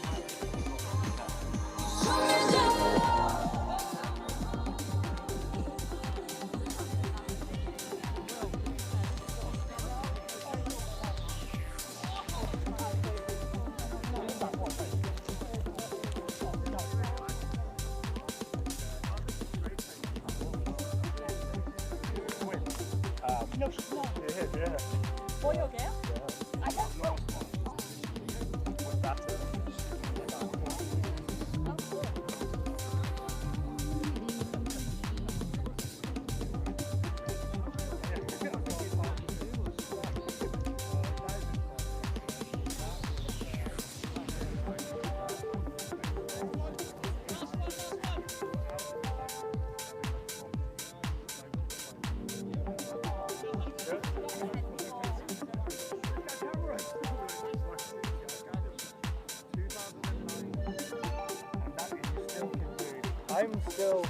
I'm coming.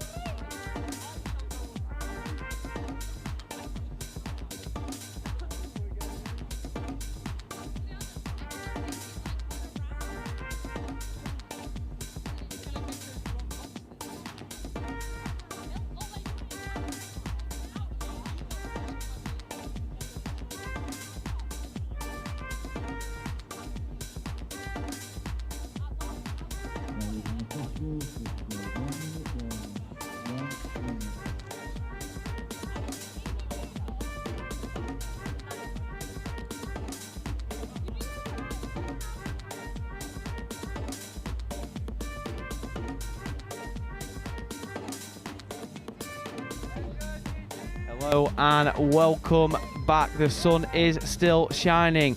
In front of us, a different pink strip than the Bristol Jets we've had 3 times today. We have triple threat against Crewe and Nantwich Blaze.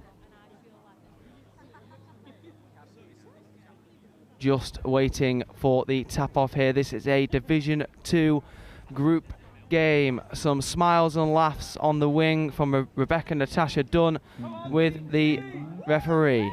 We are expecting the hooter at any moment. It looks like to me that Blaze are playing a female mid, a little bit different to what we've been seeing today. Yeah, tell me a little bit more about that. What does that mean for how the game's going to develop? It just means that it doesn't mean that Blaze have 4 ladies on the pitch. You have to field a minimum of 3 females on the pitch at any point during in a mixed game, and it looks like they're playing with the 4 here as Ellis puts the pressure on Bristol Jets, looking to draw them out.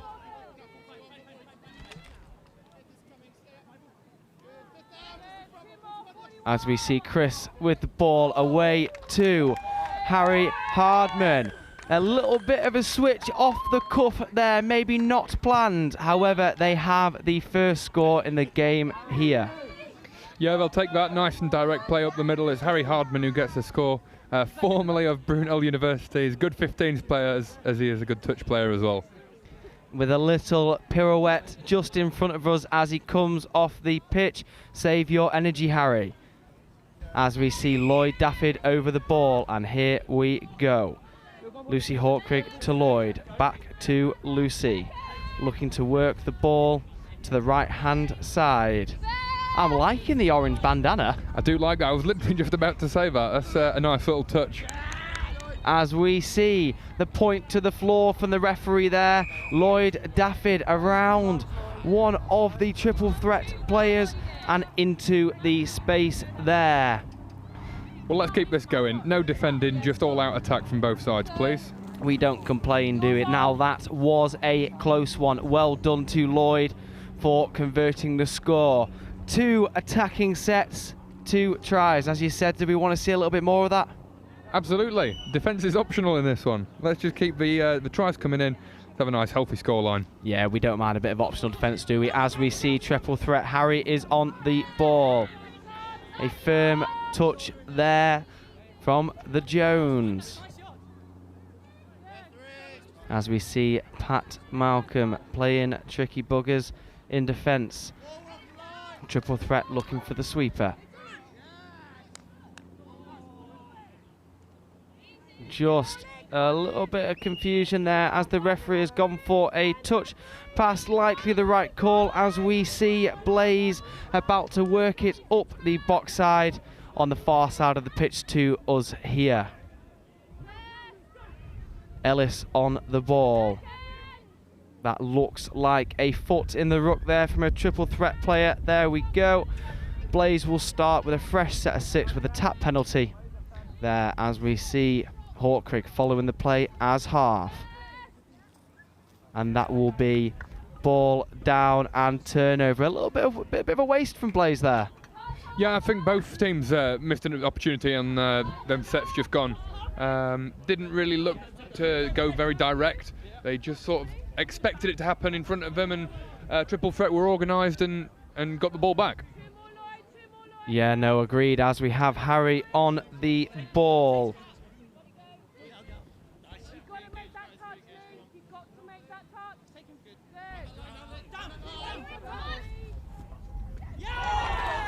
That will be a ball down. Very well worked by triple threat there.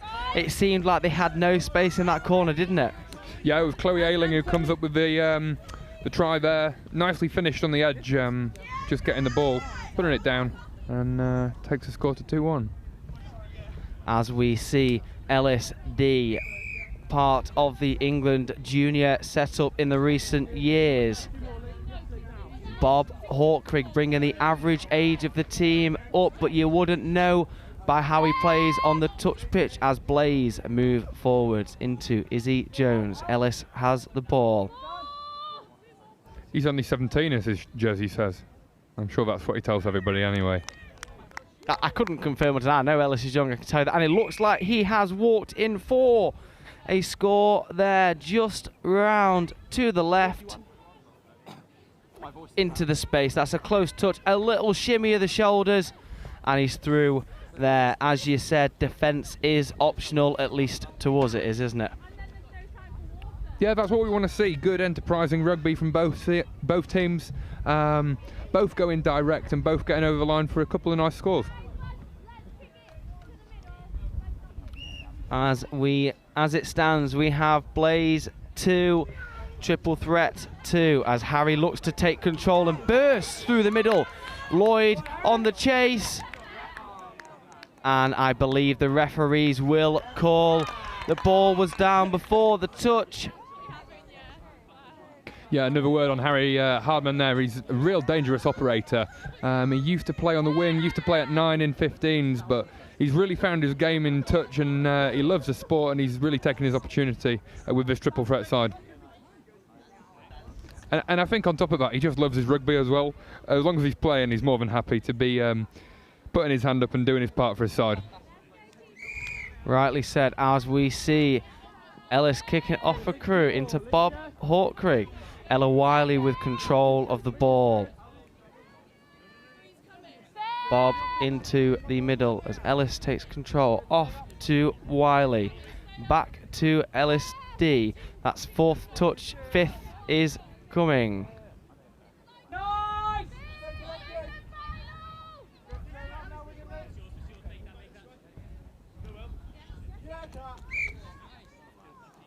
Ella Wiley just trying to find some pace out there, some great defending from the Bristol Jets.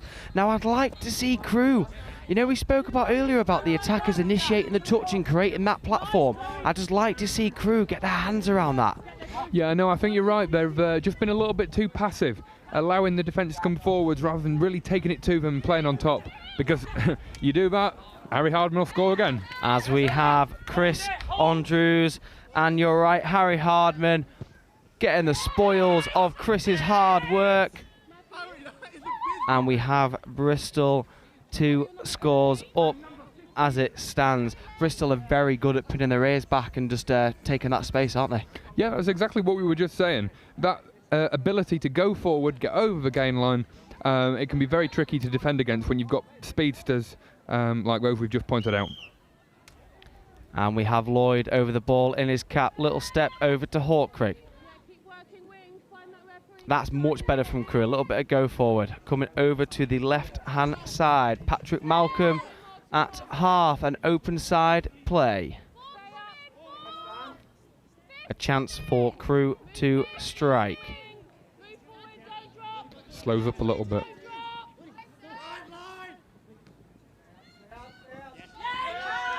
That is superb defending from Triple Threat there. Nearly got me T's mixed up, eh? As they recycle the ball. Unfortunately for Crewe, they have lost the ball on the Bristol side of the pitch, making it easier for them to sub off here as we see them working the ball really well. Yeah, that was a bit of a triple threat tongue twister, wasn't it? There we see that duo again. We have Hardman and Andrews working through the middle. Andrews is off, a quick step to the left, through to Harry, and he's really enjoying playing with Chris at the moment, isn't he? He may as well buy him a pint after the day is finished. I think they're a great partnership, and they both love playing rugby, and they're making Crewe pay for this here.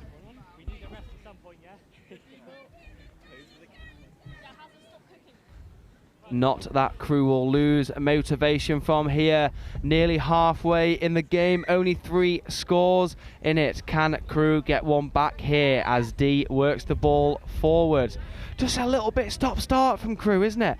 Just want to see them get into that momentum and go forwards along the pitch. It is. You want to see a little bit more go forward, but you've got to remember we've had a very long day of rugby so far. I think these teams have played 4 games already, so they will be feeling it in their legs.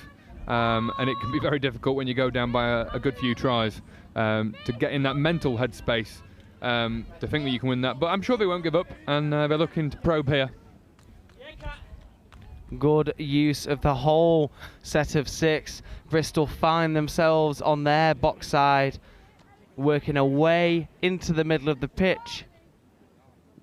And good ground made there by not Bristol, it's Triple Threat. It's the pink getting me all mixed up.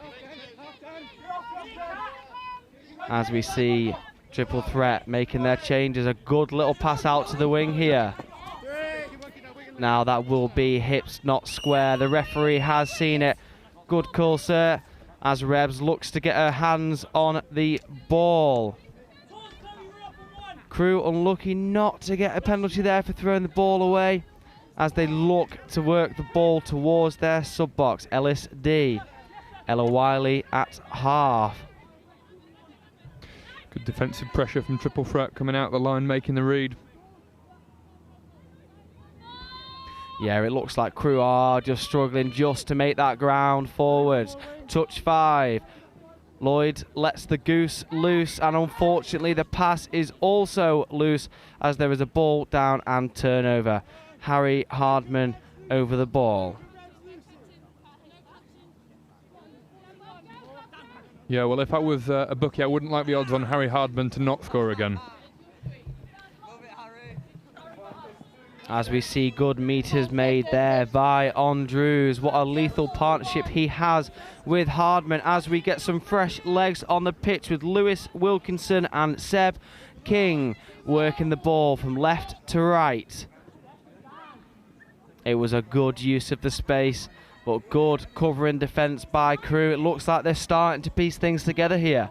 Yeah, a little bit more resilient, a little bit more connected in defence and causing a couple of issues for Triple Threat here. as Lloyd works his way beautifully up the box. He was having a little word with me just before the game about feeling a little bit leggy. Now, he wouldn't know that just from watching him there. No, still got enough gas in the tank.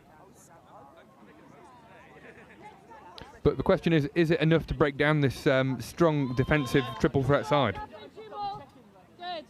Yeah, triple threat are looking particularly good here. Crew just working laterally as opposed to forwards, as we see Ellis pick up the ball. Looking right, looking left, ball over the top and ball down. Triple threat covered the spaces superbly there, didn't they? Yeah, just pushed him to the edge, caused a floaty pass over the top and unable to gather there. As we see the other pod of triple threat working their way off the pitch, using as much space as possible. That is superb. Some nice hands and some nice interplay between the ladies there. As we see Hardman and Cruz. Hardman with a little jink left, a little right, and unfortunately just losing possession of the ball there. As we see Malcolm working away from the box and down the side. He's off. Has he got the legs? He has not. Little hop and a skip from Pat there. Looks like he might have a slight niggle.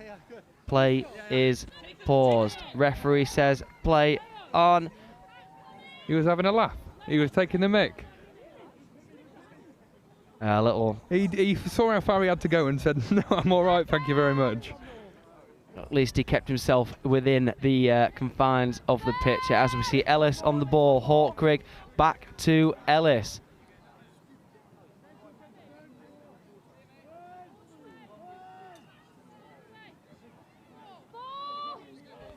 Just like to Crew work forwards here, set a platform and just use that scoop.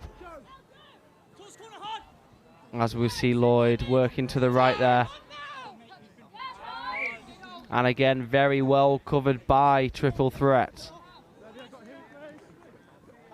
They're doing a very good job, aren't they, at just opening their hips towards the corner and just sort of ushering Crew into a space that they know they have covered. As we see Hardman working forwards. That is a great transition by triple threat there as the new pod work onto the pitch. Number 14, Dan the Man, looking ruthless as we break through the middle. And that will be a score. A loud call of Dan the Man from underneath me as triple threat breeze through for another score.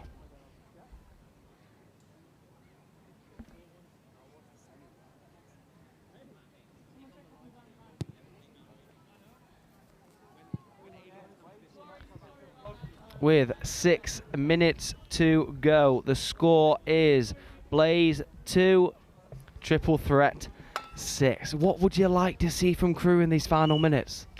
I'd like to see them just try something now. I think 4 tries down. They haven't created a great deal in the opening 15 minutes of this match. I'd just like to see them be a little bit more creative. Try those out the back offloads. If it doesn't come off, it doesn't come off. I just want to see them really go for it and give themselves an opportunity to at least get back in this game. Or take a few more rewards, because at the moment I don't feel like a 4-try deficit reflects how that game is going. You would be right there as Crew give it another crack. There is 5th touch. Wiley on the ball and Bob under pressure by the man we have mentioned along with Harry. It's Chris Andrews with the pressure in defence. A little smile from Andrews as they come off the pitch. That was a good touch by Jones. Here comes Jones again and called offside. That will be a foot in the ruck by Rebs. That is unfortunate. As we see triple threat lining up down this right-hand touchline, looking to take it to Blaze again.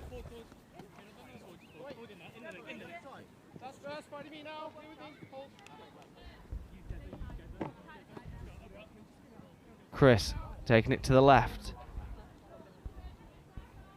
Seb King with control of the ball, calling the sweeper. Jeremy Hill dumps. Lovely pass from Chris Dorr into Cat there with 1 touch to play with. Can triple threat come away with yet another score? Great pick up there to even give themselves a chance. Although the touch was made, it was a fantastic pick up off the laces. As we see some fantastic feet there from Seb King. It is nice to announce another name other than Chris Andrews or Harry Hardman. That was some superb feet. The referee has called them offside. Little step left to right and straight through the middle. Well, we're at Oxford Quins today. It's a beautiful setting for a fantastic day of touch across Division 1 and 2. Sun's out, it couldn't be much better, could it? You are right there. There has been a little breeze that has developed through the day. Not that we have any issue with a little cool breeze coming through where we're stood now, and I'm sure the players would agree as we see Hawkrig. There we go, a little bit of go forward from Crew there. They need to continue to screw in as we see Ellis with a long ball opportunity. No hands at the end. Triple threat will still have to work their way off the pitch if that is what they choose to do so. I think they're going to try and strike here. They'll look to play fast. They won't be happy with what we're on right now. They're looking for more. Ooh, got away with some loose hips there as triple threat come towards the box. Nearly a cheeky interception there from one of the Blaze players. He would have wrote home about that if he went on to score. Yeah, I think that was LSD there, and he very almost came up with the ball, and that was just what we wanted to see. A little bit more creativity and a little bit more, let's have a go. In a rather funny manner, I have just noticed that Blaze have two 41s on the pitch. And as much as you believe that's LSD, it might not be. So you are right. And while we were looking at each other then, another score from triple threat there. Number 16, Seb King, taking charge straight through the middle. And there we are, a superb score through the middle and a little smile on his way off. With less than a minute to go, can we see Crew turn the pace up and take something from this game? As we see Lloyd Dafford working his way forwards. They are two very good touches, lots of ground made as they look for the doggies in the corner. I think Lloyd Dafford, mention on him, he's been central to all the things that's been going well for Crew and really getting him on the front foot and put his hand up to say, we'll have a go at this. Yeah, Lloyd's come on leaps and bounds over the last few years, you know, and you know, this is the stage from San. You're right, he has taken lots of control and onus on, you know, the go forward that we have been looking for there, as there was some superb hands shown by triple threat there, just staying in. Good work from the ladies down this side of the pitch, looking to spread the ball back towards the middle. As Chris Dorr that's not Chris Dorr.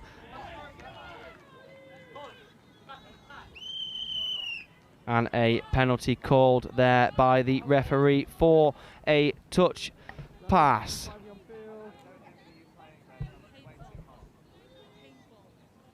Izzy Jones on the ball, working towards the Blaze sub box. Lloyd in at half. These are some better meters made. Hawkrig back at half. The hooter has gone. We will play on. And nearly a cheeky one from LSD there as he tries to squeeze through towards the end of the game. Now, that has finished for a win for triple threat. And that has finished Blaze 2, triple threat 8. Yeah, very much deserving of that lead, and they were fantastic. They relied on their speedsters to get them out of tricky situations on multiple occasions, going the full length of the field through the likes of Harry Hardman, Seb King, and Dan the Man straight through the middle.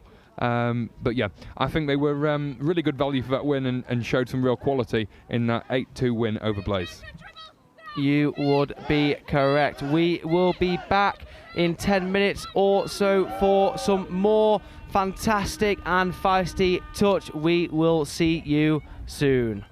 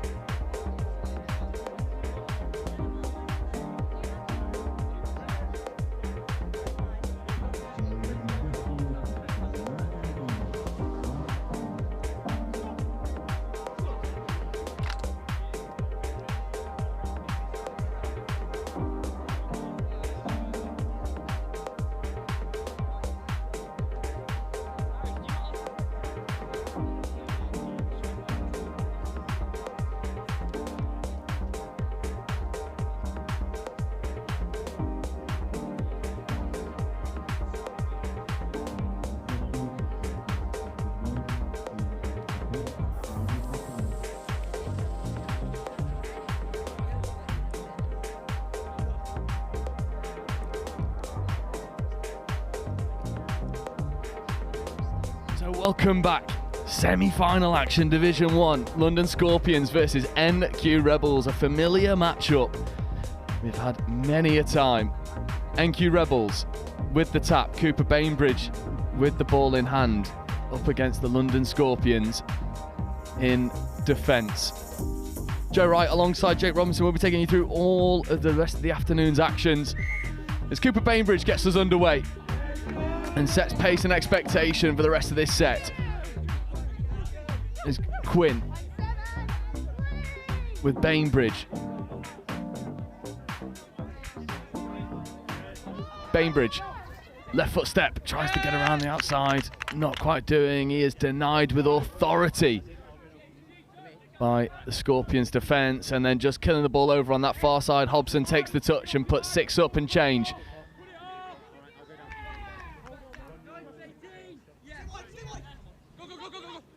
Fagan accelerates through. Charlie Steed, great foot speed into the roll ball. That ball is dead on the floor. There's Taylor Dean, Sean O'Sullivan, Bendel. No touches remaining. Late switch off. Not quite happening for the Scorps on that occasion. Jake, we've seen both of these sides. Well, we've seen NQ Rebels, not quite had a look at London Scorpions. But these sides both deserve their semi-final spots in this game. But that has a lot to live up to, especially considering in this division we had Nottingham Hoods versus Galaxy Southwest. That was a hell of a game. Yeah, they've been really good, both sides, to get to this point where they are now. Played some interesting and expansive rugby, and we're seeing that in the start here. I think Scorpions look great in their set, and as did the other team, Rebels. Yeah, NQ Rebels now a fresh set of 6. Here's Ingram, Pennington. Pennington coming down in front of Meakin. Pennington wanted to get the ball back. Meakin escapes his way into the in-goal area. Dummies, delays. There's a few people diving, and Pennington is down and uncomfortable. It was Sean O'Sullivan who was diving for that ball. Pennington just coming off slightly worse, but he's made of tough stuff. Yeah, I took a bit of a contact with the ground. Could you just explain to me, sometimes I've seen players go into the end zone, yes, and they're looking for a pass. Yes. Why do they do that? You can't score as half. So if you're the first person to pick the ball up, you can't score, got to find that extra pass to get away. A really good example of that there. Meakin squirrels his way into the in-goal area, looked to connect with Pennington.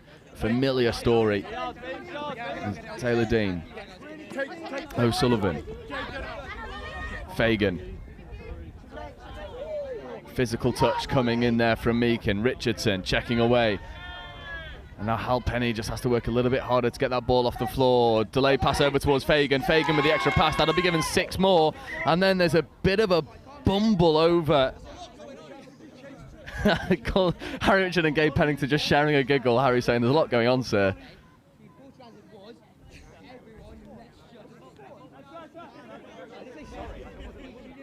Yeah. Ben Meakin with a bit of a wry side, just letting the referees come to the conclusion that was played at, so there'll be 6 more. Richardson comes down towards Fagan. Skip pass over towards Halpenny, but Hobson gets up and makes a really good touch in behind the gain line. Richardson platforming, Halpenny in motion, Halpenny check back, and it was gorgeous stuff, not taken efficiently by Jarrett Lewis. First warning shot there from the Scorpions, coming ever so close to finding their mark. Yeah, just that final pass. They worked up the field really well, got the opportunity by getting 6 more, and probably should have come away with points there. Yeah, it was really well designed play. As Quint comes flooding onto the field. Bainbridge in an acting half. Bainbridge accelerating, ripping open side to Wharton. Wharton delayed pass back into Bainbridge, and then that's played at 6 more. Halpenny tries to step away. This is touch 0 off the back of the intercept. So first touch coming now. Lewis flies through the roll ball. Fagan gives the wrap over towards Harry Richardson. Here is Dom Tripp. Checks away to Steed, and Steed accelerates, and there's an early Redlands play. And Cooper Bainbridge sort of looks at Dom Tripp with a wry smile and says, how good is that? Tripp to Steed to try line. First blood London Scorpions. Yeah, he's found the space really well there, and his centre of gravity was so low, just to drop his height, put his afterburners on, says see you later to the defence. It's really nice play, but what I liked most about that play was they're rolling onto the ball and creating the space. Such momentum in their play, right? They fly through the roll ball. There's Thorpe. Pennington. Meakin on his right, Thorpe on his left. Hobson in this near side link. Thorpe, open side quickie, gets the ball back, right foot step, bounces around one for just a moment, but then shut down with authority by Joe Brewer. Here's Pennington. Delay pass, just a little bit of overplaying. That's a testament to the line speed of London Scorpions. Yeah, London Scorpions looking really composed in defence here. Rebels need to maybe have a look, get a little bit more on top. Like we just spoke about, Scorpions are playing with that roll ball, they're playing on top. We'd like to see that from Rebels a little bit more. When they get the ball back, playing with a bit more urgency. Absolutely. As Bendel comes flying onto the field. Camilleri in an acting half. Steed checking away to Fagan. Jimmy O'Donnell now scooping. Tries to find the delay pass over towards Bendel. Not quite happening on that occasion, but again, it's dangerous work from London Scorpions. This has been a really physical game so far. There's been a couple of shoulders going in when it's obviously a minimal contact sport, but you can see the teams are really going at each other in the contact area, as limited as that has to be. Yeah, and they're still going at one another. Well, and I was talking to some referees earlier, and they were saying there's a really big emphasis on allowing the physicality level to creep up a little bit, as long as it's not dangerous or out of control and it doesn't directly affect the roll ball. They're more than happy to just let things go, and I think this game's a really good example of that, as you quite neatly summarised. Meakin just caught trying to get some extra yards, has to come back to the mark. Thorpe has to check his run and then accelerates through Lauren Fagan. Pennington with a really good roll ball as well. Hobson now just glides her way up the pitch. Is Quinn. Bainbridge coming over towards Ingram. Ingram, 5th touch platform. It's a very set defence. Long ball rip is there. It's a wonderful left to right pill. Not quite finding space though on that far side. Scorpions have just got the measure of NQ right now. Yeah, they have. I think if anyone's going to create anything for Rebels, Hobson's been really good through the middle. But Scorpions do look to be the team in ascendancy here. Yeah, Jimmy O'Donnell with a wonderful roll ball. Here comes Taylor Dean. Richardson checking away again. Here is Richardson looking at platform. Right foot step from Jared Lewis. Not quite getting the space that he wanted. Bainbridge platforming, but then losing control, and now the volume in this sub box just creeping ever so higher. They want this 2-try buffer. 7.5 minutes in. Still only one on the board. Halpenny in motion, sweeping, stepping. Liam Halpenny. That is absolutely nasty from Halpenny. He beats 2 to the try line and slams it down with authority. Yeah, that's filthy play. Great footwork from the man with the ball, and he slams that down on the floor. So thank you very much. It's wonderful design, that sweeper platform. Just gets around, step back on the inside. Halpenny, he's a player that's really impressed over recent years, and it seems like he's finding his groove now more than ever. Meakin coming in onto the middle, counties play. Meakin looking to rip long, but it's picked up by Dom Tripp, and now we're off to the races. Does Tripp have the gas to go all the way? He does. Connor Wharton's doing his best, but he will saunter over the try line unopposed. That is a poacher's score, and that is Dom Tripp at his best. Just as you thought things were heating up for the Rebels there, they started to play a little bit more intricately, a bit more design on the play. Scorpions come up with a big answer in defence, and it goes a full length. That is a ball hawk at Link, poaching the ball out of NQ hands, going full length. And that's the buffer that Scorp started to build. Now it's 3, and now it's worrying for NQ.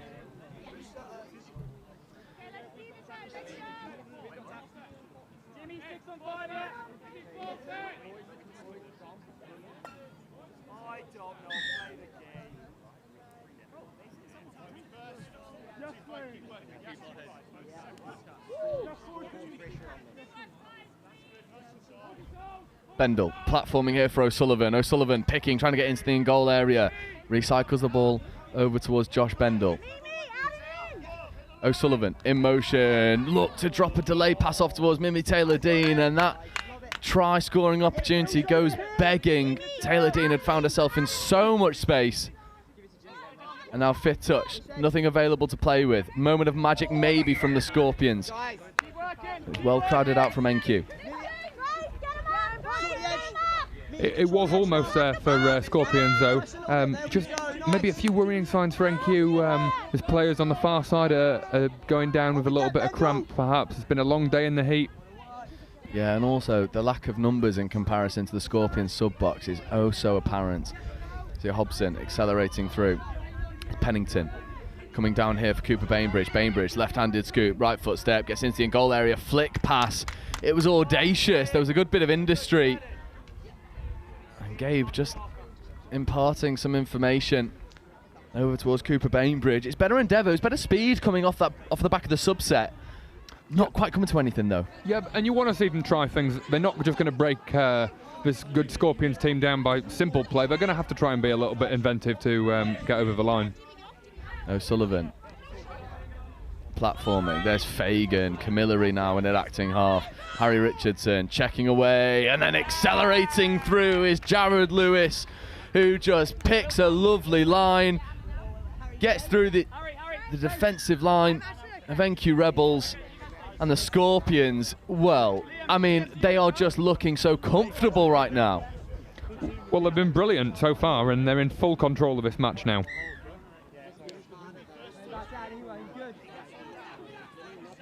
Thorpe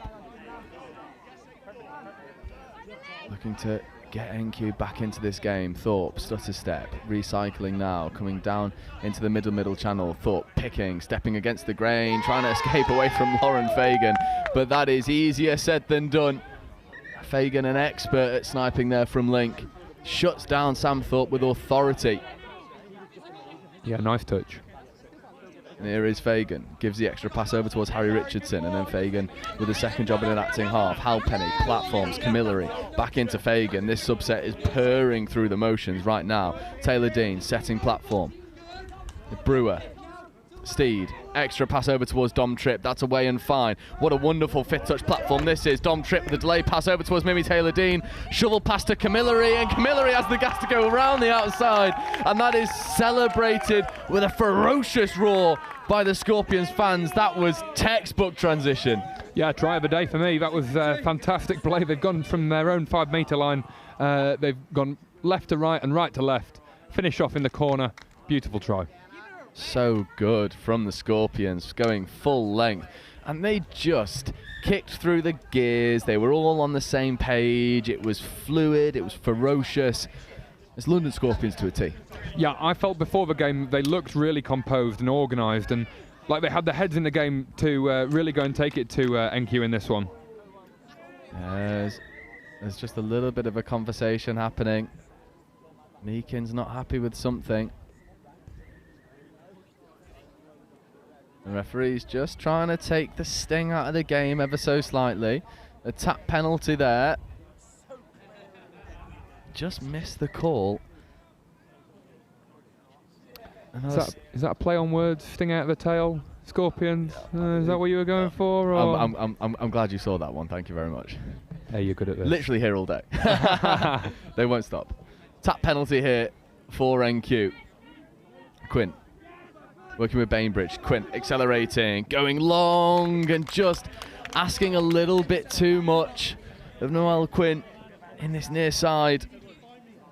Unfortunate, because the space was there.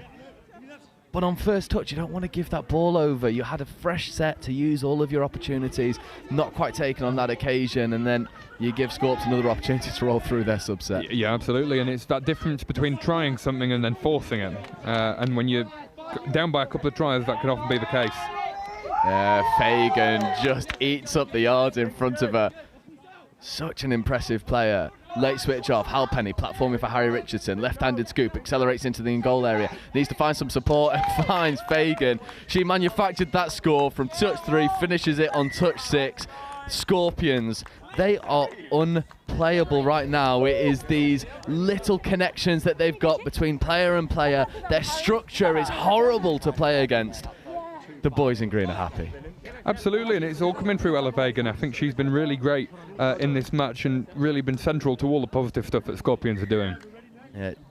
Again, one of these players that just needs to get more airtime because she is phenomenal, absolutely phenomenal, and is utilised so well in this Scorpion side. See Pennington and Thorpe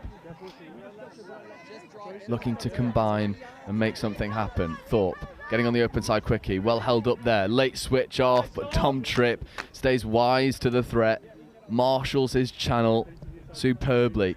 Pennington floats the ball into the in-goal area, and just NQ killing the ball in a difficult place.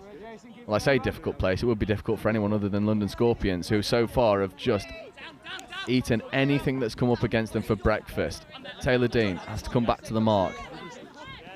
Brewer, hard yards up the middle, that's third touch. There's Jimmy O'Donnell, Josh Bendel, switching out with Lauren Fagan. Fagan platforming for Jimmy O'Donnell. This is hot, terrifying stuff. Not quite able to connect with Sean O'Sullivan, but there's such disguise to the play, these little late switches, all players knowing their roles and executing them to perfection. NQ are chasing shadows. Yeah, it's like anything in sport. With rugby, it's like your set piece. You're coming off the back of a line out or a scrum. In football, it's a corner. This set play from Scorpions has been well worked, and every player knows their role to a T, and they're executing fantastically. And I suppose I'll pose the question to you. From an NQ perspective, A, can you stop it? B, how? It's very difficult due to the quality that they've shown so far. Sometimes you might have to wait for a mistake, but also you have to threaten an attack, and that's what I haven't seen from NQ so far. Yeah, I agree. As we see Lewis again. Late check off towards Halpenny. Richardson picking. Late pass over towards Halpenny. Halpenny back inside to Harry Richardson. And they are playing with swagger at the moment at the London Scorpions. You couldn't pay me to be on the pitch right now. No, they've got the bit between their teeth and they're taking every opportunity that they get. Pretty unplayable right now, as we spoke about just before. It's like when you're playing against Man City. You have to take those very few chances that you get. Otherwise, it's going to be a difficult afternoon. Absolutely is. And Scorpions, I mean, they are just... So far, this is the most complete performance I've seen from a team on live stream. And that says a lot, because we had Hoods versus Galaxy Southwest, and they were just phenomenal. Two teams that sort of nullified their big threats, but found inventive ways to get over the try line. Scorpions, as soon as NQ think they've got them marked up one way, Scorpions find another way to undo you. It's impossible to play against. Yeah, that last try that they scored, they thought they were going to go out wide, and they've just hit the little inside ball back on the short side, and it's the triple threat. Not that this is triple threat playing, but they're definitely showing more than one line of attack. Yeah, Taylor Dean coming down into the 32 channel. Hal Penny escapes his way through, potentially. But Cooper Bainbridge with a swipe touch brings that transition to a close.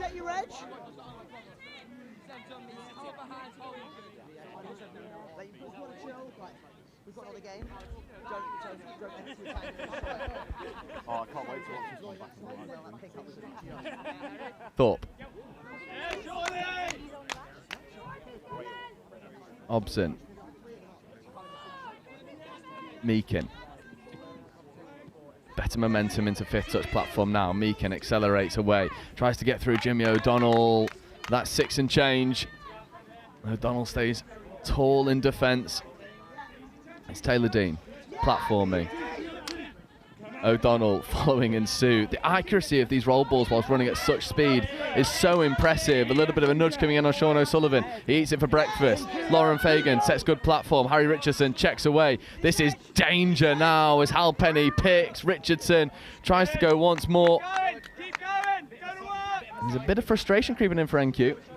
Yeah, they've done well to stay in the fight there, though, and get the ball back. It could have been very easy just to let them go based off how good the Scorpion set play has been. But fair play to them. They got back, got the ball back. And can they create something here? Certainly staying in the fight. They've stemmed the flow of scores going against them, but now they need to find a way to get over the line. Extra pass away from Quinn. That's been given 6 more. Bainbridge.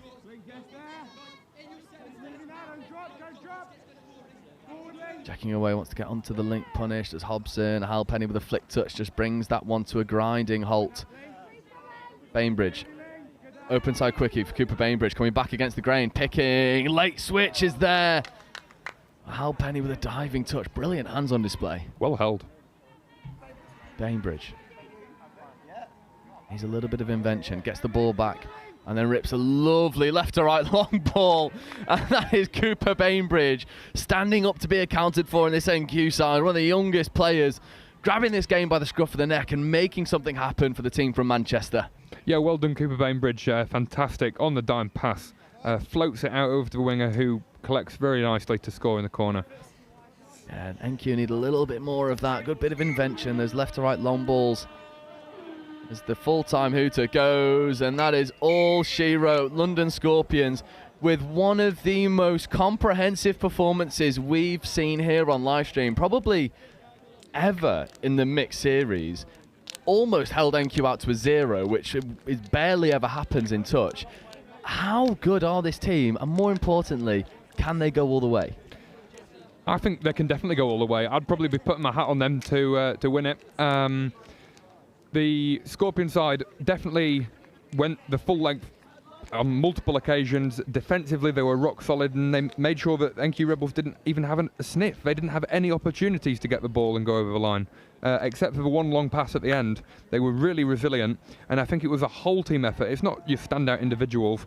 It came from 1 to 6 or however many players are on. Yeah, it was just brilliant, absolutely brilliant from London Scorpions, and we will see them later on in the final where we will find out who they are playing against. It will be an interesting one for sure. Coming up for you in a moment though, speaking of finals, we've got one here for you. It's the bowl final, Nottingham Mavericks versus Chester Cheetahs, and that'll be with you in 9 minutes time.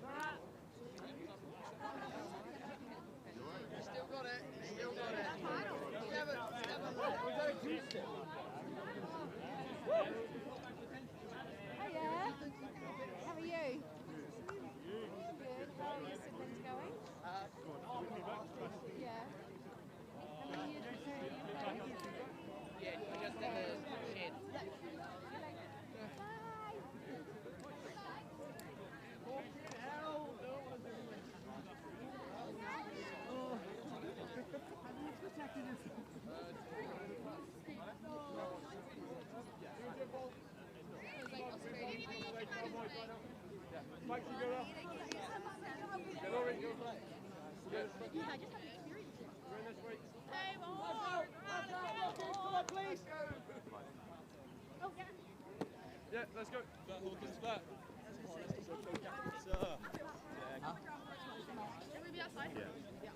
Yeah, take a step. Let's back, Marcus. Flat right here, flat right. Imogen. Yeah, outreach. Carly, yeah? Carly, yeah? Let's go, let's go. Good, let's fix it. Stay at the end of the pitch. Oh. Grab it. Yeah, no, just take it. Pops it. Man, that was so fun. That was so fun. Let's lock in now. Keep it clean. Nice and tidy. We were talking about Get outside, Rich. yeah, mid rip back. Lovely ball.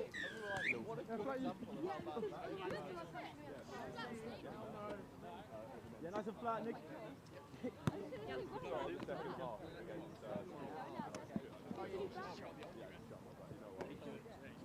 Yeah, out, Rory, now.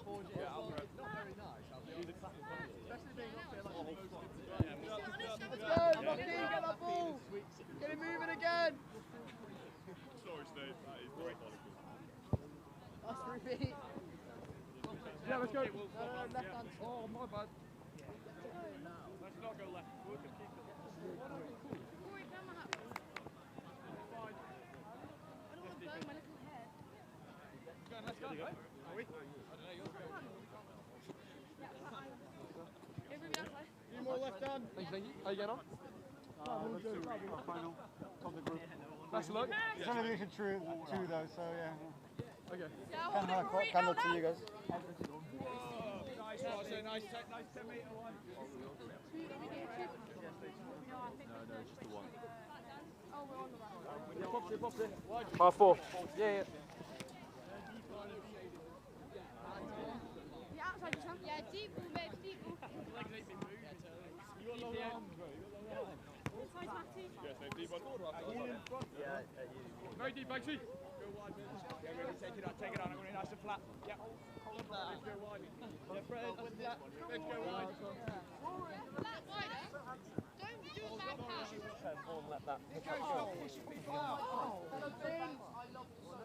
Yeah, push me out. Yeah. Yeah, Joe. Could have been a bit better. Yeah, I know. It's a bit wild. Yeah, Robert. Last one. Cool, bring it tighter, You're going to jump split across, Ruby gets a half. Cool, good half work here, please, good half work. Yeah. Here we go, DP wants, yo, pick me up, Maddie. Nice, Tilly. Yeah, bring it close. Yeah, only one.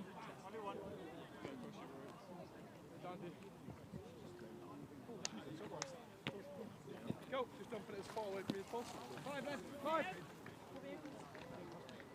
7, 8, 4. Go. All right, game intensity, let's lift it. Lift it. Oh, it's me, it's you. Get down, Banksy. Yeah, come across your mate. Here we go. Last one. Beautiful, get around each other. Here we go, last one of the day. Final funny, boys and girls. Come on, Snails, let's go win. Snails, let's go.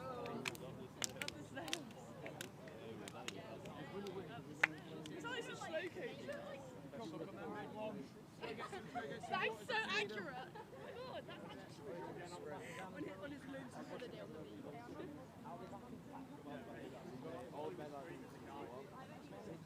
Kyle, when you're on the back. I know, I'm literally Don't worry, down there.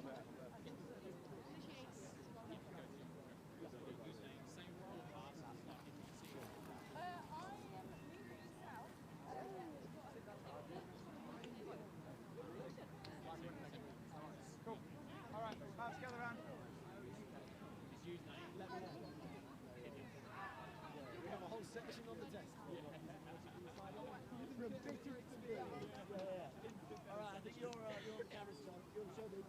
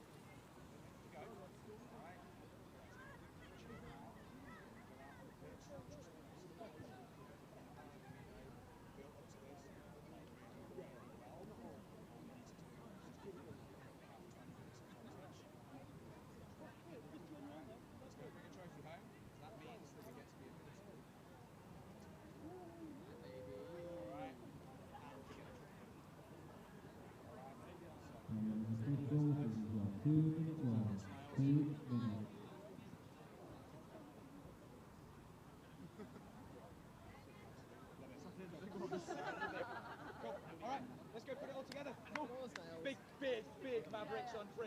1, 2, 3, Mavericks on 3. 1, 2, 3.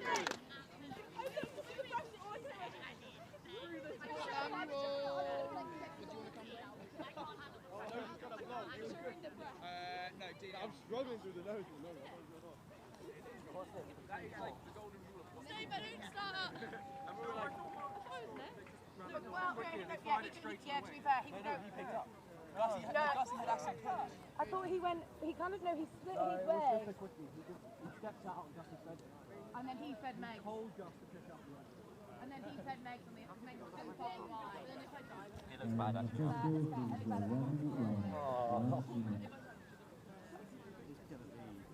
So here we go, the first final of the day, Division 1 Bowl final, Nottingham Mavericks with the tap against Chester Cheetahs. Mavericks, a little bit more than trophies on the line, a bit of bragging rights getting into the Hoods group for next round if they win this game. It's a very palpable opportunity. The energy in this Maverick sub box is electric at the moment. They are sort of calm and ready, but there's a buzz about them. And Chester Cheetahs, boasting probably one of their more comprehensive sides that we've seen so far, are really come out here to spoil the party. I'm joined by Ollie Holmes. Ollie, we know a lot of these Chester's boys, they'll be up for this as much as possible. Yeah, they'll most definitely be up for this game here. They did come in with a little quiet confidence before the game here. It will be interesting to see how this one unfolds. Also very interesting to see that the pod that's out there for Chester Cheetahs is Ben Grinter, Celeste Tuino, Zach Richardson. It's interesting because they probably boast some of the best attacking quality that we could see. They're out here to prove that they're not just these attacking players. They want to spoil the party for the Mavericks. As Edwards looks to set pace early, combining with Loveridge, Dean, and then the magic man Rory Hawkins over on that far side, platforming for Edwards, feeding over towards Sam Dean. Chester marshal it very well at the first time of asking. Edwards coming back over for this open side quickie. Theo Edwards looking to go long. Couldn't quite connect with Loveridge. No, just looking for that cheeky link hole there. I'm sure they will expand that passing as the game goes on. Is Zach Richardson, Celeste, Ben Grinter, just a skip pass over to the wing.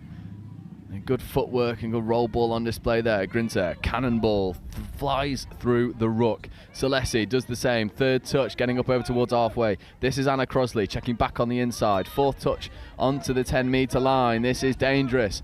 Is Morris in an acting half. Jake Morris scooping, picking, right foot step, trying to combine with Anna Crosley. Not quite on that occasion. There's a really good subset from Chester. Yeah, it's exactly what we want to see there, Joe. They started in their own half and still managed to get down to the other end of the pitch. Just a little bit unlucky with the hands as we see Nottingham working down the near touch side here.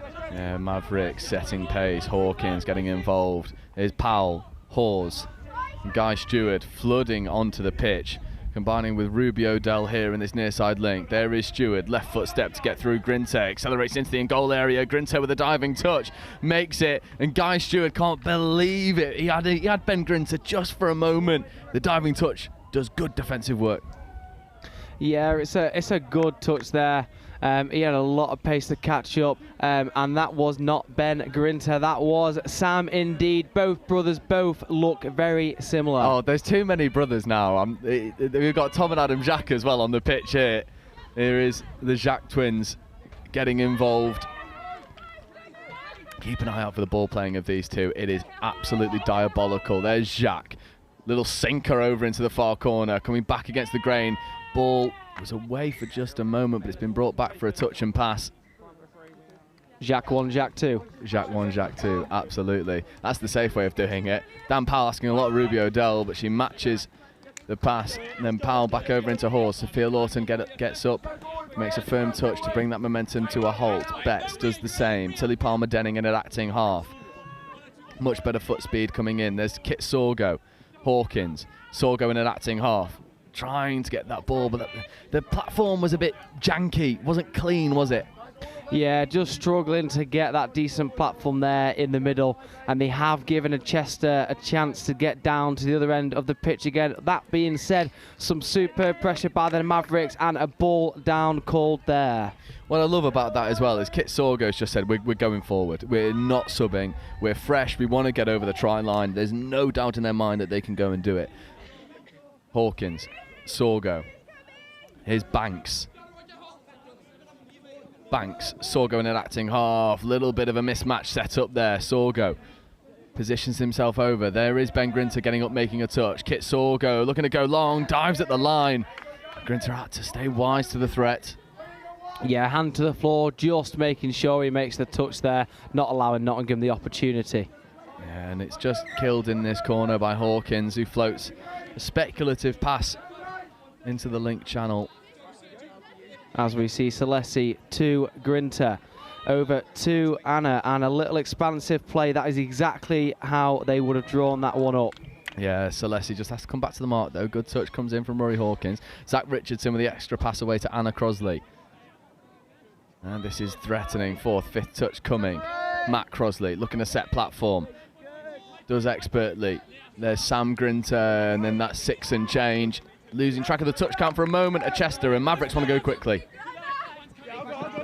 Mavericks' desire to get that ball off the turnover is something that we have seen throughout the day, and that won't stop here.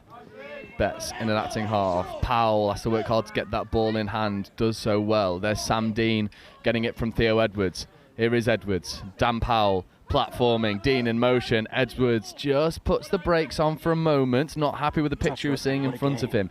Late pass away towards Powell. Coming back against the grain and then ripping long. Finds the space, but not taken cleanly. Yeah, just loose his brain, just one step ahead of her hands there. However, they have been rewarded with a penalty and a fresh set of 6 on the line. Dean, Edwards, Powell. Doggy's platform coming. Sam Dean accelerates, puts the brakes on. Denied by Chester on this occasion. Doing a good job of shifting the focus of the attack. Going from edge to edge, but not quite able to find the cutting edge right now.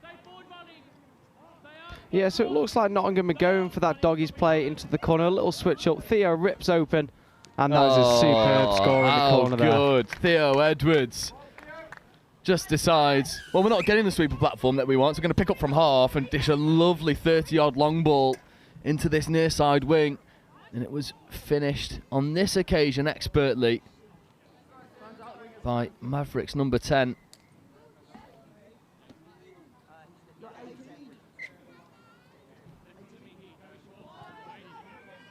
Yeah, it's great to see Nottingham can play both ways. Yeah. It's very hard to defend against. Jacks. Setting sweeper platform here, stepping, getting into the in-goal area. Oh, the acceleration just to buy some extra yards, and then a floating pass into a bit of space, trying to connect with Anna Crosley. Not quite happening for the Jacks, trying to ghost through, make something happen. It's warning signs again from Chester. And there we see Nottingham with a mistake in their own end. Now let's see if the Jacks twins can use their dancing feet to get another try-scoring opportunity. Yeah, this is Adam Jacques working with Liam Lawton in the midfield. Adam Jacques. Grinter comes flooding onto the pitch, says, I'll sweep. Adam Jacques just trying to pull the Mavericks defence up onto the 7. Jack checking back in towards Anna Crosley, but Matty Hawes takes the 7 away from her. Ben Grinter. Adam Jacques. Platforming. Crosley. Lovely flash ball out towards Grinter. Grinter diving at the line. And I think that's try time. And Ben Grinter gets himself onto the pitch, subs himself on and shows his worth. He levels the scoring. Chester 1, Mavericks 1. And if we know Ben well enough, he will be straight back over to that sub box there. Started the game as a defender and has transitioned into an attacker. Yeah, he's in that attack pod now. There's Dean. Hawkins. Coming back over towards Sam Dean.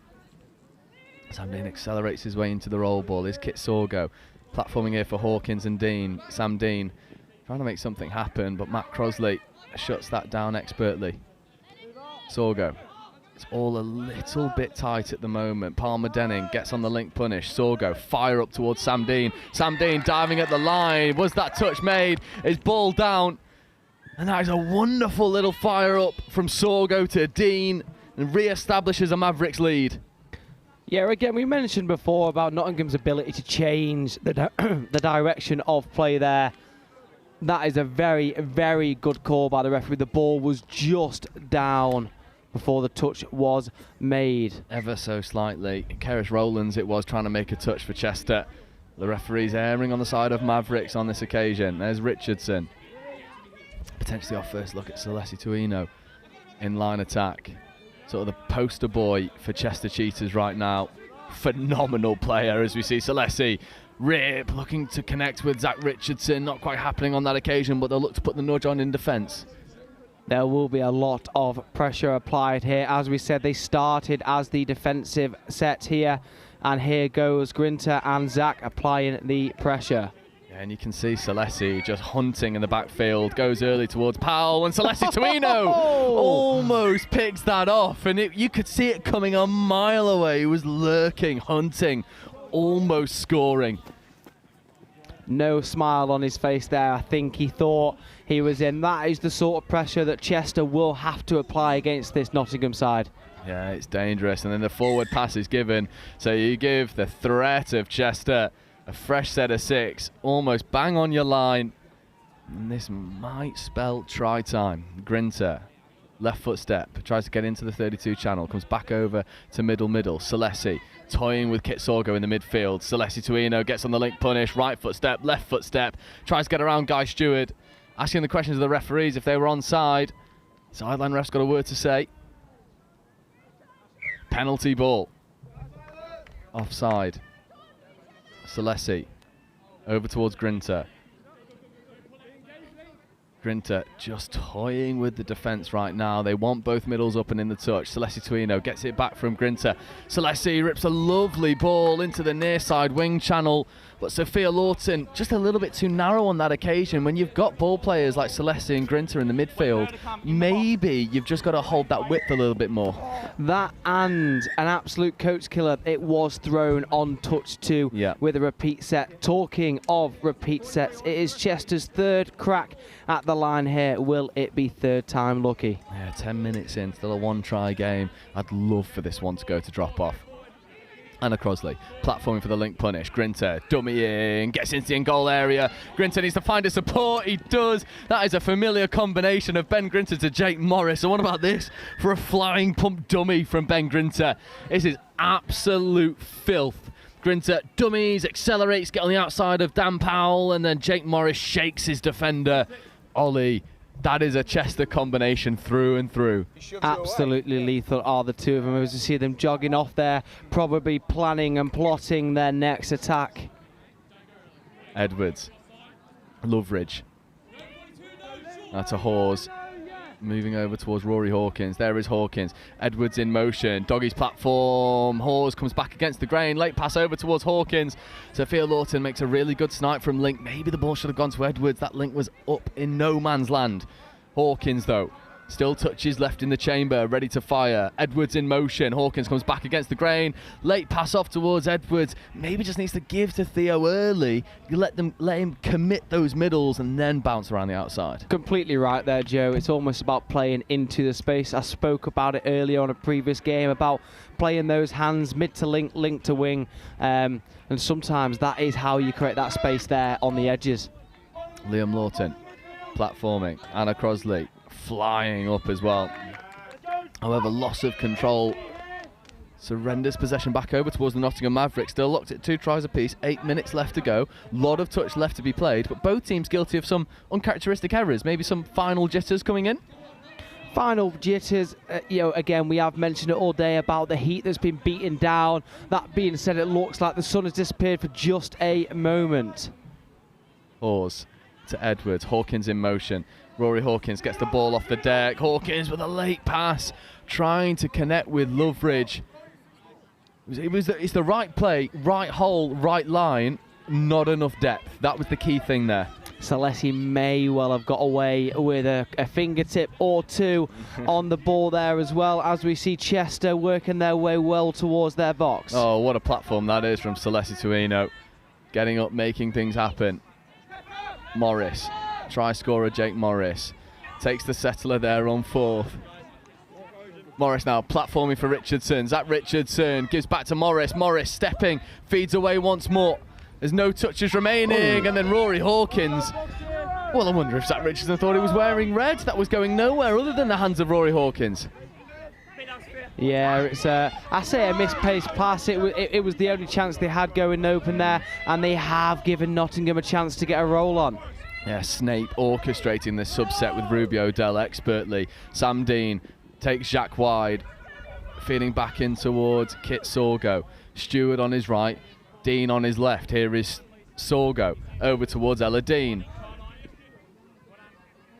Oh, lovely ball over towards Guy Stewart. And that is a stunning hole run by Guy Stewart, delivered on a platter by Kit Sorgo. He will be showing his teammates that one after the game. That is a textbook example of how to hit your hole, and what a pass out there as well. That's a lovely flat rip from Sorgo, finding Guy Stewart in acres of space. Phenomenal bit of skills on display, and Mavericks establish themselves a lead once more. 6 minutes left to go, 3 tries to 2. Jacques platforming here, Celessi Tuino in motion. Celessi going hard at the line, and he just shifts through gears 1 to 6, almost immediately re-establishes parity for Chester Cheetahs. A rapid turn of pace from Celessi there, off the sweeper play, straighten up, very, very direct and straight into the hole that Nottingham left there. Yeah, hole was way too wide, and Celessi said, "Thank you very much, Mavericks." 3 tries apiece, 5 minutes left to go. This game feels like a drop-off. Hawkins over towards Edwards. Just a little bit stop-start. Not a lot of momentum at the moment. And now coming over into the doggies platform. Oh, ball had to go towards Theo Edwards. It makes its way there eventually. But it given the Chester Link an opportunity to get back on side. Yeah, a superb touch from Zara Allen there on the wing as well, just to stop Nottingham from converting in the corner. And good play from Nottingham to bring Chester away from their sub-box. Absolutely. There's a really big space here in the midfield as Mavericks look to orchestrate their midfield press. This midfield press from Mavericks is begging for an away set. They're stacking that far side almost immediately. I wonder if the Chester players are starting to identify it, and maybe later on in the game they'll run that away set to try and create some scoring opportunities. Crosley shows a pump of the ball, Hawkins buys it. Here's Grinter flying on with Thomas Jacques. Thomas Jacques platforming, Morris picking, drops a late pass off towards Grinter, but Theo Edwards had his hand in the cookie jar and came up with nothing. Fresh set of 6.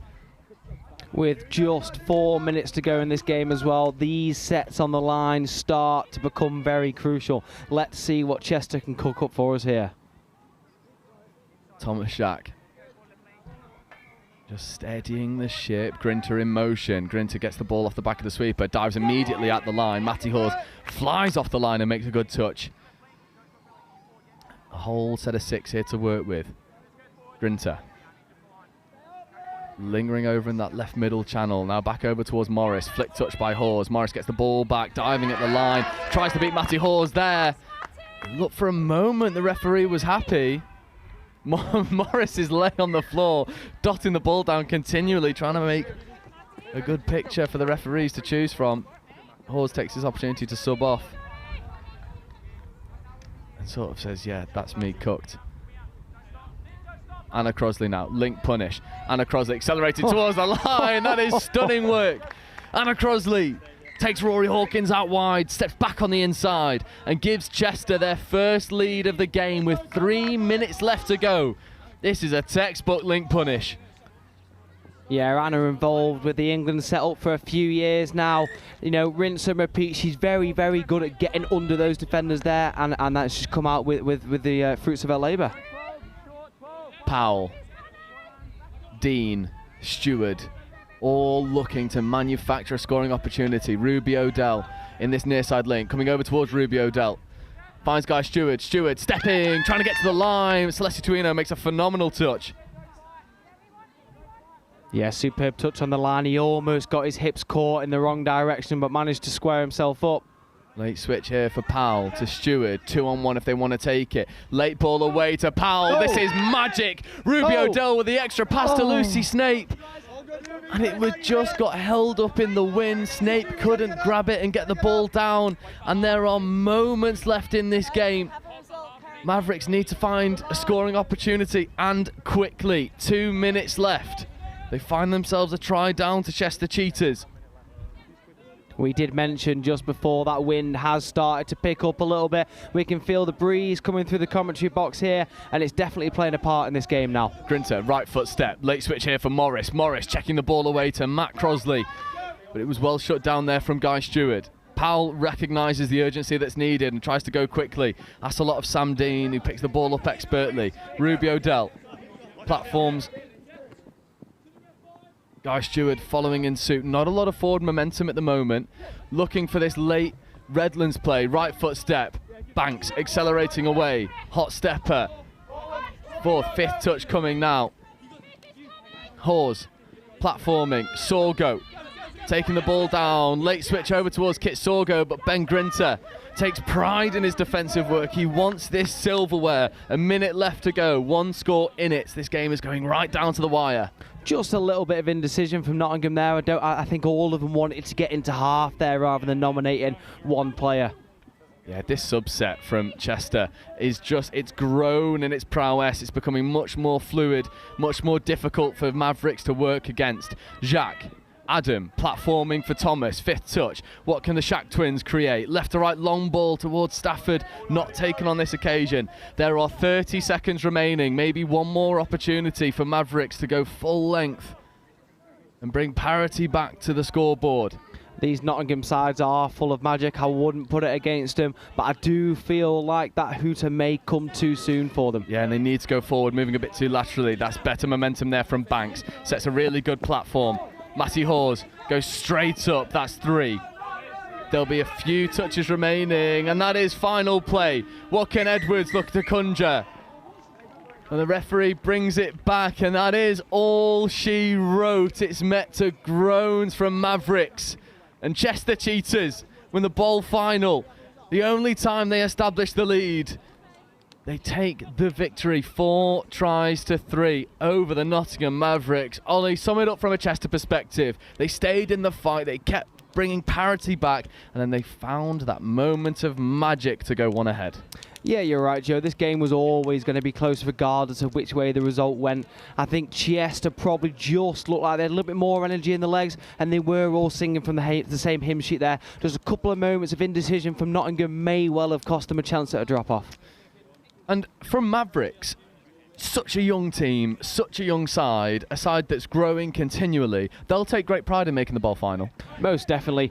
Over the last couple of years, they've grown, and we expect to see that growth even more over the next few years as well. As you said, it's such a young side. We'll be disappointed with the result. However, they will have another crack at this with the tournaments to come in the next few years. Absolutely. But for the first final of the day, that is all she wrote. Chester Cheetahs, the victors over Nottingham Mavericks. Hard-fought game. We're going to take an 8-minute break where we'll be right back with you at 4:30 for the knockout game in Group E in Division 2. It is London Eagles 2 versus Thames Valley Vikings.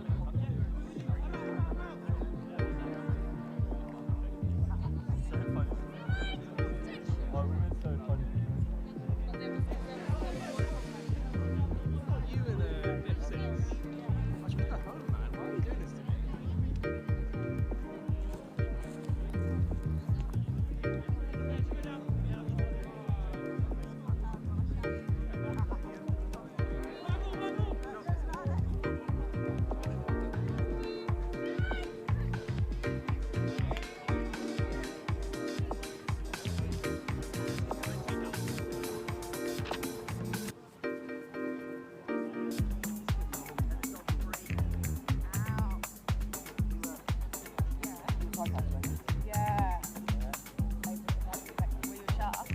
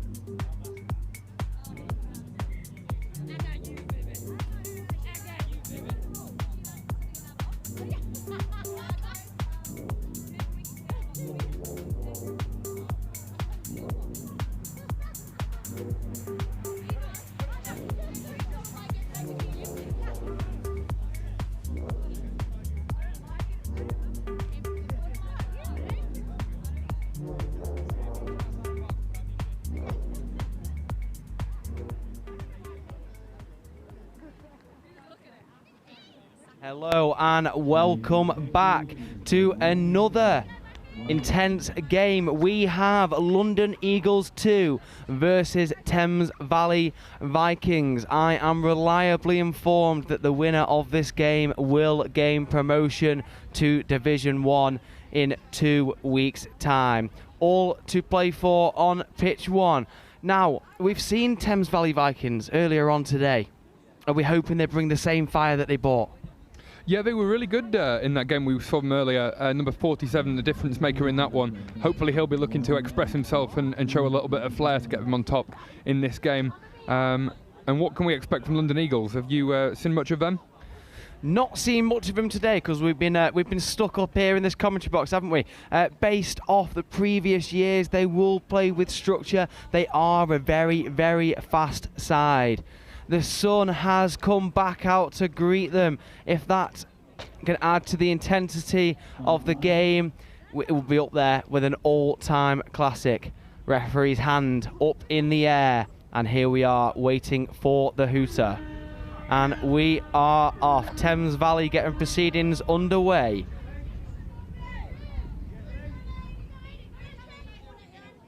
I'll just touch on the point you made before the game. Obviously the promotion opportunity into competition here between Division 2 and Division 1, I think that's a really great thing for the league, with teams able to progress up and down depending on their form throughout the season. So I think that's really exciting and something that maybe sets touch rugby apart from other sports. Yeah, it's what makes the sport the way we know and love, as Thames Valley Vikings are unsuccessful in their first go at the line. Eagles with an opportunity to get some fresh legs on the pitch with some good go forward, some good pressure applied by Thames Valley in defence, exactly as they did earlier on in the day.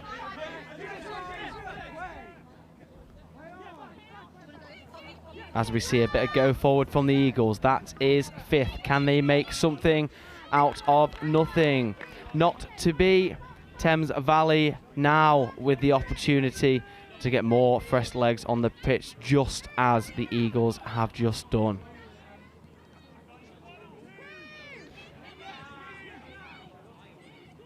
And that is a wicked pair of feet there. And he puts the afterburners on, straight through the middle, backwards cap, cool as a cucumber. And there is our first score of the promotion playoff. Yeah, number 47. Unfortunately, we haven't got his name, but he was fantastic in that first match, and he's proving to be the difference maker again in this playoff final. Just 2 minutes in, and there is our first score. Can Eagles return the favour? As they pull it wide towards the left. Little bit static in attack. They will get another chance to strike at the line. A beautiful ball over the top towards the wing. Unfortunately, there is a hole in the bottom of the basket as the ball bounces out while we have just a short delay while we fetch that from the side of the pitch. Yeah, lovely pass though, unable to regather because there was a lot of spin on it, but first enterprising opportunity there for London Eagles. It bodes well for the rest of the game, doesn't it, seeing them being able to spread the ball that wide. That's where the scoring opportunities will come from, as we see some beautiful hands from the Vikings. And the referee calling that back there for an over the mark. Unfortunately, the Thames Valley momentum is stunted as the Eagles try to go quickly. They should have a couple of attempts at the line here, and let's hope they can get their first score on the board. Just slows down again in midfield. Can they create something? Probing. Gets it. Now that was something out of nothing there, wasn't it? A cheeky step off the right, and the space just opened up there for him. And he takes advantage as he planned to do. That is 1-1, a score apiece. This is setting up to be a good one for us. Yeah, nice bit of rugby, and there's a reason these two teams are both respectively top of the Division 2, because they play some good rugby and want to win and have been successful in doing so. So I think it was a really good start for London Eagles as they probed. They just waited for a gap in the a chink in the armour, and then took the opportunity when it arose. Just a little slow up in play as the sweeper comes round. It's Mr. No Name. And there is touch 6. I'm liking the fact that both teams aren't afraid to play into the space on this one. It looks like a very expansive game we're about to see. Yeah, we're going width to width, playing on top. A lot of rolling balls. Both teams are not afraid to have a crack. As we see a firm touch coming there from Mr. No Name. Referee says play on. I agree, and unfortunately there is a ball down there. Turnover. Thames Valley will have the opportunity to either run their tap off or a sub off to the box. It looks like they've chosen the sub, probably wise after playing numerous games in this heat today. Yeah, this will take a lot out the legs, a lot of fatigue coming in now. I think even that handling error might have just been through mental fatigue more than anything else. It's touch is a different beast when it comes to fitness. It's so stop-start and the intensity is so high all the way along as well, as we see Thames Valley unfortunately not able to convert that into a try. Eagles with a super bit of pace on there. No half, good pressure running by off the back Thames fence. Valley. Rugby league style. Now the referee has called a touch there. Unfortunately, number 44 thought he could sneak through, Ben Phillips, but the referee says no. Good pressure again by Thames Valley. Unfortunately, there was a foot in the ruck there from Ben, and that will be a fresh set of 6 there for the Eagles. Just looking for a little bit more go forward, aren't we, from the Eagles here, just to get down the other end of the field. That's right, go through the set, go through the plays, and see what you can come up with when you get into the right areas. Now one more. Oh, and he's through. A little jink of the hips. He's sweep through, and that is a superb one-arm pass around the defender there. And that is expertly finished by the female link, who unfortunately also has no name.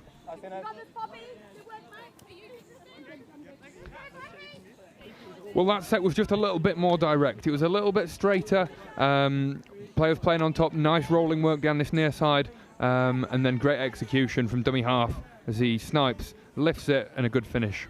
Yeah, we asked for direct, and that is exactly what we got. That sees the Eagles up by 1 against the Vikings as we see them pursue the scoreline. Can they get one back here? Nice, Max. Well, I have to say it's heavily contested here. I couldn't tell you which way this one's going to go either, as much of the games have been of today. Both teams are attacking well, defending well. It's going to take a moment of magic to win this one. Now, that is a little bit of a funny one there, as one of the Thames Valley players takes a ball to the bum on his way back to his sub-box. The referee has called play on, and the Eagles player has taken advantage of that and got the ball down. That now leaves us 2 apiece in the promotion playoff, as Eagles, again with possession of the ball. This Thames Valley pressure, although he's being penalised for offside there, is exactly what you need to see, isn't it? Defence wins games. Defence wins championships as well, and that's what's going to get the team promoted to Division 1. They need to be a little bit more connected and solid, both sides, for me, in order to stop giving away those cheap penalties, allowing the opposition into their danger zones. Spot on, as we see a 32. He's looking short side. And the referee has called for offside there. That was a superb defensive touch. So they've come back for the set of 6. Now I'd like to see the Eagles start to do a little bit of conditioning here and make the Valley side think they're going one way and then go the other.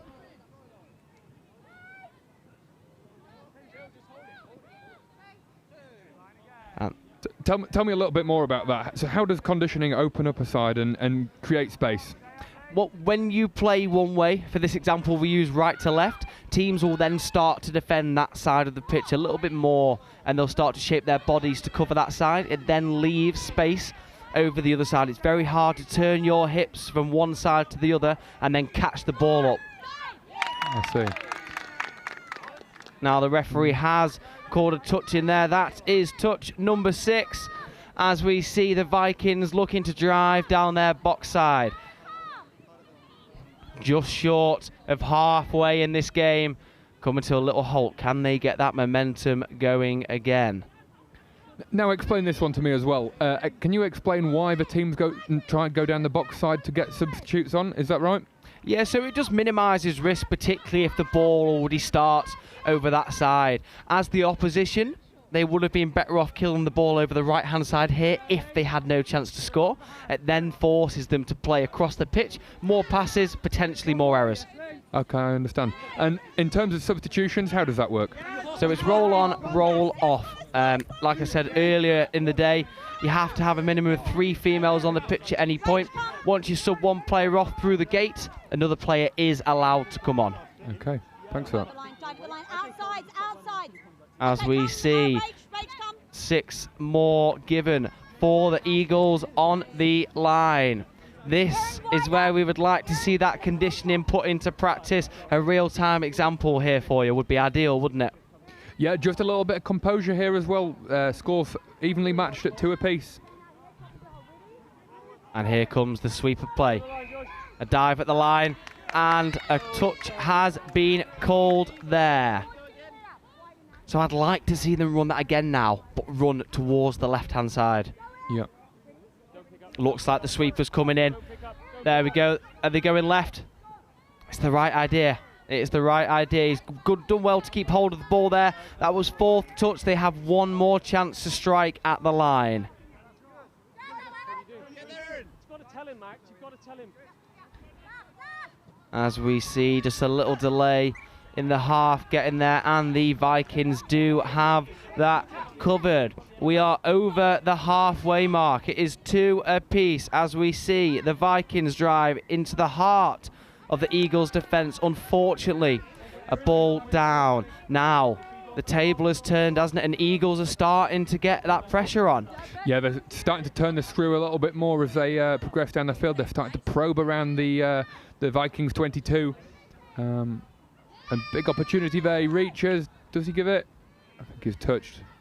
Comes back, but they've still got a complete set to go. And here comes another sweeper. Another dive at the line. The referee looks like he's shaping to give it, and he is, and that is the Eagles asserting their dominancy here and taking themselves into a lead by 1 score. That is exactly what we're asking of from the Eagles, isn't it? Yeah, and they absolutely earned that score. They were playing in the right areas, completing their sets and forcing the error from Vikings, not allowing them to exit their half. Now the Vikings won't lie down and sleep here. I'm sure they would love promotion into Division 1 in 2 weeks' time as we see them rolling forwards. That's good momentum. Coming down for a 32. Just a little halt. Let's just reset and strike off 5th. Let's see what they've got in the playbook here. A little open side scoop looking wide. And that is good defence by the Eagles, eating away at the space they had left until there was no more.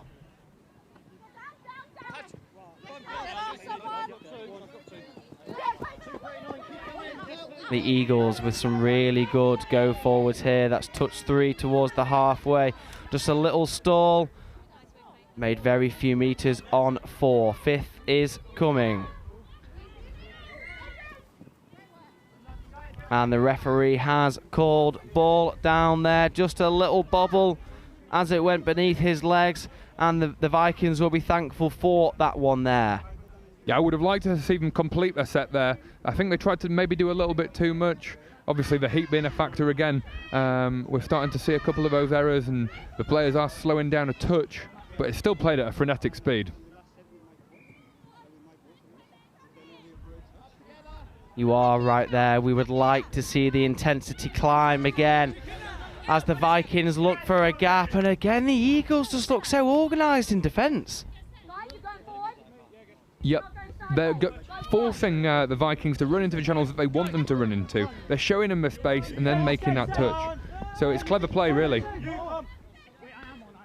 As we see a wry smile from the Vikings player there, knowing if he'd have put the ball down, he would have been off the mark. And there comes a handling error, giving the Vikings a chance to transition themselves off the pitch. Calling for 6 more, not given. Just a little halt in play, and there is 6 more. It has been given. Next touch will be number 1.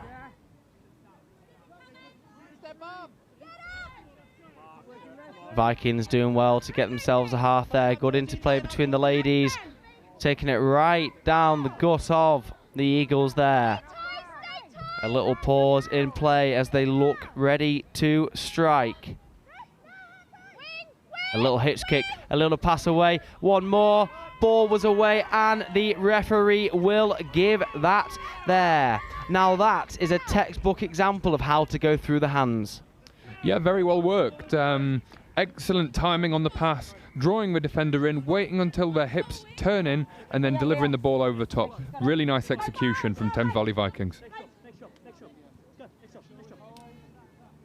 An absolute superb score pieced together by Kat Spring on the wing there. We come back in at 3 apiece with less than 5 minutes to go. You said earlier it would be very difficult to pick a winner. Can you pick one now? Well, we're still no wiser as to who's going to win this match. Well, there might be your answer. And that is a score for the Eagles. A cheeky quickie into a step back, straight through the 33 channel. Yeah, there we go. He occupied 2 defenders. It's very, very difficult to track that man when his dancing feet get going. I've got him on my team sheet as Daniel Winnes. I think he's been really excellent in this match. He's made a lot of stuff happen for the Eagles. Spot on there, as the Eagles are penalised 10 metres. I'm not too sure what for, but the Vikings will not complain. Can they get themselves a try whilst being down this end? Looks like the referee has given the touch there. That was number 4 with 1 more to go until 5th. Let's see if they can make use of this here. Take the space! Take the space! As 5th touch comes in, looking open, coming back short side. Unfortunately wasn't able just to get his hands right, just to send that ball across to the wing. The Eagles will be counting their lucky stars. They will be looking for a good transition, likely down this box side here. Minimise the errors, complete the set of 6 and push the Vikings as far back as they can. Yeah, make it so that the Vikings have to go the whole length of the field, and it can become very difficult to break down what has been a very strong Eagles defence. This really has been a game of chess, as we see some good interlink between the Eagles player there. 5th touch. So a superb burst of speed by 73. And number 27 goes in for a score in the corner. That puts them 1 score ahead.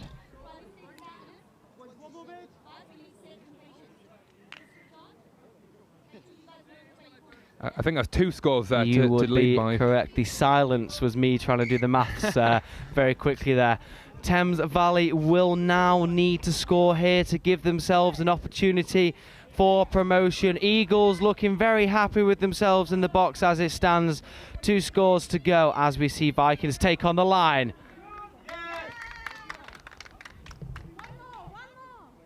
Just a couple of opportunities in the last sets just to give that ball to the wing there.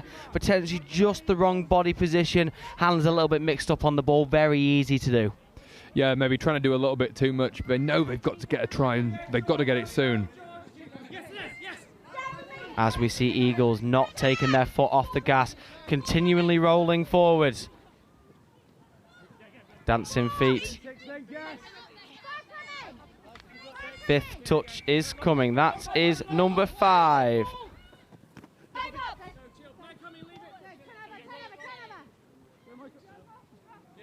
This is last chance saloon for the Vikings. I would like to see them not sub and just go straight down the field here. When you've got just over a minute to go, it feels almost like wasted time moving laterally, doesn't it? Yeah, not a lot of time on the clock, 1 minute, and I don't think that handling error is going to help their cause as they try and get back into this one. Unfortunately for the Vikings there, they have missed out on that opportunity to bring themselves back to a 1-score game, as we see some good interlinking play on the far side of the pitch from the Eagles. If they complete their sets here, they will have all but been promoted to Division 1 in 2 weeks' time. Touch counts.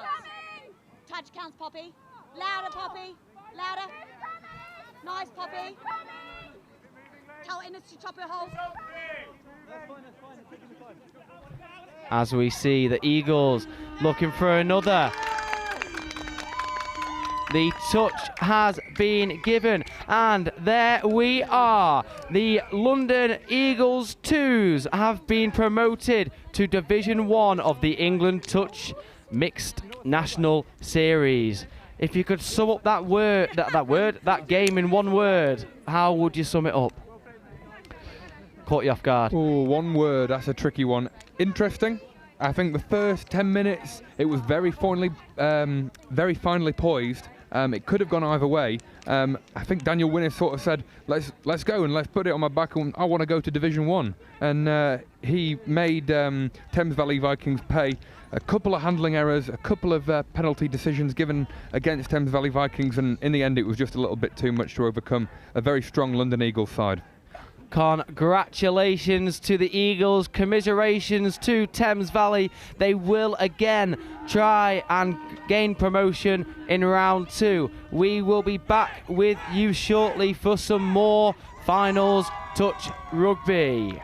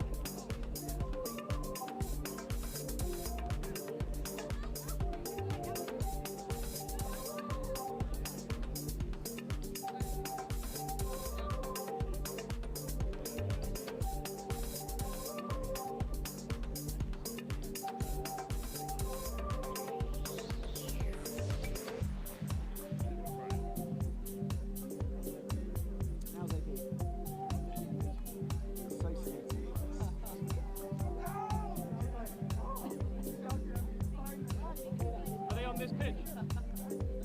I'm going to go take my boots off.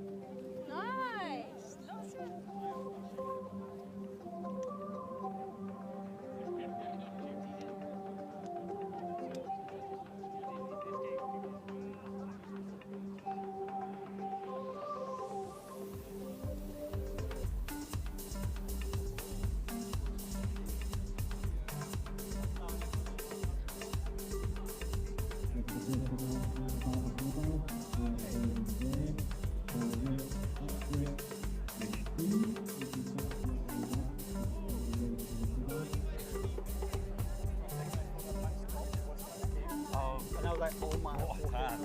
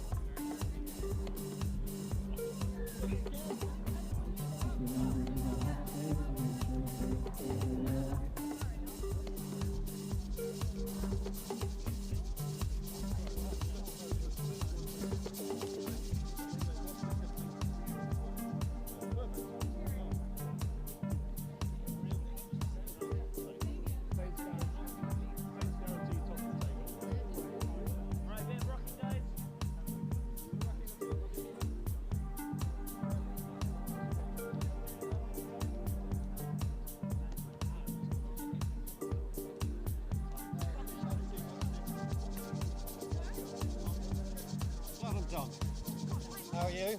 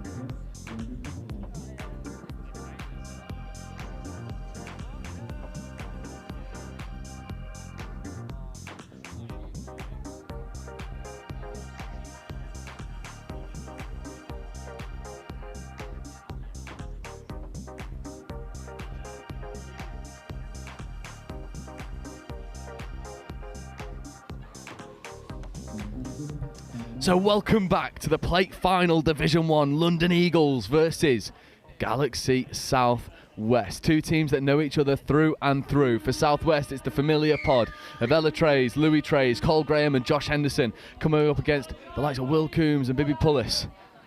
Joe Wright, joined by Jake Parkinson. Jake, what are we expecting to see from this one? Well, expect that pod work to come for Galaxy South West, and they get over the line very early. That's exactly what we're expecting to see. Yeah, how good is that from a start from Galaxy South West? First time of asking, gets over the try line with expert precision.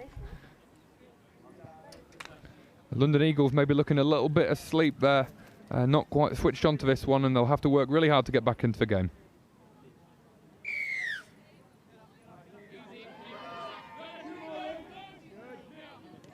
London Eagles with the first opportunity for their attack and turn it over straight away. So Galaxy Southwest with the ball again. Proper coach killer that, surrendering the ball on first touch, turning it over and then allowing Galaxy Southwest an opportunity to go hard at the line. And just to bring you up to date, try scorer was number 11, Molly Morris, over on this near side wing. As you see, Louis Trays getting off the platform of Conahan. Trays looking to go long again to Morris. Morris takes it in stride for a moment and then coughs that ball up and surrenders possession back to London Eagles. Eagles living life dangerously right now. Absolute beauty of a pass. A few too many revs on it for number 11 to be able to take that one in a stride, but yeah, it's looking dangerous for London Eagles in this early few opening stages. Yeah, nice little show of the ball to manufacture a good bit of go forward. The Eagles platforming here on 5th, accelerating, trying to escape through Louis Trey's. Ball goes, referees are happy. Check back on the inside, was gone as well. Not quite taken though on that occasion. It's better endeavour from the London Eagles. Yep, that was their first real opening into the match. I would have liked to see them complete their set, but it's still early phases in this game.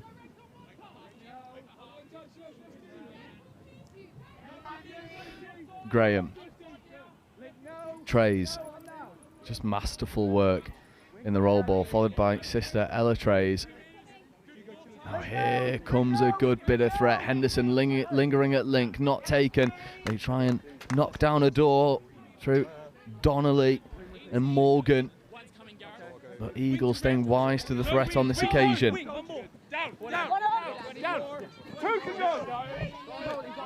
It's really good foot speed going into the roll ball there from Geroid O'Callaghan. Coombs checking over to Quinton Tyra, unfortunately for this occasion. That ball just, I was asking a bit too much of Tyra. Maybe a little bit of fatigue setting in. Last game of the day under the baking sun. I wonder if that's the reason for some of these lapses in concentration. Yeah, it is so hot out here. We can't emphasise enough how really, really, really warm it is out here. I know myself, I'm burnt, so I really feel for the players out there who have been fighting and battling away all day. Speaking of burning, Louis Trey's burns this London Eagles defence expertly. Little trail line to Cole Graham. And Trey's just saunters his way back over into his defensive set. That was wonderful stuff from the Southwest number 6, Louis Trey's. There's a reason he's been touted as one of the best players in England at the moment. He's playing some fantastic stuff, and when he gets going and he gets takes the breaks off, he's very hard to stop. Yeah, and it's this familiar combination between him and Cole Graham. You barely ever see one without the other, almost attached to the hip at times. But they've just got such a phenomenal understanding between the two of them. Yeah, masterful composure in the midfield. They are really the heartbeat of this defence and also the attack. There's Chris Wall getting in and acting half. Late pass, tried to find the link, but Conahan gets up into the passing lane, bats that ball down. Fresh set of 6 here for London Eagles. Keep an eye out for number 7, Chris Wall. Stunning little player, been doing everything you possibly could do on a touch pitch and more. Comes into that 32 platform, checking away and finding the support. Tom Flanagan is Flanagan in an acting half, gives the ball back. Unfortunately, on this occasion, Geroid O'Callaghan can't quite take that one in his stride. London Eagles leave a fresh set of 6 out there. Yeah, probing a little bit more by the London Eagles, but unable to convert. I feel like they may rue these missed opportunities if Galaxy Southwest go the length here. Ella Treys gets in at acting half. Here comes a good bit of threat. Henderson in motion. There is Josh Henderson. Stepping, drops a late pass off towards Ella Treys, who just lingers in a dangerous area. Connects with Josh Henderson. Gets over for Galaxy Southwest, 3rd score of the game. Well, you think you've got one of the trays covered, and then all of a sudden the other one pops up with a try. Yeah, so good. You think there'd be 2 of them out there. Well, in fact, there is. This time it was Ella Treys who just ghosted through a nice little gap, getting the ball down. And now Eagles find themselves really up against it. Is Mark Aldous. Back over towards Aldous. Coombs in motion. There is Will Coombs. He just straightens. Good bit of go forward always from Will Coombs. Phenomenal player. Setting platform now. Andy Dyer feeding over towards Will Coombs. But a bit of a collector's item there. Coombs not taking it in his stride. There was space in front of him to explore. Not able to do so without the ball. Turnover for Galaxy. Yeah, a couple of handling issues here. Oh, and no touch claimed. And Conahan sort of having a wry giggle as Will Coombs eats up the yards in behind. And that's no mean feat, shutting down Seb Conahan when he's got fresh, well, clean grass in front of him. And Conahan working with Bloom. Treys comes and enters the fray over on that far middle channel. Conahan having a dabble down the link. A good touch that comes in from Meg Pemberton. No touches remaining. I wouldn't put it past Galaxy Southwest making something happen. Bloom, left foot step, gets into the in-goal area. And Pemberton shuts down the threat. Little flick touch on the boot of Bloom. And brings that attacking set to a grinding halt. It's Coombs, Aldous, Pemberton. Lovely hands out towards the wing. Mark Aldis just has to check his stride. There's Bibby Pullis.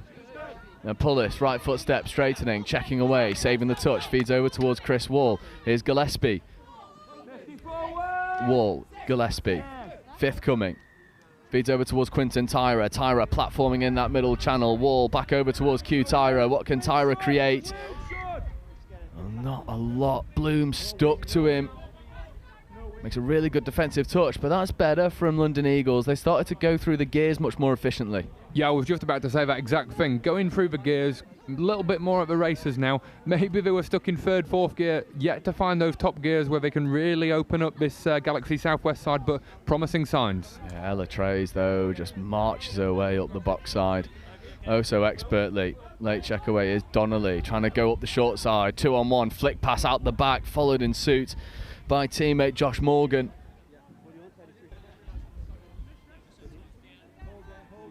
A turnover for London Eagles. Gillespie, Tyra. Well, Q Tyra just leaving that ball behind as he looked to pop it up for Wall, and now danger signs here for London Eagles. Southwest with a fresh set of 6. Donnelly to Morgan. Back to Donnelly, Henderson in motion. There is Josh Henderson, looking to rinse and repeat towards Ella Trays, but it's a good shut in there by the far wing. Henderson. Donnelly. Donnelly looking to take Bibby Pulls out wide, not taken. There's Donnelly, again trying to come over onto Pullis. Pullis makes a good touch, and Morgan escapes his way into the goal area and rips a ferocious dagger through the heart of the defence. And where did that come from Josh Morgan? He put some real fizz on that. There was ferocity and power in that pass. He literally forced it into the arms of the winger there who receives it, stood on the corner flag, dots it down. That's a bit of magic from Josh Morgan. Just finds a way to unlock the defence. You thought the opportunity had gone. And then Morgan, ripping from the hip, finds that winger. Stunning work. As Coombs looks to go through a little gap. Coombs. Checking over once more. Just a little bit stop-start at the moment. There's Garoyd checking away. Garoyd in motion. What can he create? Nice little late pass. Having a dabble in that link channel was Tom Flanagan. But now this is fifth touch, and Coombs, Flanagan and Garoyd have to make something happen. Late switch away here for Flanagan, asking a lot of the link, who takes it in her stride. It was good hands on display there.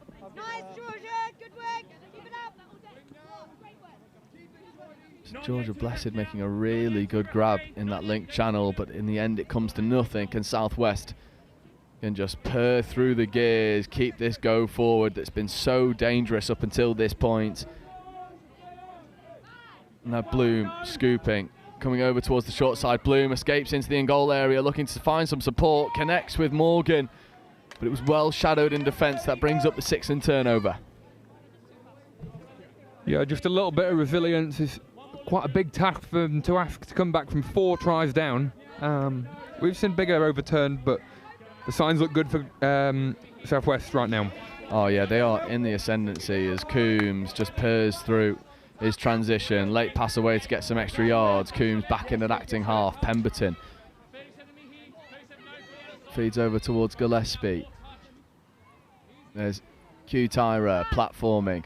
Coming back in towards Q Tyra. That's fifth touch. 3 on 4 on 3 if they can execute. Late passes were there, but it was well shut down on that far side by Annie Ainscough, expert winger in this Galaxy Southwest team. It's Conahan. Nice pace onto the ball there. Always with Seb Conahan, and then late pass there, and that is a lovely bit of heads-up play. Bit of Redlands on display from Galaxy Southwest. Throw the extra pass, and Josh Henderson finishes in the corner. Relatively straightforward for Henderson. The damage was done by Trays and Graham. I mean, what can London Eagles do? Southwest are just so good right now. Not a great deal. They had all the composure. It was the try scorer who started the play and finishes it off himself by just injecting that little bit of pace, running onto the ball, setting the offside line, which forces the London Eagles to go back, opens up the space to go back down the short side. Yeah, Pullers just moving the ball to this outside edge, taking it ever so steady. Wall, open side quickie. Chris Wall, what can he create? Left to right, long ball. It finds its mark. Unfortunately, just drifting forward out the hands from Chris Wall. Sideline referee in a great position to see it. Yeah, I think it was very tight, but I think the referees did come to the right conclusion there. Yeah, you can see it on the replay. Just drifts forward ever so slightly, but Chris Wall showing he's a threat in line attack. Just needs more opportunity. Trays, sets platform, followed in suit by Cole Graham. And then cannoned up by Kieran Evans as well. And then Mark Aldous with a little bit of dark arts, batting that ball down, just bringing all of that momentum to a grinding halt. Amy Reese has to come back and take that roll ball. Connahan platforming, scooping. Connahan ripping late. Again, trying to find Amy Reese. Not quite happening on this occasion, but you can see that Southwest, even when they've not got any momentum, they're able to just manufacture a scoring opportunity. Well, he's got such fizz on his pass, and when you've got that in your locker, you have to be able to defend so much space and get across the field so quickly. Otherwise, that pass will just be past you and there's space on the wing. Aldous platforming, Wall and Coombs following in suit. Coombs with really good foot speed through the roll ball. It's so familiar now for Will Coombs. He's just such a workhorse in any team that he's in. You see good scooping opportunity here for Dyer. Late pass over into the link channel, not taken on this occasion. It's good endeavour and it's good industry from London Eagles, and not quite able to unlock this defence as of right now. Yeah, I think that's credit to the defence, but London Eagles have been pressing, they've been trying, and it's not for want of trying that they're not able to get over the line. It's just the quality of this Southwest defence. Yeah, and Southwest maybe feel a little bit hard done by that they're not in the cup final that we're coming up for you after this game. And they've really come here with a point to prove. Late pass there from Graham. Henderson looking to go around the outside. Flick pass back on the inside to Cole Graham. And Josh Henderson is playing with a swagger about him now. What a stunning bit of skill. Yeah, beautiful bit of skill. He executed that, and I think that comes from connections. You know, you're playing with these boys week in, week out. He knew exactly where he was going to be. He didn't even need to look. Yeah, Henderson. Again, one of these players that has just built such an aura about him. People know what he's about. He's fast, he's direct, he's purposeful, but he's also got those lovely flash skills in his locker as well. As you see, Coombs getting in at acting half. Late pass away, 2-on-1 here for Pemberton if they can execute, and that is ball down and try time, and it is finished expertly in the corner. The referees are happy. They give the score. It's Georgia Blessed getting down for Eagles score, and that was much better. They go and execute that 3-on-2. Really caused Galaxy Southwest all sorts of issues there. Yeah, definitely deserved a try for their efforts. They've been probing. They've been good today. We've seen them a couple of times. Definitely worthy of the try, but the result looking to go the way of Southwest. Absolutely. Bloom looks to get into the striking area. There's Connahan trying to get on this link platform. Middles do really good work at crowding out and helping out Bibi Pullis. And now Connahan stepping around, trying to create a 3-on-2 over on this short side. Not taken on this occasion. Connahan. Skip pass over there to Donnelly. Donnelly platforming, Bloom in at acting half. Connahan stepping, late pass away to Bloom. Bibi Pullis makes a try-saving touch in at link. Textbook there from Bibi Pulls. Yeah, she's been good in defence. She's come up with a couple of big moments which have prevented this scoreline from getting even worse for the London Eagles. Ooh, and that'll be given off the mark. It's relatively straightforward there from the referees. Donnelly with a good flick touch. Just shuts down the momentum. And Eagles, with about 4 minutes left to go, feel like they're really feeling some fatigue underneath the sun here in Oxford. Donnelly. Working with Morgan and Connahan. Connahan, Morgan, dummies, goes hard at the line. A good touch it's made.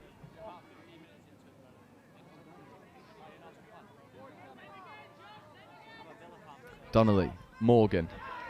Donnelly coming over towards Connahan. Connahan back to Morgan, and Mark Aldous just shuts that one down, says not in my house. Slaps that ball down with authority. Fresh set of 6 here.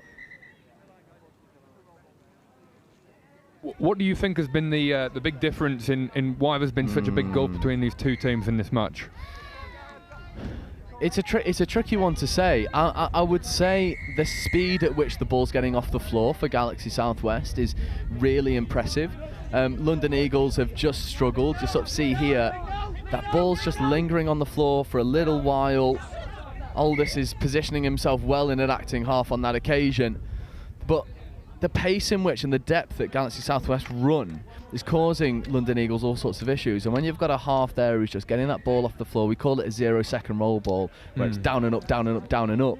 Galaxy Southwest are able to run that with precision, and that's the really tricky thing to defend against when you've got a team running at you with such pace and they're not making any mistakes. London Eagles may be just guilty of a few unforced errors at times.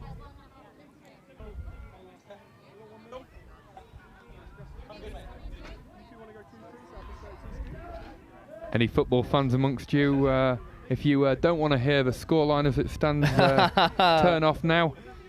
Yeah. Come back to make sure you finish the end of this match and find out who wins. But currently Arsenal are leading 1-0 against PSG in the Champions League. Oh, that is stunning work. And there's a moment of just frustration for Amy Reese. This time it was Graham to Henderson, little flick pass, Henderson long rip into the link channel. Not quite taken on that occasion. Q Tyra with the extra pass out over into the wing channel. Batted down with authority, this time from Galaxy Southwest. 90 seconds left to go on the clock. That's a lovely little rip to get through the midfield press of Galaxy Southwest. Chris Wall accelerating, gets over onto Morris. Blessed in an acting half. Pemberton comes flying onto the field now. There's Blessed once more. Gillespie comes to join the fray wearing 12. Good platform here for Eagles to have a dabble with, and Henderson wanted that ball in his hand, touched in flight. Fresh set of 6. Much better there from London Eagles. Just over 1 minute to play. There's Roy Callahan. Gets the ball back, tries to get on that link punish, diving at the line, and that is try time. And it's a wonderful link punish, executed superbly. And for London Eagles, that's the recipe for success. You get that ball off the floor nice and clean, always moving forward. Try time, it was beckoning. Tom Flanagan, lovely score. Yeah, just a final point, just for those fans who may not know what you mean by link punish, could you just explain that a little bit more? Yeah, good bit of touch jargon actually. I'm glad you've said that. So that play there, open side quickie, where two players are interchanging. One's rolling the ball and stepping on the link's outside. This link, again, positions in touch, so Bibi Pullis in at this link channel now. She's the link here. So then you'll be looking to take her on your outside and almost give yourself a foot race to the line. And London Eagles executed that one perfectively. Great knowledge, yeah. Bloom platforming here, picking up is Morgan. Morgan stepping, late pass off to Bloom, and that is a wonderful bit of touch from Galaxy Southwest. That bit of interplay, Bloom and Morgan, and that is all she wrote.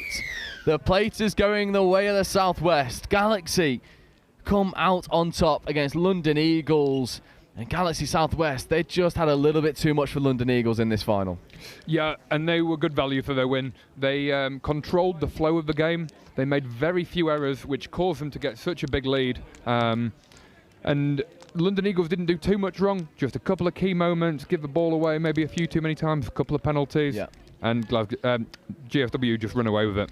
Absolutely. Galaxy Southwest, the victors in the plate. And we've got one more game coming up for you. It's the big one for all the marbles. It's the cup final, London Scorpions versus Nottingham Hoods. Jake, I will bid you farewell. That is your job done. Thank you so much for joining us on commentary today. It's been an absolute pleasure.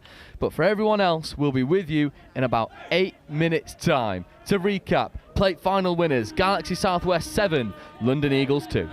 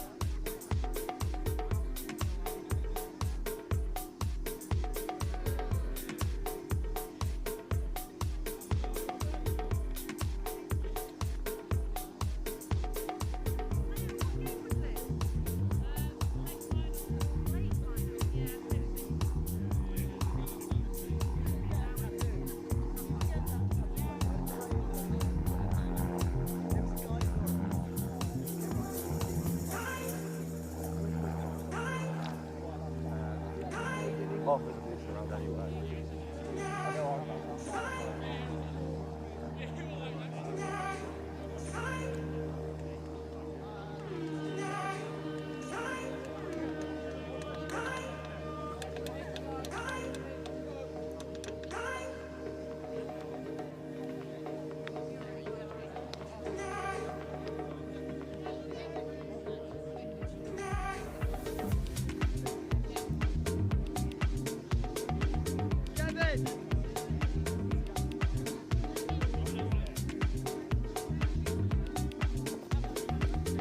Yeah, that was so good. Anything got called wrong? No calls wrong. Yeah,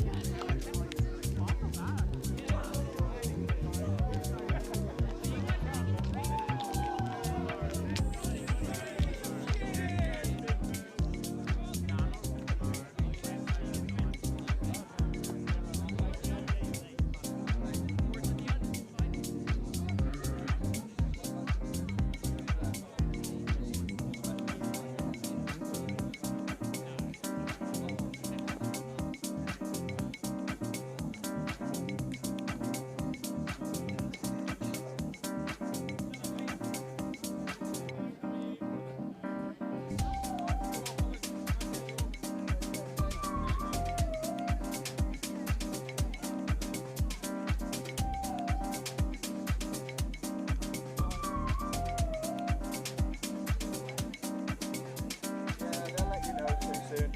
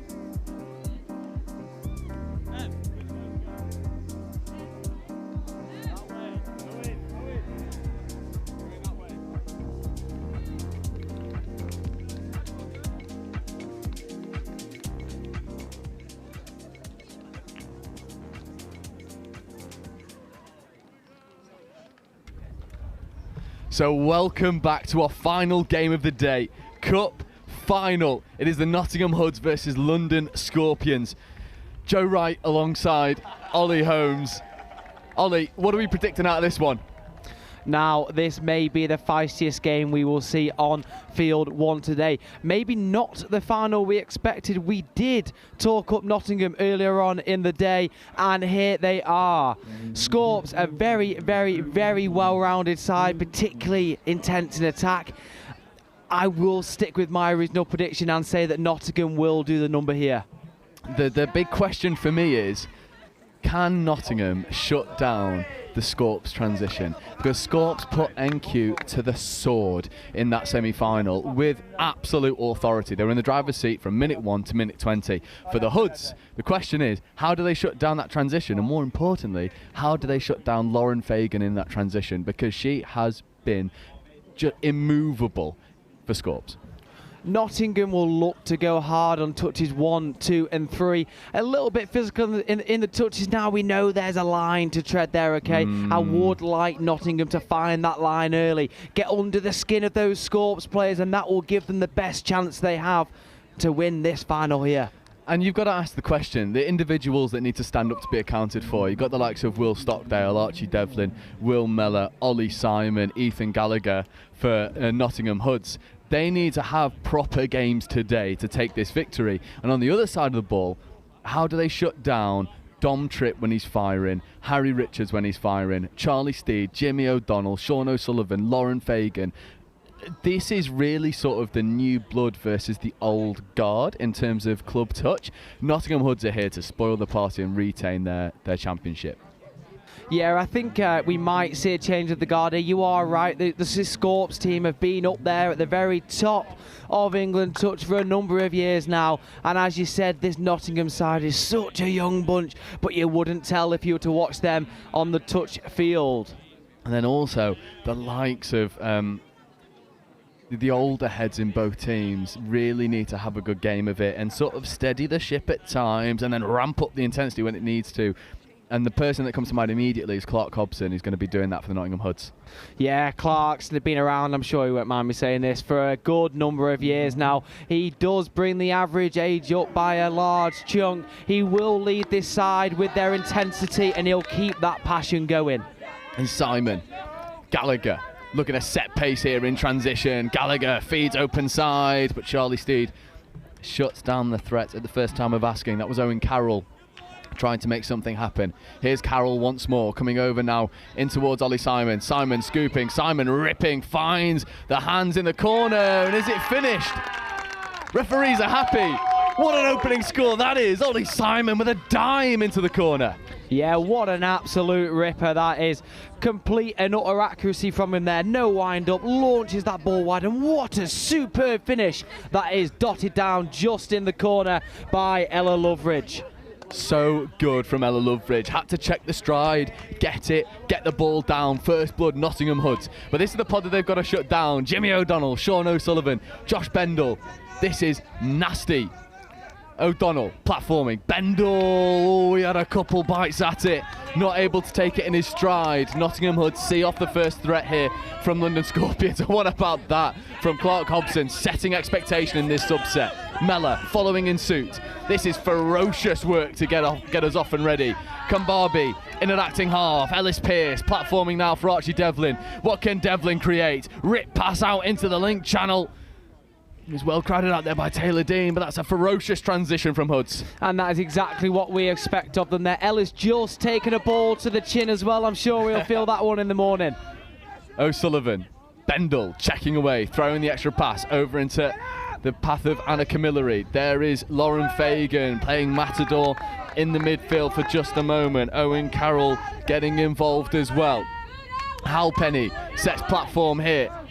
There's a lovely right to left pill, not quite taken in stride, and this Nottingham sub box is just bubbling with a lovely youthful intensity. They're up for this. Yeah, it's a beautiful insight, I have to say, Joe. I'd love to know what was going on in the other box, but we can only talk about what we can hear here. You're right, the energy is up, the voices are loud, and they'll bring that intensity onto the pitch. Yeah, Devlin looking to throw the extra pass, not taken. Harry Richard ate the ground up in front of him. Is Tamani Kumbabi orchestrating this subset. Simon flies onto the field with ferocious foot speed, followed by Ollie Simon. And now this is dangerous. Stockdale back on the inside. Ollie Simon finds Stockdale. What a stunning platform this is on 5th. Ollie Simon looking to go long. Steps around Harry Richards. Not once, but twice. Escapes his way into the in-goal area potentially. But what a diving touch that is by Jared Lewis. Yeah, ducking, diving, weaving. He is a tricky customer, and he was unlucky not to come out with the result there. Let's see if Scorps can return the favour. Seems like a classic case of Ollie Simon saving his best touch for the final when it really matters. Lovely late pass there into Hal Penny, but Will Stockdale with a diving touch says, no, thank you, sir. Back to the mark you go. Camilleri organising this subset. Lovely little hitch kick to bounce around from Joe Brewer. Brewer back in towards Tripp. Steed in an acting half. Charlie Steed, left foot, right foot, trying to take Ollie Simon for a walk, but Simon with a lovely diving touch. That's some superb agility we've seen there from Simon, both on the attack and the defence as well. He is absolutely ruthless on this touch field. Yeah, Kambabi, lovely platform. Gallagher following in suit, and here is Simon platforming. Kambabi in an acting half. Hobson, Mellor positioning in the backfield. Hobson now platforming, getting right up to the 7, and they get a fresh set of 6. Penalty ball for offside. Now, Nottingham will love this opportunity with Clark at the head of the group on the field, taking the lead. Let's see what they can show us here. Yeah, Hobson feeding over towards Mellor. Carroll in motion. Carroll on the sweeper. Owen Carroll wanted to go long, but that's a textbook snipe from Dom Tripp. Yeah, he's good at that, Joe. He reads the play really well. He knows where the space is and knows exactly where he needs to be. Now Mellor in motion. Clark picking up back against the grain, left to right, rip. Oh, it's almost taken superbly in the far corner by Ella Lovebridge. Not on this occasion. Good diving attempt, but turns the ball over back to Scorps. That's a couple of balls we've seen now, Joe, that have gone, you know, you're talking 25, 30 yards with zero wind-up at all. This is going to make for an absolutely lethal game. Oh, Tripp with tremendous foot speed through the roll ball. Followed in suit by Lauren Fagan. Here is Fagan platforming. Jimmy O'Donnell picking. Sean O'Sullivan in the delayed link channel, but Jimmy O'Donnell accelerates through. If not for a diving touch from Clark Hobson. Putting his body on the line there, going from leading the attack to setting the example in defence. Mellor checking over. Simon platforming. Love the expectations here. Will Mellor setting a stunning platform. Falling in suit now by Ella Dean. Dean getting involved for just a moment and then backing out is Pearce. Platforming, dummying, Pearce ripping long. And Grace Purgos is in a lovely area just to shut that down. Not played at, so no fresh set of 6. Turnover for Scorps. That's the one exactly, mate. You play at the ball, you do concede an extra set of 6 there. Very well done, held her space superbly as Scorps. Just a little pause in the roll ball, stunting the momentum. Yeah, done a really good job at shutting down Lauren Fagan. Her role in the transition for Scorpions has been, crucial to their success. And Hoods are doing a really good job at applying the pressure. However, we see a stunning platform here set. Great expectations. Late switch from Hal Penny and then ripping long into the far corner towards Anna Camilleri. Camilleri looked for the extra pass. Not played at. No 6 more. Just turnover in the far corner. Hoods want to go quickly. Yeah, just looking for the extra set of 6 and superb hands there to keep Nottingham on a roll, and that is the commentator curse. Oh, Hal Penny wants to go quickly. Hal Penny and Harry Richards spy an opportunity to make something happen. Harry Richards accelerates through and he will finish. And that is quick turnover ball. Nottingham caught napping in their subset. Scorps, Johnny on the spot, go and execute. And this is a poacher's score here between Liam Halpenny and Harry Richardson. That is exactly how you play the space. How do you manipulate a gap when there isn't one in front of you? Drawing players, cheeky switch, straight back through the middle. Absolutely superb. Yeah, Halpenny just having a hand in the magic for London Scorpions. First time we didn't really see good execution in the transition from Hood. Scorpions make them pay. Ollie Simon now moving over into this link channel. Late check away towards Ethan Gallagher. Gallagher playing a bit of Matador at the moment. Owen Carroll platforming. Simon finds Gallagher. Gallagher feeds away. There's a 2-on-1. Can they finish in the corner? They can't because Joe Brewer with a good bit of defensive work gets over, makes the touch. Yeah, superb cover and touch in the corner. They looked all for money they were going to be in there. A skip pass out here towards Ollie Simon. Simon trying to dance around, maybe lucky to get away with no blocking penalty. Ollie Simon with footwork, Gallagher with a baton pass, Carroll tried the same. It's a good bit of endeavour, good bit of industry. Didn't quite come to much there for the Nottingham Hoods. No, but you can see what's to come there, can't you, Joe? You can see that they're willing not only to throw the ball straight to the wing, but also willing to put it through those hands, through the numbers, manipulate that space for themselves. Steed sending good platforms here in the transition. Sean O'Sullivan flies his way up the pitch. Josh Bendel with a late pass over here to Taylor Dean. Taylor Dean platforming. Jimmy O'Donnell found himself stumbling, had to flick it out the back. It just came unstuck at the crucial moment for Scorpions.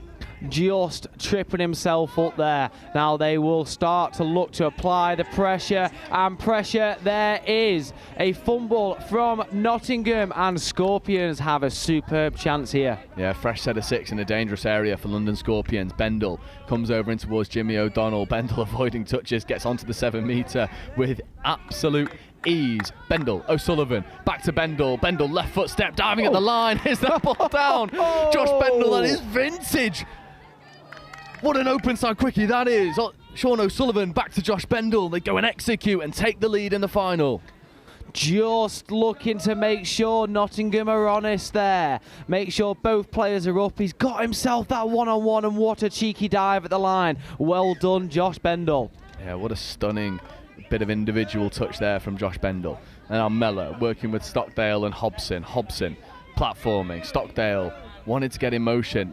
Not happening for him right now. Hobson feeds over towards Mellor. Stockdale does get it now. Will Stockdale look to go hard at the line? Tamani Kambabi was in acres of space over here on the near hand side, not taken for just a moment. Will Mellor now does come over towards the short side, manages for a moment to get around the outside of Jared Lewis before the big man makes a good touch and brings up the change. Scorps getting some real good purchase when they're on their own line, getting out. They've done a real good job to make it up to halfway. Clark Hobson called offside there. Play on. Touch 4 coming. Yeah, lovely extra pass there. Mimi Taylor Dean getting involved. Is Brewer coming over now, switching with Dom Tripp. Charlie Steed accelerates, gets into the in-goal area. That is ferocious speed. Not quite able to connect, but you can see what Charlie can do when he gets a clean set of grass in front of him. Just a hop, skip and a jump. He tried to keep himself in the air. You are right though, when he pins back his ears and goes for that corner, he's largely unstoppable. Oh, it's forcing things at the moment at the Nottingham Hoods. That skip pass never really on. Hobson subs in D, brings in Ellis Pearce as well. There's a numbers overlap if they want to take it. Halpenny can't quite take one in his stride, so a pair of unforced errors forces simultaneous turnovers. Nottingham Hoods get the ball back very fortunately, and now they need to clean up this subset. Agreed, very fortunate now. They've got to start turning the screw, and as I say that, another handling mistake. Scorps will be smiling about that one. Yeah, and also Scorps have already done their subset, so this is a fresh set. No touches will be burned to get the fresh legs onto the field. Halpenny working with Bendel. Bendel playing Matador with Pearce. Pearce makes a good flick touch. Sean O'Sullivan in the backfield in motion. There is O'Sullivan. What can he conjure? A little late pass back in towards Halpenny. Oh, for a moment Halpenny wanted the phase. He had a dabble of a thought. Not taken though. Opts better to just take the roll ball back on the 7. There's O'Donnell. Sean O'Sullivan escapes into the in-goal area. Looks to connect with Bendel. Not quite happening on this occasion. Just a little bit forced that one, Joe, as the referee calls the play back to where he would like the play to restart. Yeah, just forcing the pass a little bit there, Joe, and I'd like to see them go through their phases there as Nottingham get their players on early. Oh, Devlin's off to the races. Archie Devlin looks to go all the way around the outside, ends up getting all the way up to halfway. Here's Devlin once more. I mean, why use your team if you can get up to the 10 metre line by yourself? Ethan Gallagher looking to go towards Stockdale, chooses better of it. Gallagher steadying. Apologies if you picked up any naughty language. Hoods are a passionate bunch as Devlin almost escaped into the in-goal area. Maybe should have just kept going and carried. Thought that he maybe had less space than he actually had. I think a little confusion there between the players and the referees. I think there was 4 fingers held up. I think the players thought that was 5 there.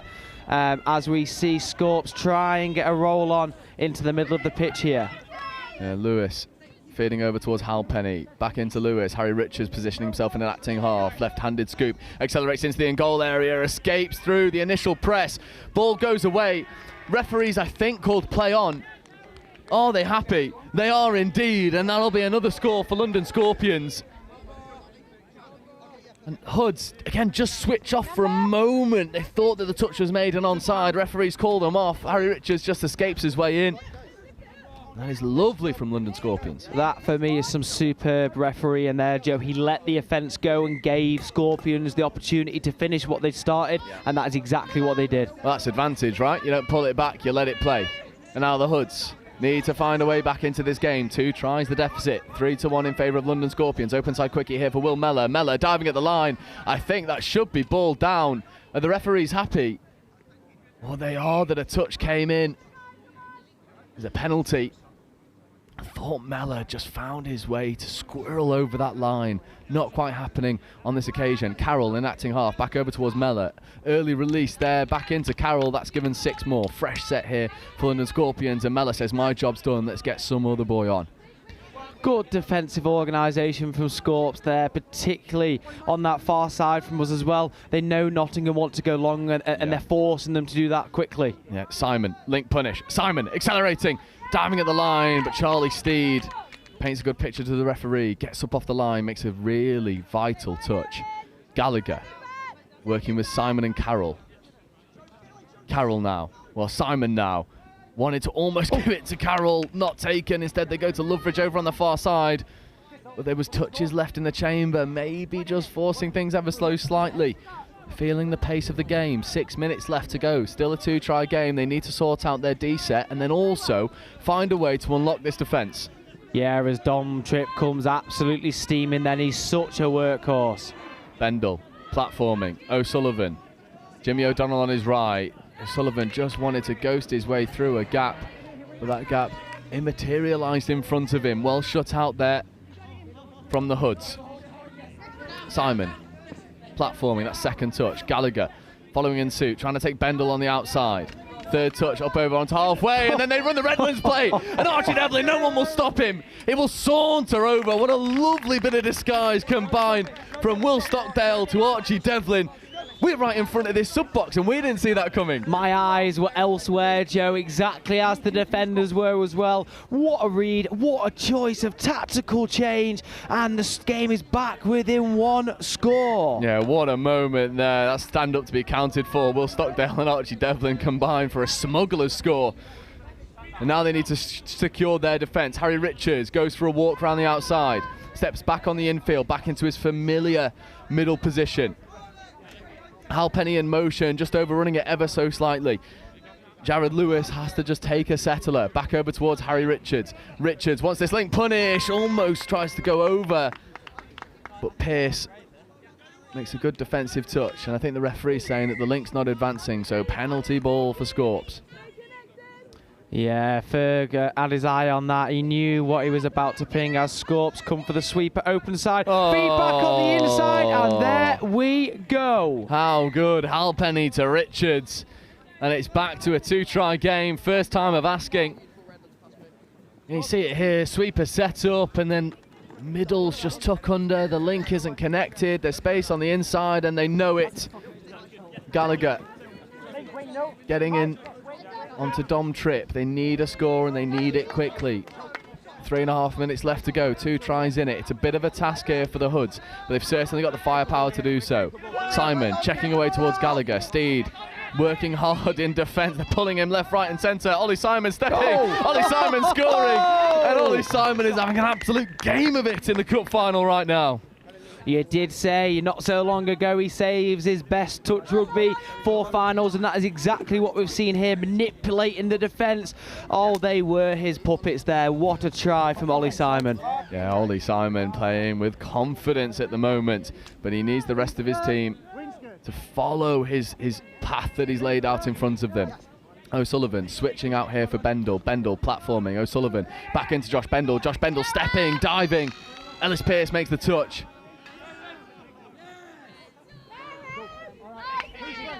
I like this switch that Scorps have put into their tap-off. It's very difficult to know whether they're coming back into the middle or staying on the same side. Bendel. Fire up now for Jimmy O'Donnell. O'Donnell looks to connect into the far wing.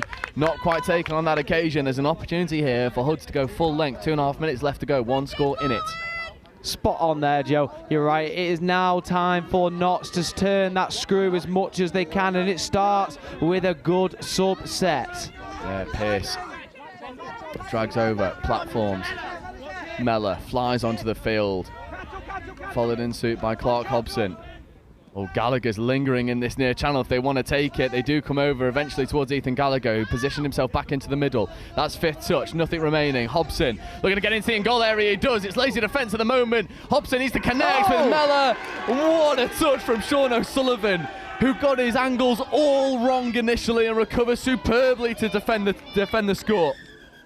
Yeah, you're right there, Joe. The hips were turned the wrong way. He was made to pay for that. I thought Clark had just done enough there, but the recovery from Sean was nothing short of brilliant.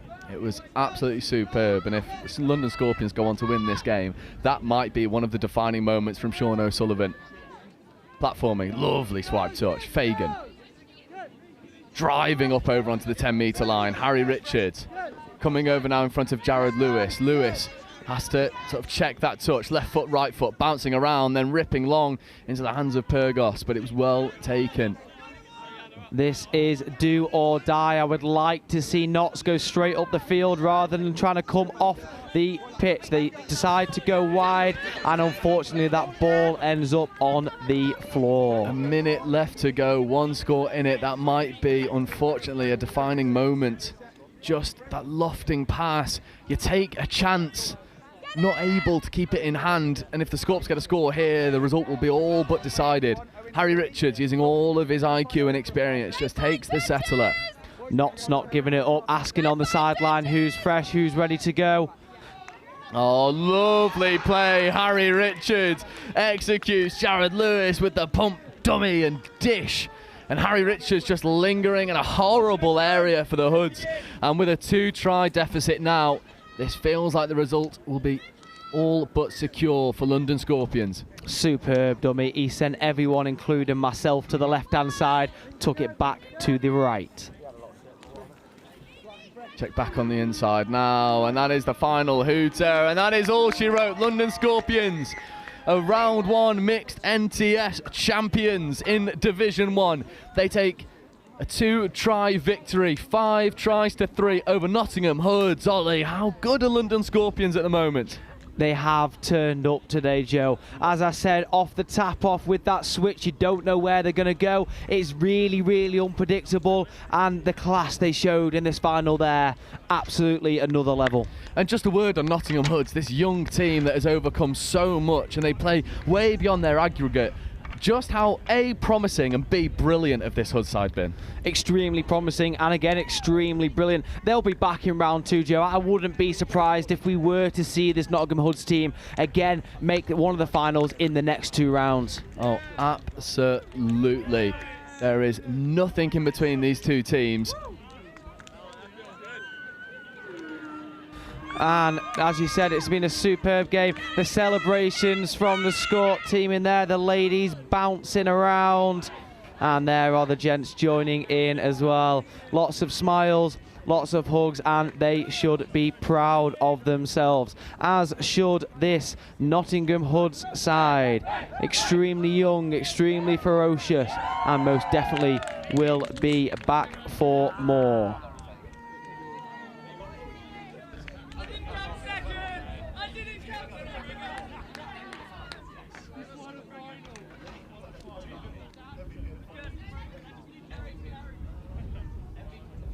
Just a discussion to my left-hand side about MVPs for the final. Joe is racking his brain.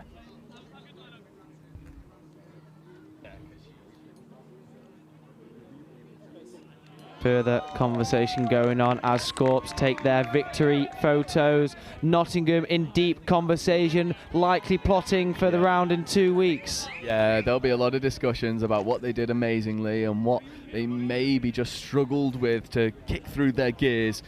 But for Nottingham Hoods, this is not the end. They're going to be back in rounds in future, and this young side is oh so exciting. But for now, London Scorpions, the victors.